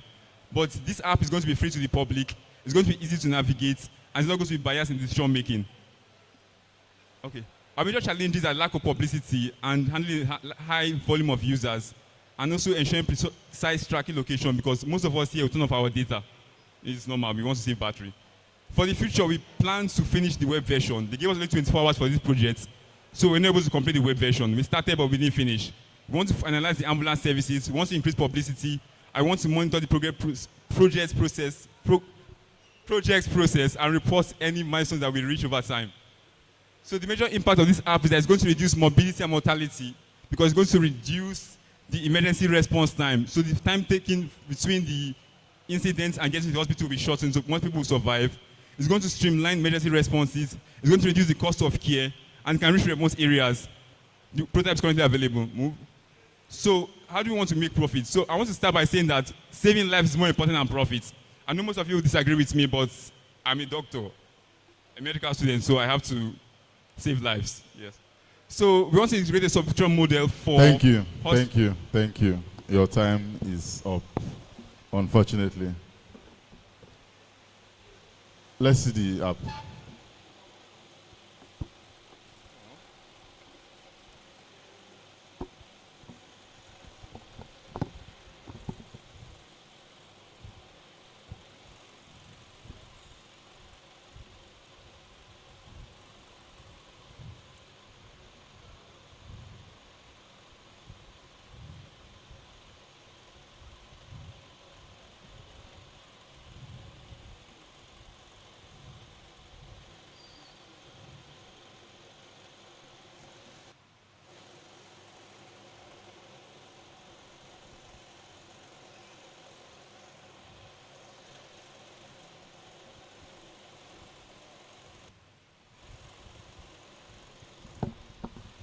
That's the basic demo of how the app works. It's going to inform people about the specialists in the hospitals, let them know if there's best place ahead of time, and recommend the closest hospital to them. So they don't have to go to a hospital blindly without knowing what they're going to face. So the problem of getting to the hospital and being re-referred will be reduced. Patients survive because they're going to arrive at the hospitals on time. Thank you very much. Okay, thank you. Judges.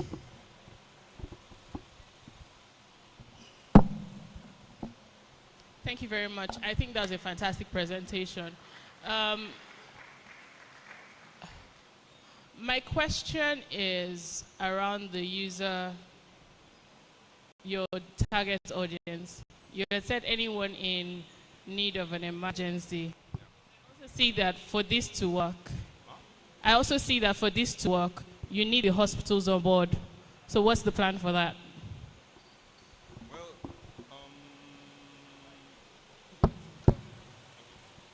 So for this to work, we need to speak, the government has to be involved, and we also have to reach out to the hospitals. Because if only one hospital is giving the information, it's not really going to matter much if we only have information on one hospital. Then we want hospitals to also see the benefits of using this app. The fact that they will have less of that challenge of writing referrals. Like, I did my electives in emergency medicine, and during the electives, what I learned the most was I had to do a lot of referring patients out. Like, once the bed space is occupied, like around 3 p.m. in the afternoon, the bed space is occupied. So until the patient either dies or is discharged, anybody that comes, regardless of how bad your situation is, you have stroke and you have paralysis from the neck downward, you are going to another hospital, we cannot help you. We just write the letter stylishly, like you have to cram the letter, then write it down and refer. But it's an emergency. Yes, that's how it works in lawsuits. And especially other hospitals too.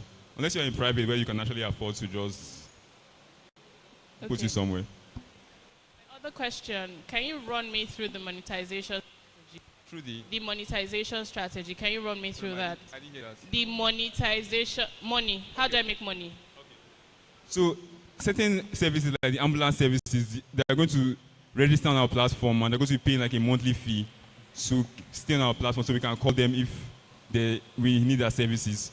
So that's one way. Other way is that some of all these high-class hospitals, they're going to actually pay to use the app.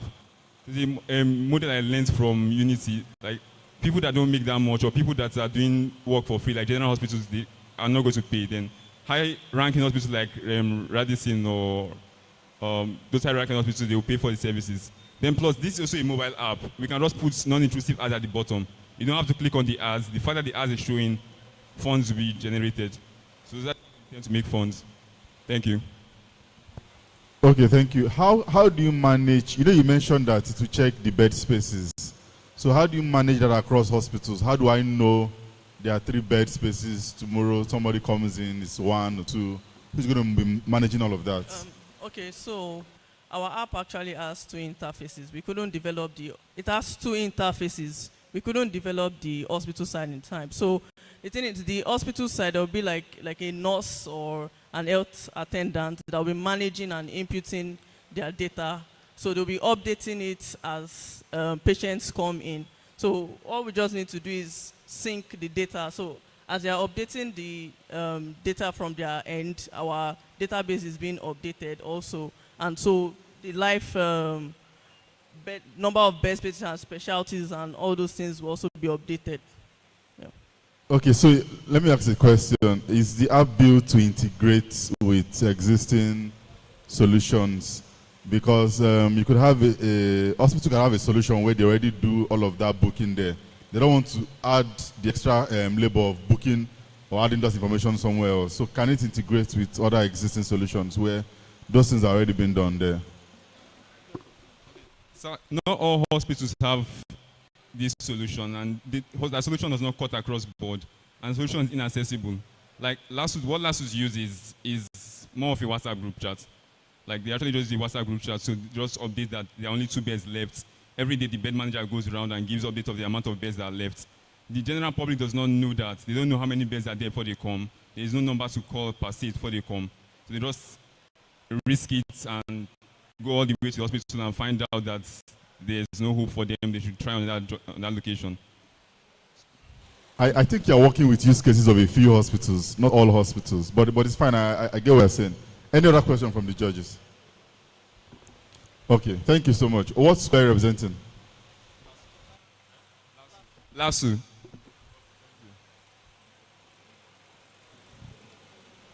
Thank you very much.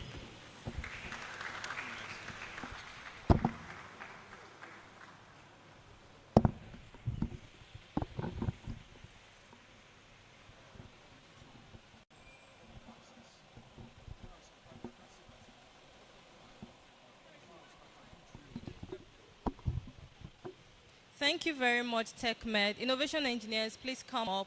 And our final team pitching today will be Team Mavericks. So right after innovation engineers.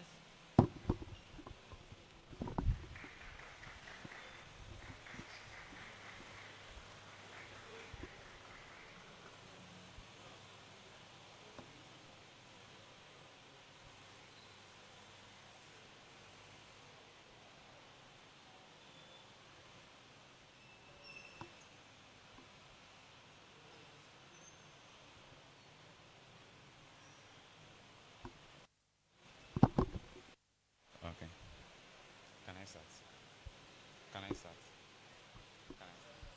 Hello, everyone. Good morning, everyone.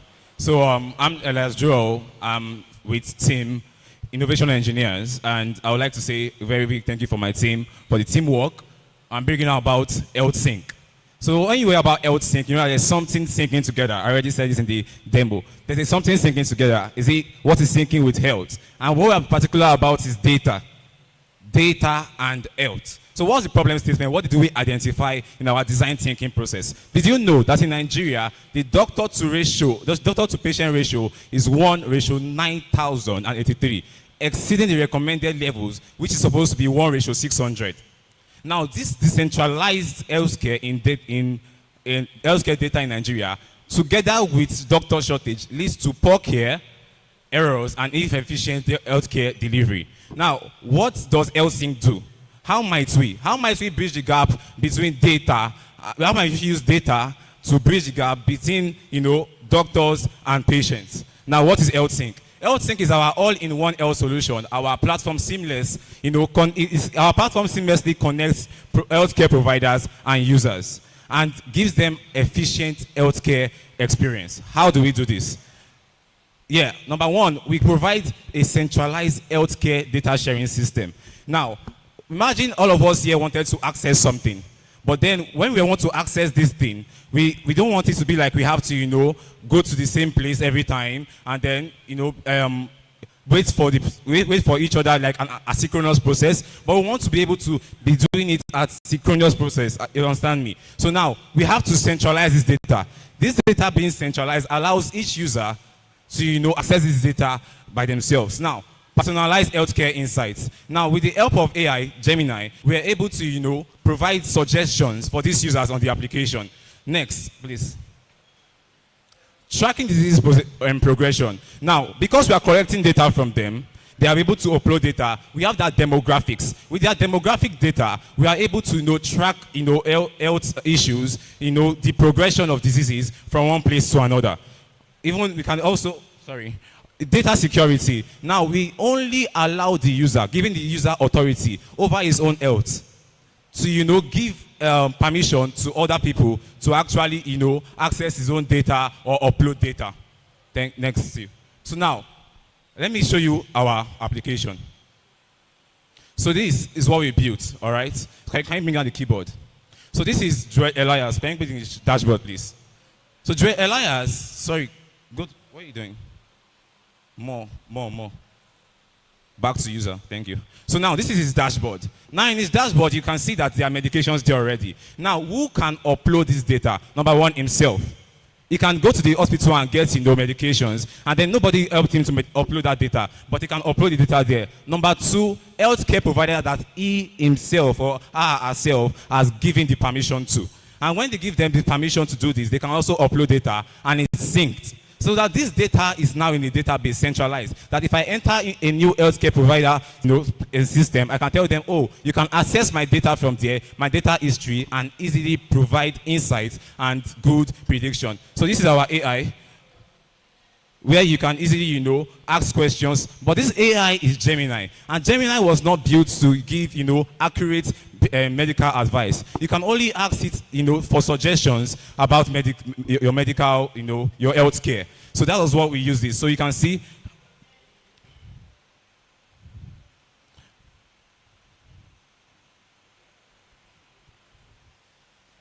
So now, Gemini is going to, be able to give you suggestions, and then you see that's the power of AI with what we are doing here. So probably the internet is not working fine, and it's not able to give you, but normally it works very fine.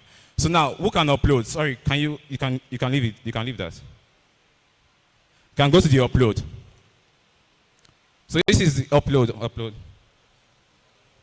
Quickly, please. All right, you can just close there so that you can do the market insight. I'm going to talk about the market overview of our product. After initial investment, our product is going to be completely free. And when we talk about completely free, the question is, how do we plan to make money? The biggest tech companies in the world are companies that sell free products. Because they sell free products, this gives them access to an expansive market and allowing them to sell data. As at 2015, the the value of healthcare data was valued at $4.92 billion and is expected to rise to $9.23 billion as at 2026. Because our company has access to a large audience and a large amount of data, this puts us in a good position to be a big shareholder of this market. Innovation engineers, thank you. Your time is up. Yeah, judges. So I saw that you got that from Economic Times, 4.9 billion, so. Now, what I am struggling to understand with is, first of all, the source of data. You said to sell data. What kind of data? How did you arrive at the 4.9 billion of the market share that I'm looking at from 2015 down? Because we track data. Please go to that presentation so that everyone can see.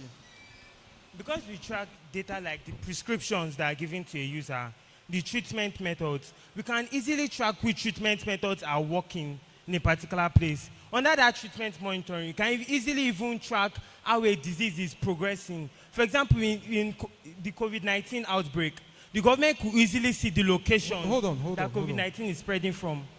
Sorry to cut you, but hold on. I don't think that's the right response of my question.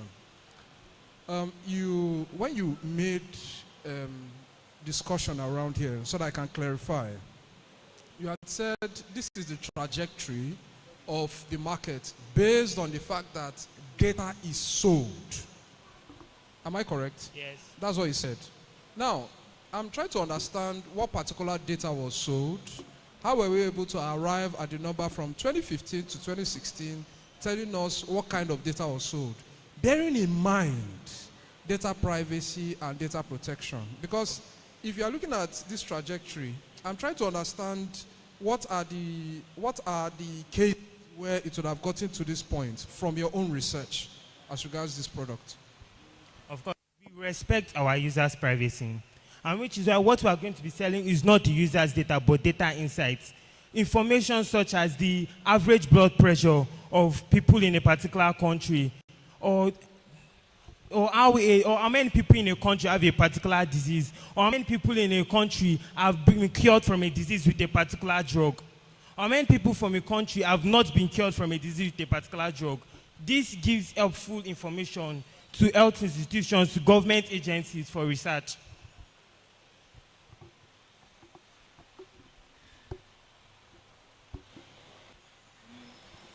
Any other question from the judges? Okay, thank you. Innovation engineers, thank you. What school are you representing? UNILAG. Okay, thank you.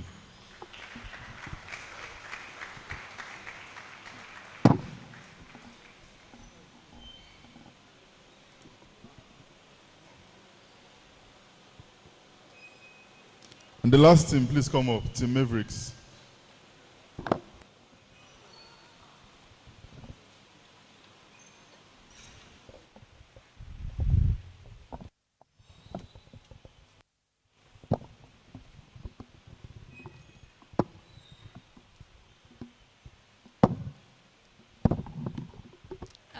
Good day, judges. I'm Timmy from Team Maverick, and we developed SMICT. SMICT is an AI model that detects the smear disease at its early stage.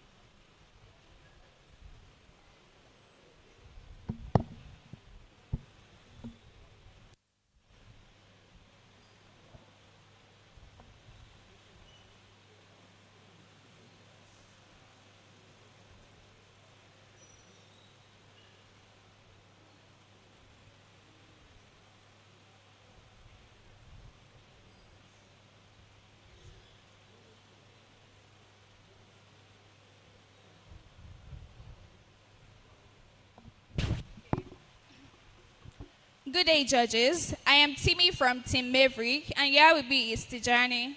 So we developed an AI model called SMIC, which detects a disease called the asthma at its early stage. And you might be wondering, how did we get here? Well, 3 years ago, my 65-year-old grandmother was misdiagnosed to suffer from a neurodegenerative disease called asthma, when in fact she was ill and earthy.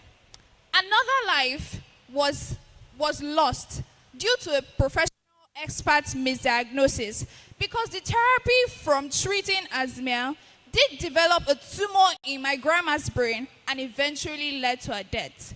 At SMIC, our mission and vision is to right the wrong of medical professionals by creating an accurate and efficient solution that implements an AI model called the Google Generative AI to detect the earliest symptom of asthma by uploading an MRI brain scan, which creates a comprehensive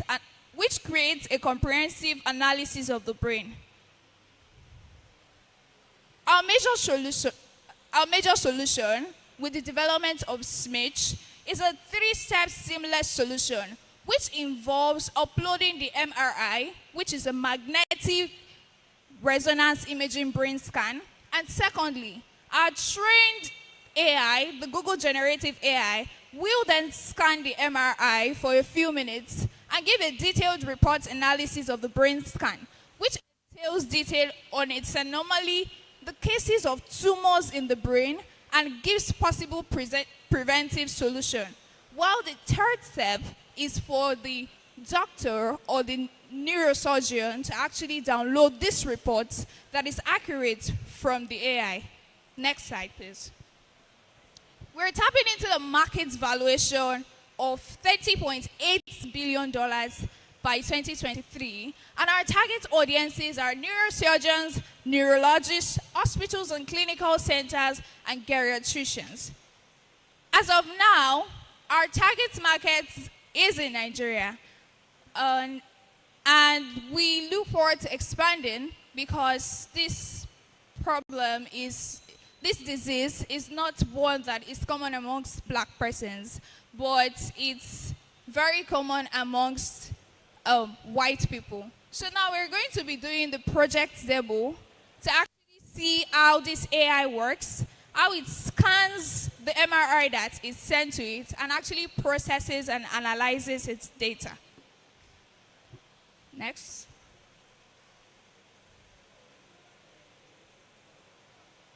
Next.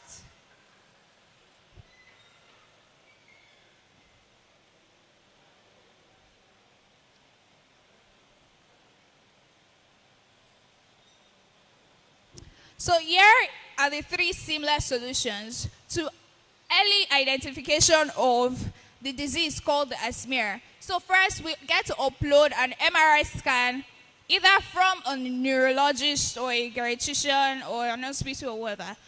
Please, the next step.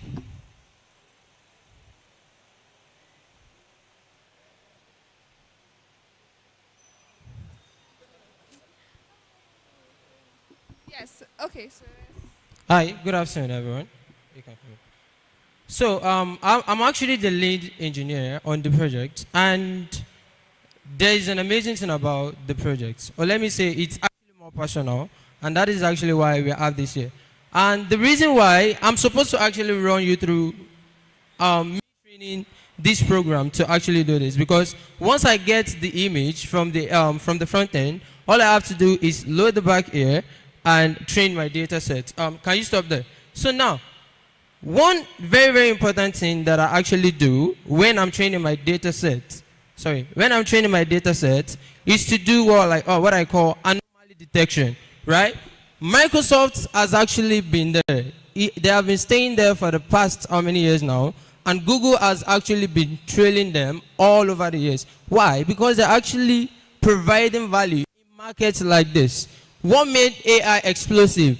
Google Bard, right? We have Microsoft AI. All of them actually came in sweep. So now, once I actually get most of this data, go down. Once I actually get most of this data and I train my data, come down a bit, and I train my data, all these MRI images that I got, I have some images here that I trained already. So all I'm just doing is I'm making assertions, right? I'm actually detecting anomaly. This is how a normal brain should be. This is how a defected brain should be. This is how a mild defected brain should be. So when a doctor tells me that, okay, this person you actually brought here is suffering from Alzheimer, I will know that, okay, I know you told me that, but then I want a second truth factor. So I can actually load it here and try to generate and see if the result I actually got was accurate. Go to the last part of it. So instead of just generating an image down, I can also generate graphs down. I can also generate graphs. Now, what are these graphs supposed to tell me? Once you get to the wiper, you can, what are these graphs supposed to tell me? Now, if I have my train accuracy to be at the top here and my validation accuracy to be under it, it means I actually have a value here that can predict correctly what my model is supposed to do. So, instead of falling into the trap of my doctor told me this, now I can run this and be sure, then go down. Go just to the end of the list. So now, just like these two, this is the worst case scenario, just like when we have an algorithm, and you have the best case, worst case, and the average case. Thank you. Time up. Thank you. Judges, please, questions.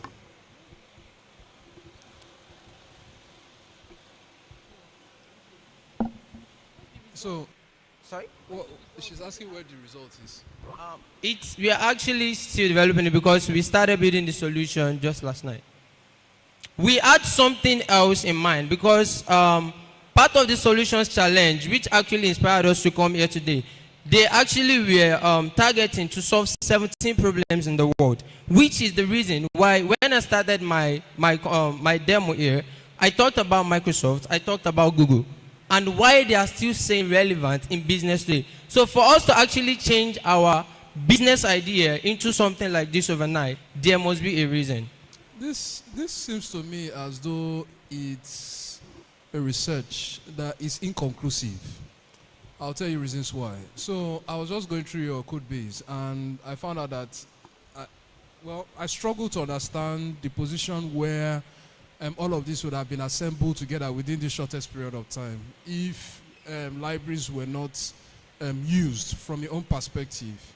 And again, I tried to run some of the functions, and then it kept on sharing supposed errors, which is why one of the reasons why you could not feed from or couldn't get what she was asking for, the end result. But notwithstanding, I want to really understand specifically what you are trying to address. I know your lady had earlier mentioned that you are trying to solve for Alzheimer's disease, right? So what are the parameters which we are looking at to solve that problem? That has not been spelled out. Okay. Now, the parameters we're actually looking for, I'd say, for example, we have a shrinkage in the level of the brain cells. Okay. Can you go? Yeah, okay. Let me even start from here. Just like here now, when I started my... Hold on. I'm not saying you should describe the code to me. Just communicate with me. Okay. But you're blocking the screen. Okay. So now what I do is this. For every test that I actually want to start, my initial stage is always going to be 0. So now, if my initial stage is going to be 0, it means at that point, my model doesn't actually have any idea what to do. So now, once I load my practical data into it, because I already trained it on about 2,000 images to actually process. No, hold on. Now, solving for Alzheimer's disease. First of all, take us through what is Alzheimer's disease. 1, 2, what leads to Alzheimer's disease? 3, you've notified, you've had symptoms around Alzheimer's disease. What is your solution trying to permeate in terms of the parameters to help solve the Alzheimer's disease? Just follow what the questions I've just mentioned logically so that you carry people along. Okay. So now, medically, Alzheimer's syndrome is actually, and let me say, just like you said, disease, if you want to call it that. is actually that condition when maybe according to old age or some certain factors, some part of the brain actually starts shrinking and there's a loss in memory. Just like in old people, you actually tend to see that as people grow older, they tend to not be able to do things that they do normally again, right? So these are actually things that we see that makes us know that, okay, if this person that actually remember things perfectly before starts forgetting a lot of parts, especially of their memories about their lives, that is a very, very serious something to actually call for. So now, I've talked about what Alzheimer's is. I've talked about, now what do we see to actually say that, okay, this person actually has Alzheimer's, right? So now, one of the things that we see here is deviation from things that are important. Because I have something important to do, then all of a sudden, I see myself falling in the loophole of, oh, what was I doing before? Now, I forget easily, up to the point that when I even see family members, I don't remember them. And you might say this is false, but the data don't lie. Because just like we have old people in the house, right? Now, a lot of factors can actually contribute to why Alzheimer's actually comes or not. Because in the data that will actually evaluate... Just tell me what the factors are and then what you did in your solution to help solve those factors. Because with Alzheimer's disease, you are thinking about the old ones who tend to lose memory. Now, what you've just mentioned now are just why we have that there. But you've not given me the right factors for what you are trying to solve to help you reduce the level of memory loss you would have, because you can't completely remove it as far as Alzheimer's disease is concerned. So tell me, what factors and then what solutions were you able to address when you were imprinting that? Okay.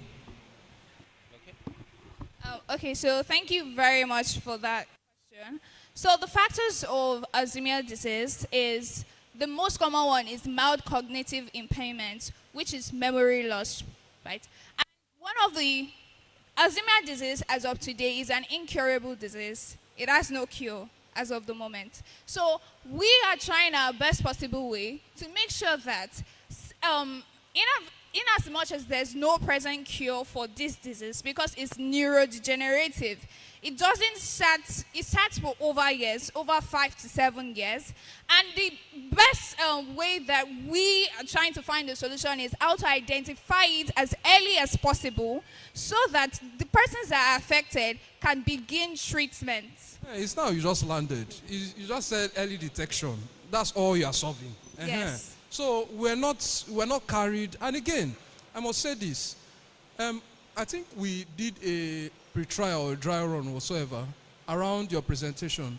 I don't see anywhere in which you carried us in your presentation. You were all over the place. Right? I wanted to start with... Hold on. Okay.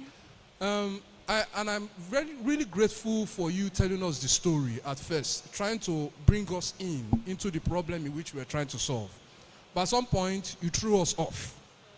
So, which is why I wanted us to come back to that problem and solution issue by restating why we are here and then what areas in which we are trying to solve. Now, you've spoken of early detection. So what parameters are you driving at in solving that early detection problem for us to see?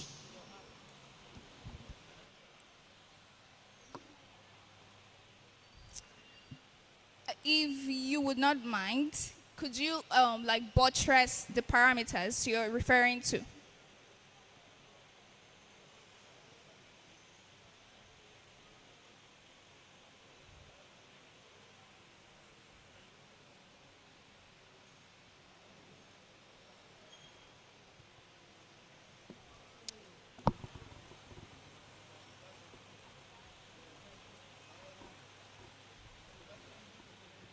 Hello?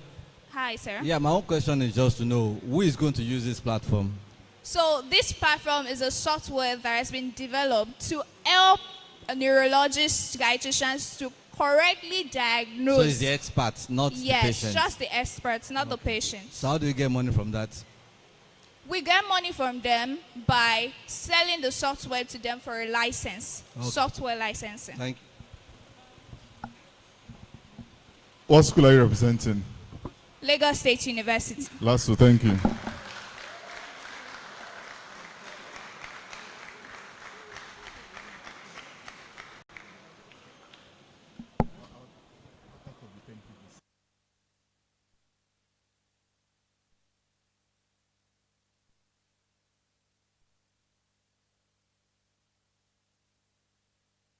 Thank you, everyone. Thanks to the participating team. Thanks to our spectators.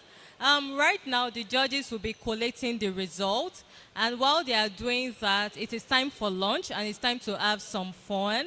There's a 360 video booth outside. So if you'd like to dance and distress, please feel free to go out, get some content for social media, grab lunch, exercise your body as we await the results. Thank you, everyone.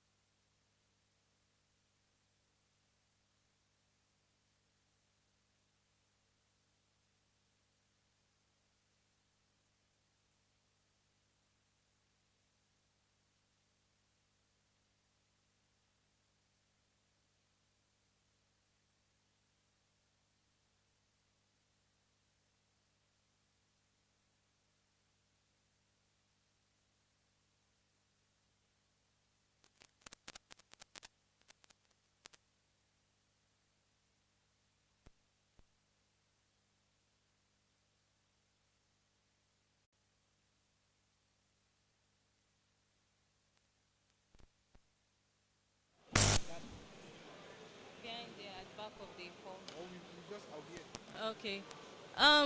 If you are amongst the top 10 and you have not been interviewed, please meet us at the back of the hall for your team interview. So if you presented in the final pitch, but you have not been interviewed, please meet us at the back.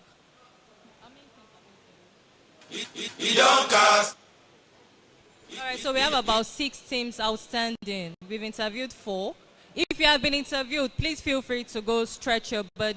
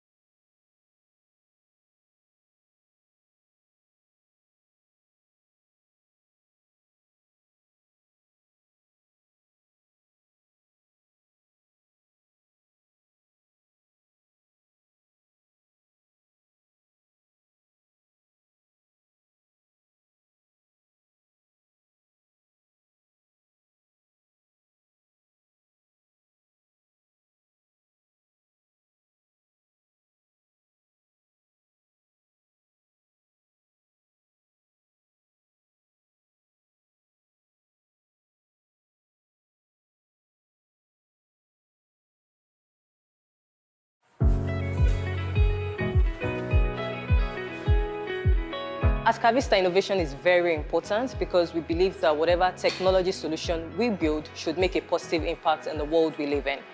We don't want to build solutions just for the sake of building them. We want to know that we are making the world better than we met it. The inspiration behind Cavista sponsoring this hackathon is to find and develop talents, and then two, to also find a way to absorb most of these talents into the workforce. We believe the Nigerian youth have a lot of potentials, and to help them actualize these potentials, we believe in getting close to them, tutoring them and mentoring them would help them to achieve these great potentials.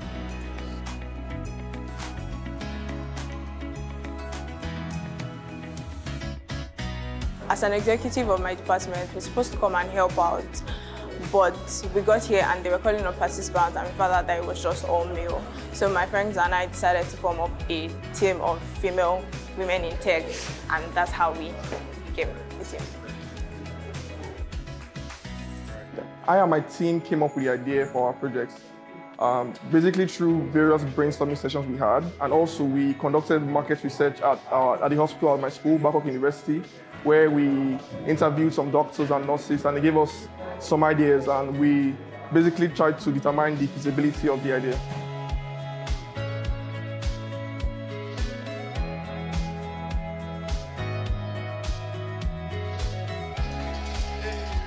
The qualities we are looking for in the winning team is a collaborative spirit, teamwork, ability to pitch and sell their solutions to the judges. Like we have Nike, and here we have Mike. Next up is Team Dev Ninja. It not only sends a reminder to the patient's account, which was created on our platform. I have the mobile application. All the ideas that you have in your head, you have to build them first. You will never launch. We signed up yesterday. We were not on the platform before, and we saw the need to join. So there are little hitches here and there, but trust me, we tried our best. And join me in welcoming the winner for this contest.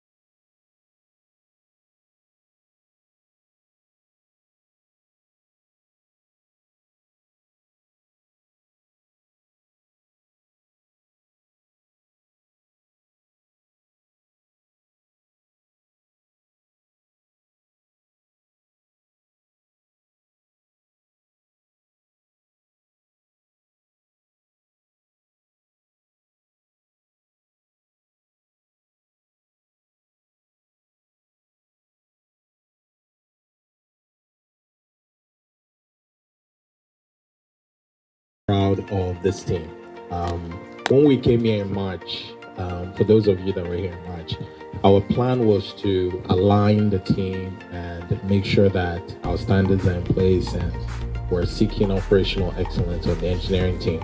This time around, it wasn't to do much as aligning, but to make sure that now we're going beyond aligning and advancing what we're doing. So it was really good to engage with you all and to get to know you all a little bit better. You guys got a great team here.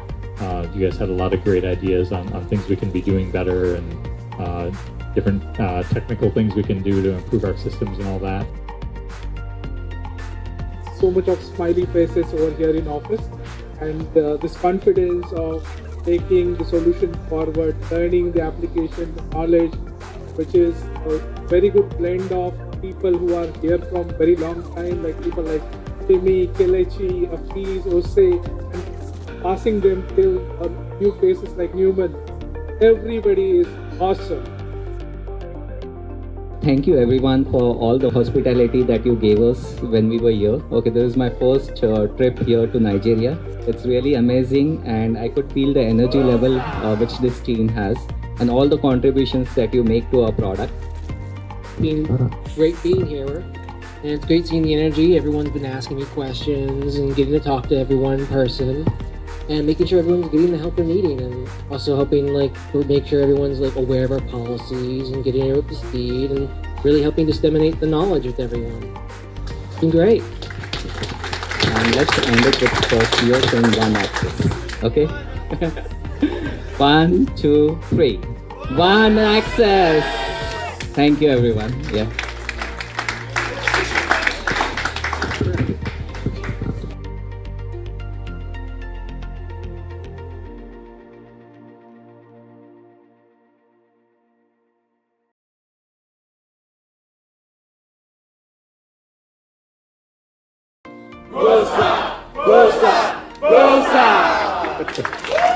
I want to say that I'm really proud of this team.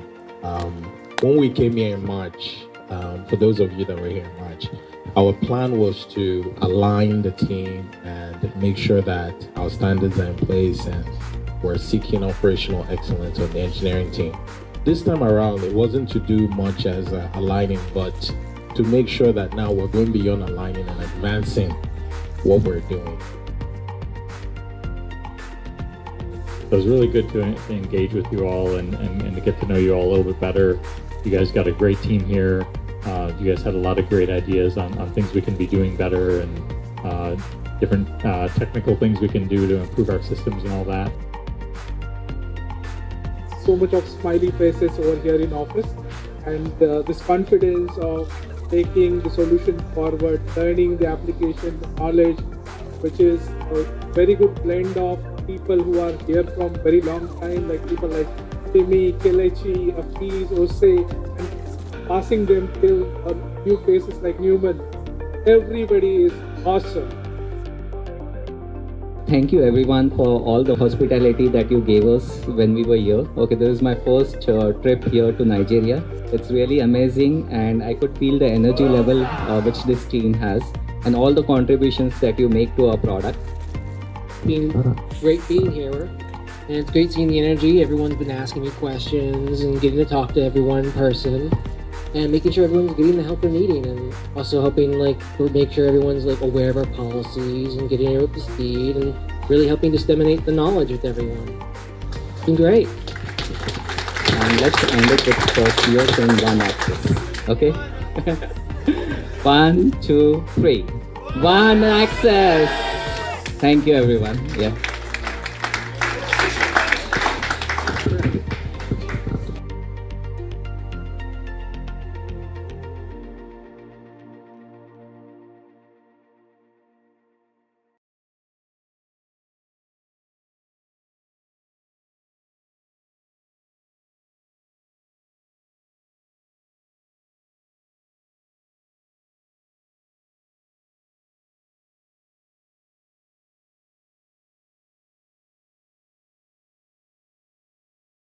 Rosa! Rosa! Rosa! Rosa! Rosa! Rosa! I want to say that I'm really proud of this team. When we came here in March, for those of you that were here in March, our plan was to align the team and make sure that our standards are in place and we're seeking operational excellence on the engineering team. This time around, it wasn't to do much as aligning, but to make sure that now we're going beyond aligning and advancing what we're doing. So it was really good to engage with you all and to get to know you all a little bit better. You guys got a great team here. You guys had a lot of great ideas on things we can be doing better, different technical things we can do to improve our systems and all that. So much of smiley faces over here in office, and the confidence of making the solution forward, finding the application, knowledge, very good blend of people who are there for very long time, like people like starting their skills and educating the users, certainly very positive. Thank you everyone for all the hospitality that you gave us when we were here. But it is my first trip here to Nigeria. It's really amazing and I could feel the energy level which this team has and all the contributions that you make to our product. It's been great being here, and it's great seeing the energy. Everyone's been asking me questions and getting to talk to everyone in person and making sure everyone's getting the help they're needing, and also helping make sure everyone's aware of our policies and getting up to speed and really helping disseminate the knowledge with everyone. It's been great. And let's end it with first year saying one access. Okay? 1, 2, 3. One access! Thank you everyone. Yes.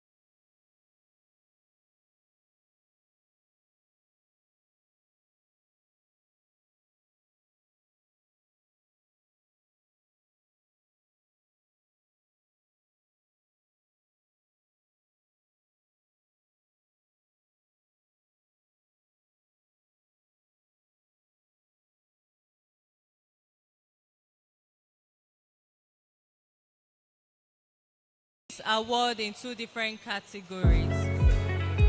We have an award category termed the As best Cavista, innovation of is the very rest. important because This award category, we have representative from each school, so it's the best of each school, less the top three. Please do the maths. All right. To present this award,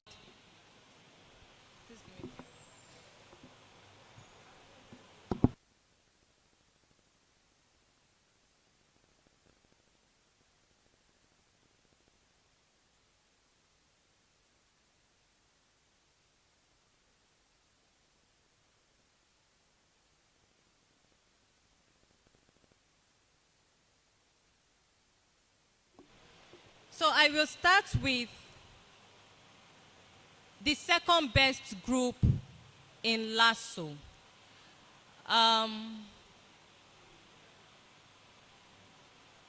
So going home with Best of the Rest award for Team Lasso is Team Consum with 367 points.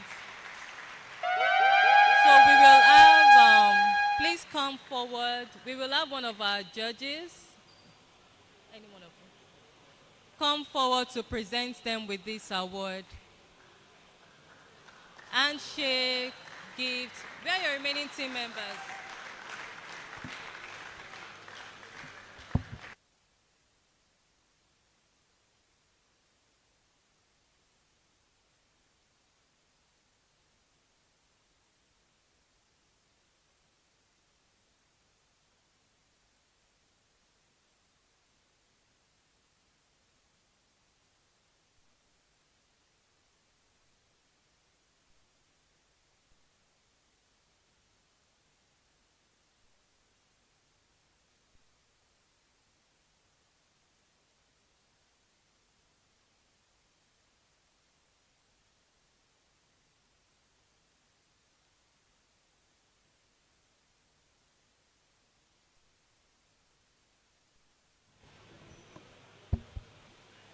Good afternoon, everyone. So on behalf of Cavista Tech, we'd just like to thank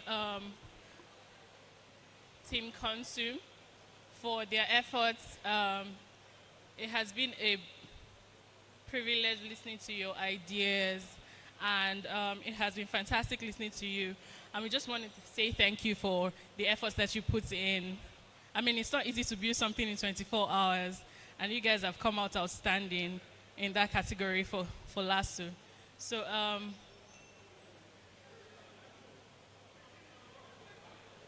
to present, we thought to just present you with these items. Thank you.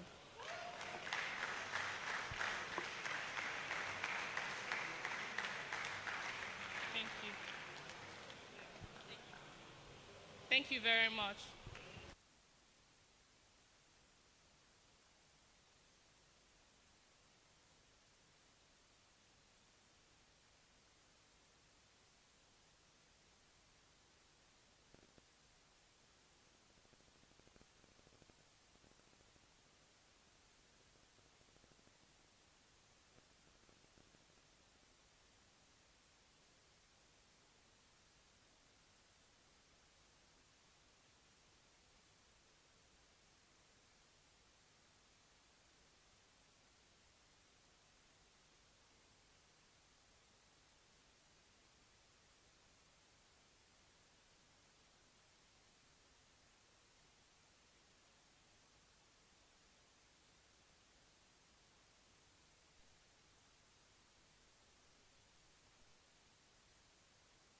Congratulations, Team Consum. The next awardee, Best of the Rest for Yaba College of Technology, we have Team Tech Explorers.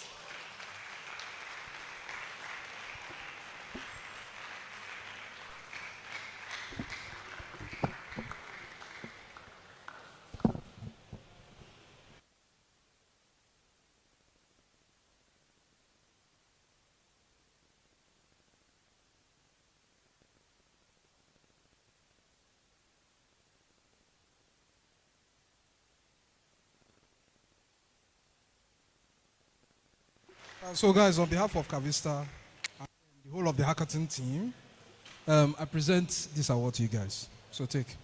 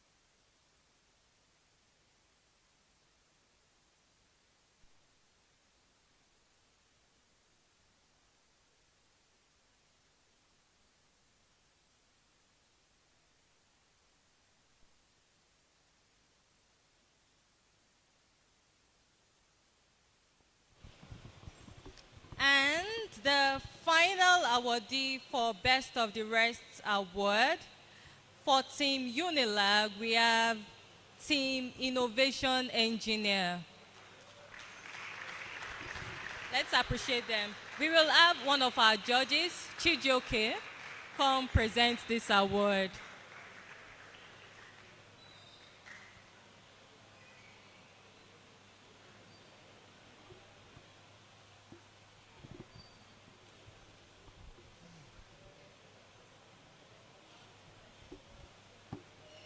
So on behalf of Cavista Technologies, we present this gift to you guys. Many congrats.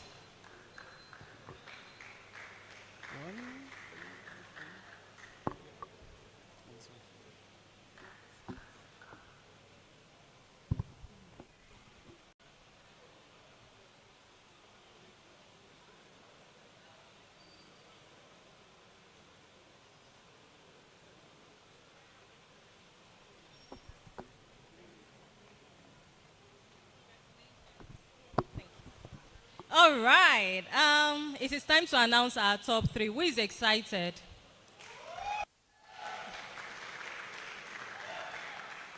Who do you think will win? Team what? Okay. Who else? The loudest voice. You never can tell whether it's the loudest voice. Okay. Second position. Nobody wants to take second. Third position. All right.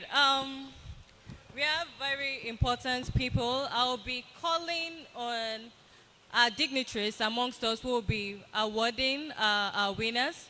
So for the second runner-up, that is the third position, we have in our midst the representative of the rector of Yaba Tech. Please come forward, sir.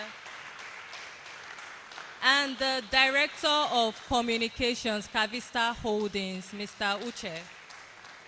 Please come forward, sir.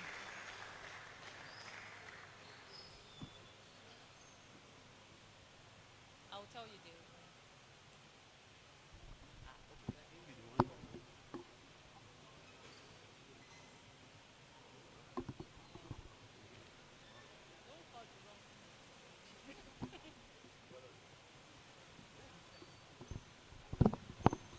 All right. We are pleased to announce the winner, or the third position, the second runner-up, right? I will give the honors to Engineer Oguride to announce the lucky winner of the prize of 500,000. And the third runner-up, the second runner-up, third position is? Okay. The third runner is 385 from UNILAG. 385 from UNILAG. And the name of the team? Is Form Countries. Form Series. farm series. Ready? Oh, good. Congratulations.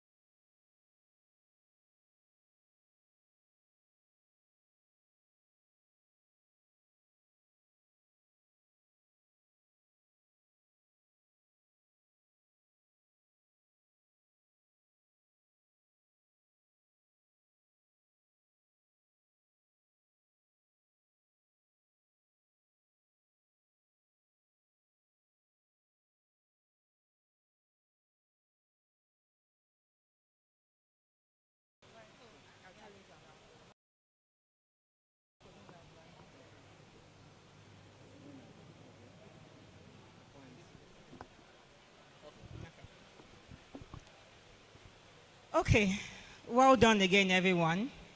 We're here to announce the first runner-up, second position, and I'll give Dr. Odumuyiwa the honors.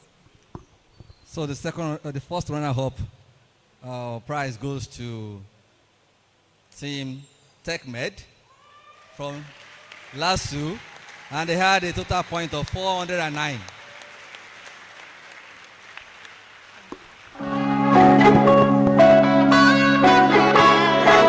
Ololade Miyashake.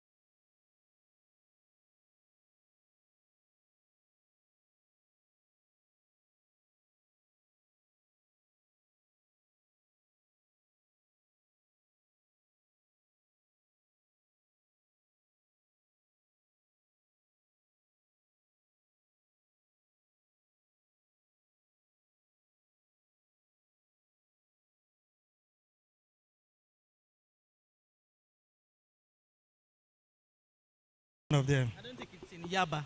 It's not in Yaba. It's not in Yaba, so we already know where it is. So from Lasu. To be the best.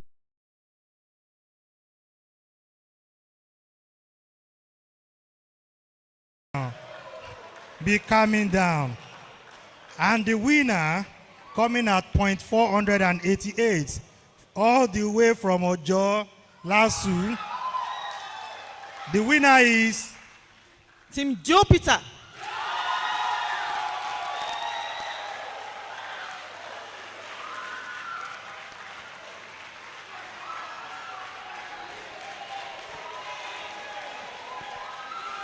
Calm down, calm down, calm down, calm down, calm down.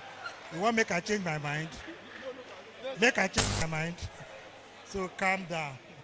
All right. I want us to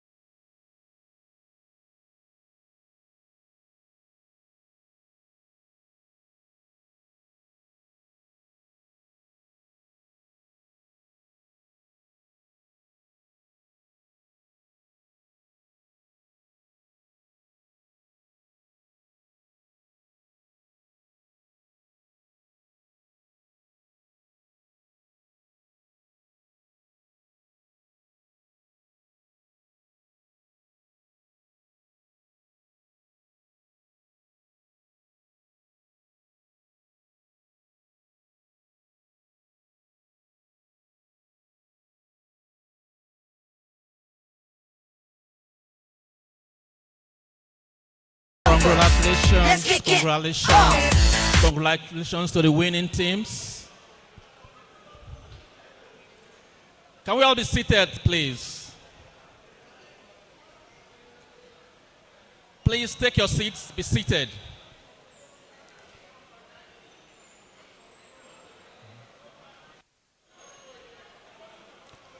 We are not done, please have your seats.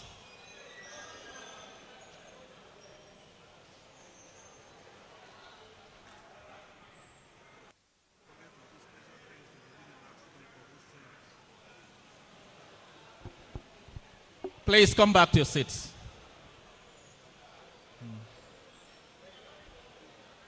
I know we have a lot more time to celebrate. Let's just spare a moment. Let's round up the event. Please have your seats. Thank you. You all agree with me, it's been a very exciting 2 days. All the people that took part in the hacking. I know there's been a lot of learning, a lot of takeaways. And most importantly, the experience of being part of this event. And you all agree with me that it's been quite exciting couple of days. So I want to say thank you to our hosts, University of Lagos, the Vice Chancellor and his reps that were here, representatives of the LASU University, Lagos State University, Yaba College of Technology, members of Cavista management team here present, distinguished ladies and gentlemen, I want to thank you for a very exciting 2 days of Cavista Hackathon event. It's been most exhilarating for us, and we are most pleased to be partaking in this event and getting your participation as well. So many thanks to all the participants. We are most grateful to you, and most importantly, University of Lagos, we basically, we doff our caps for you for honoring us, giving us the opportunity to have this event here this year. Thank you so much.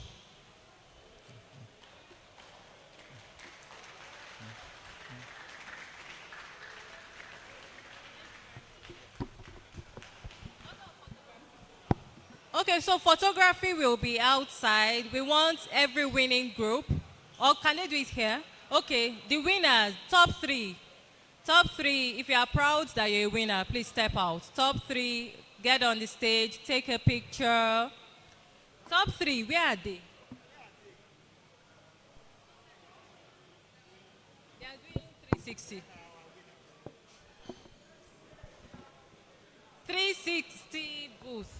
Please, top three, first, second, third. Please come on stage to take pictures. What you have is a dummy check. If you don't take pictures, it will not become actual money. So please. What's the name of the bank on your check? Okay. If you want to cash that check, top three, come here and cash your check. Come and cash out your checks, please.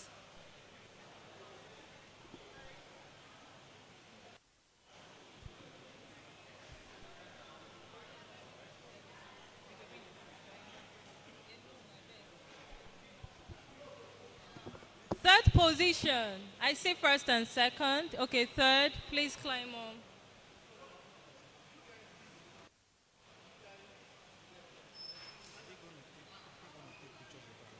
Yes, with the executive team.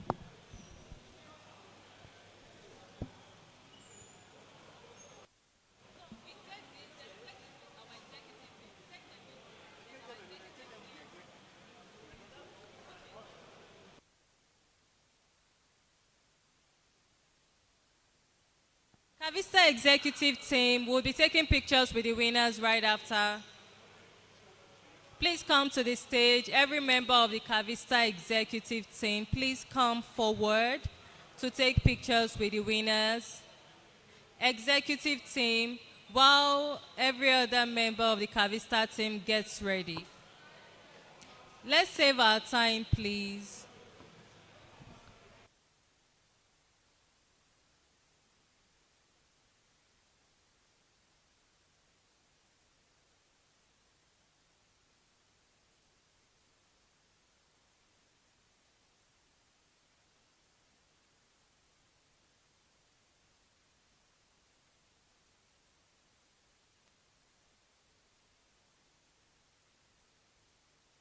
Yeah, Cavista execs, please join them on stage.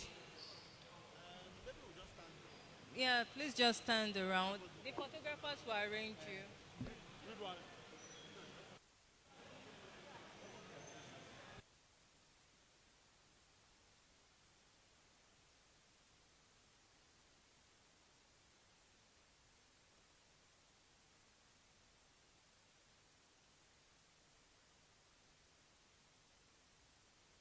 DJ, you can play music, but not loud.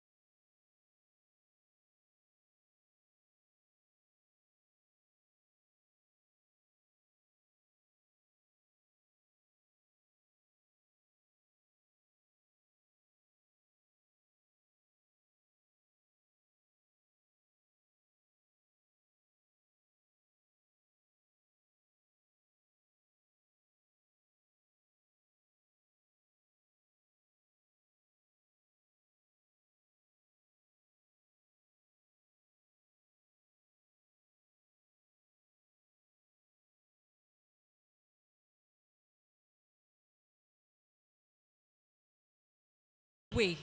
Please prepare to come on stage for photography. And students, please, there's a 360 video booth outside for you. Go have fun.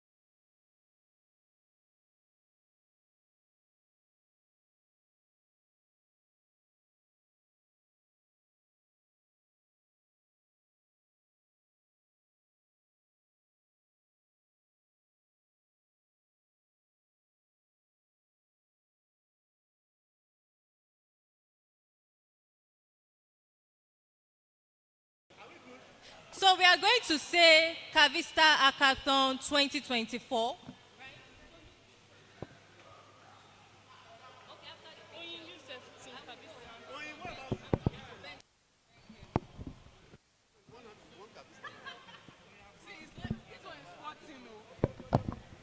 Let's go, everybody.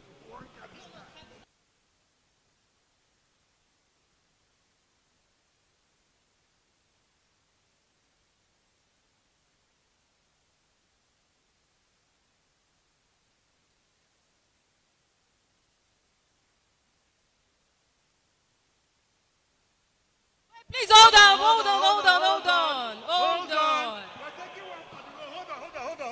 So we are doing a video now.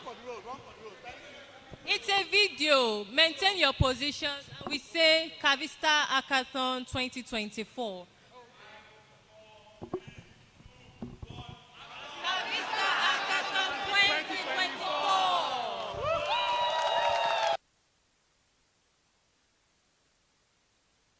Thank you, everyone. Please go outside, have fun, dance. DJ, please continue.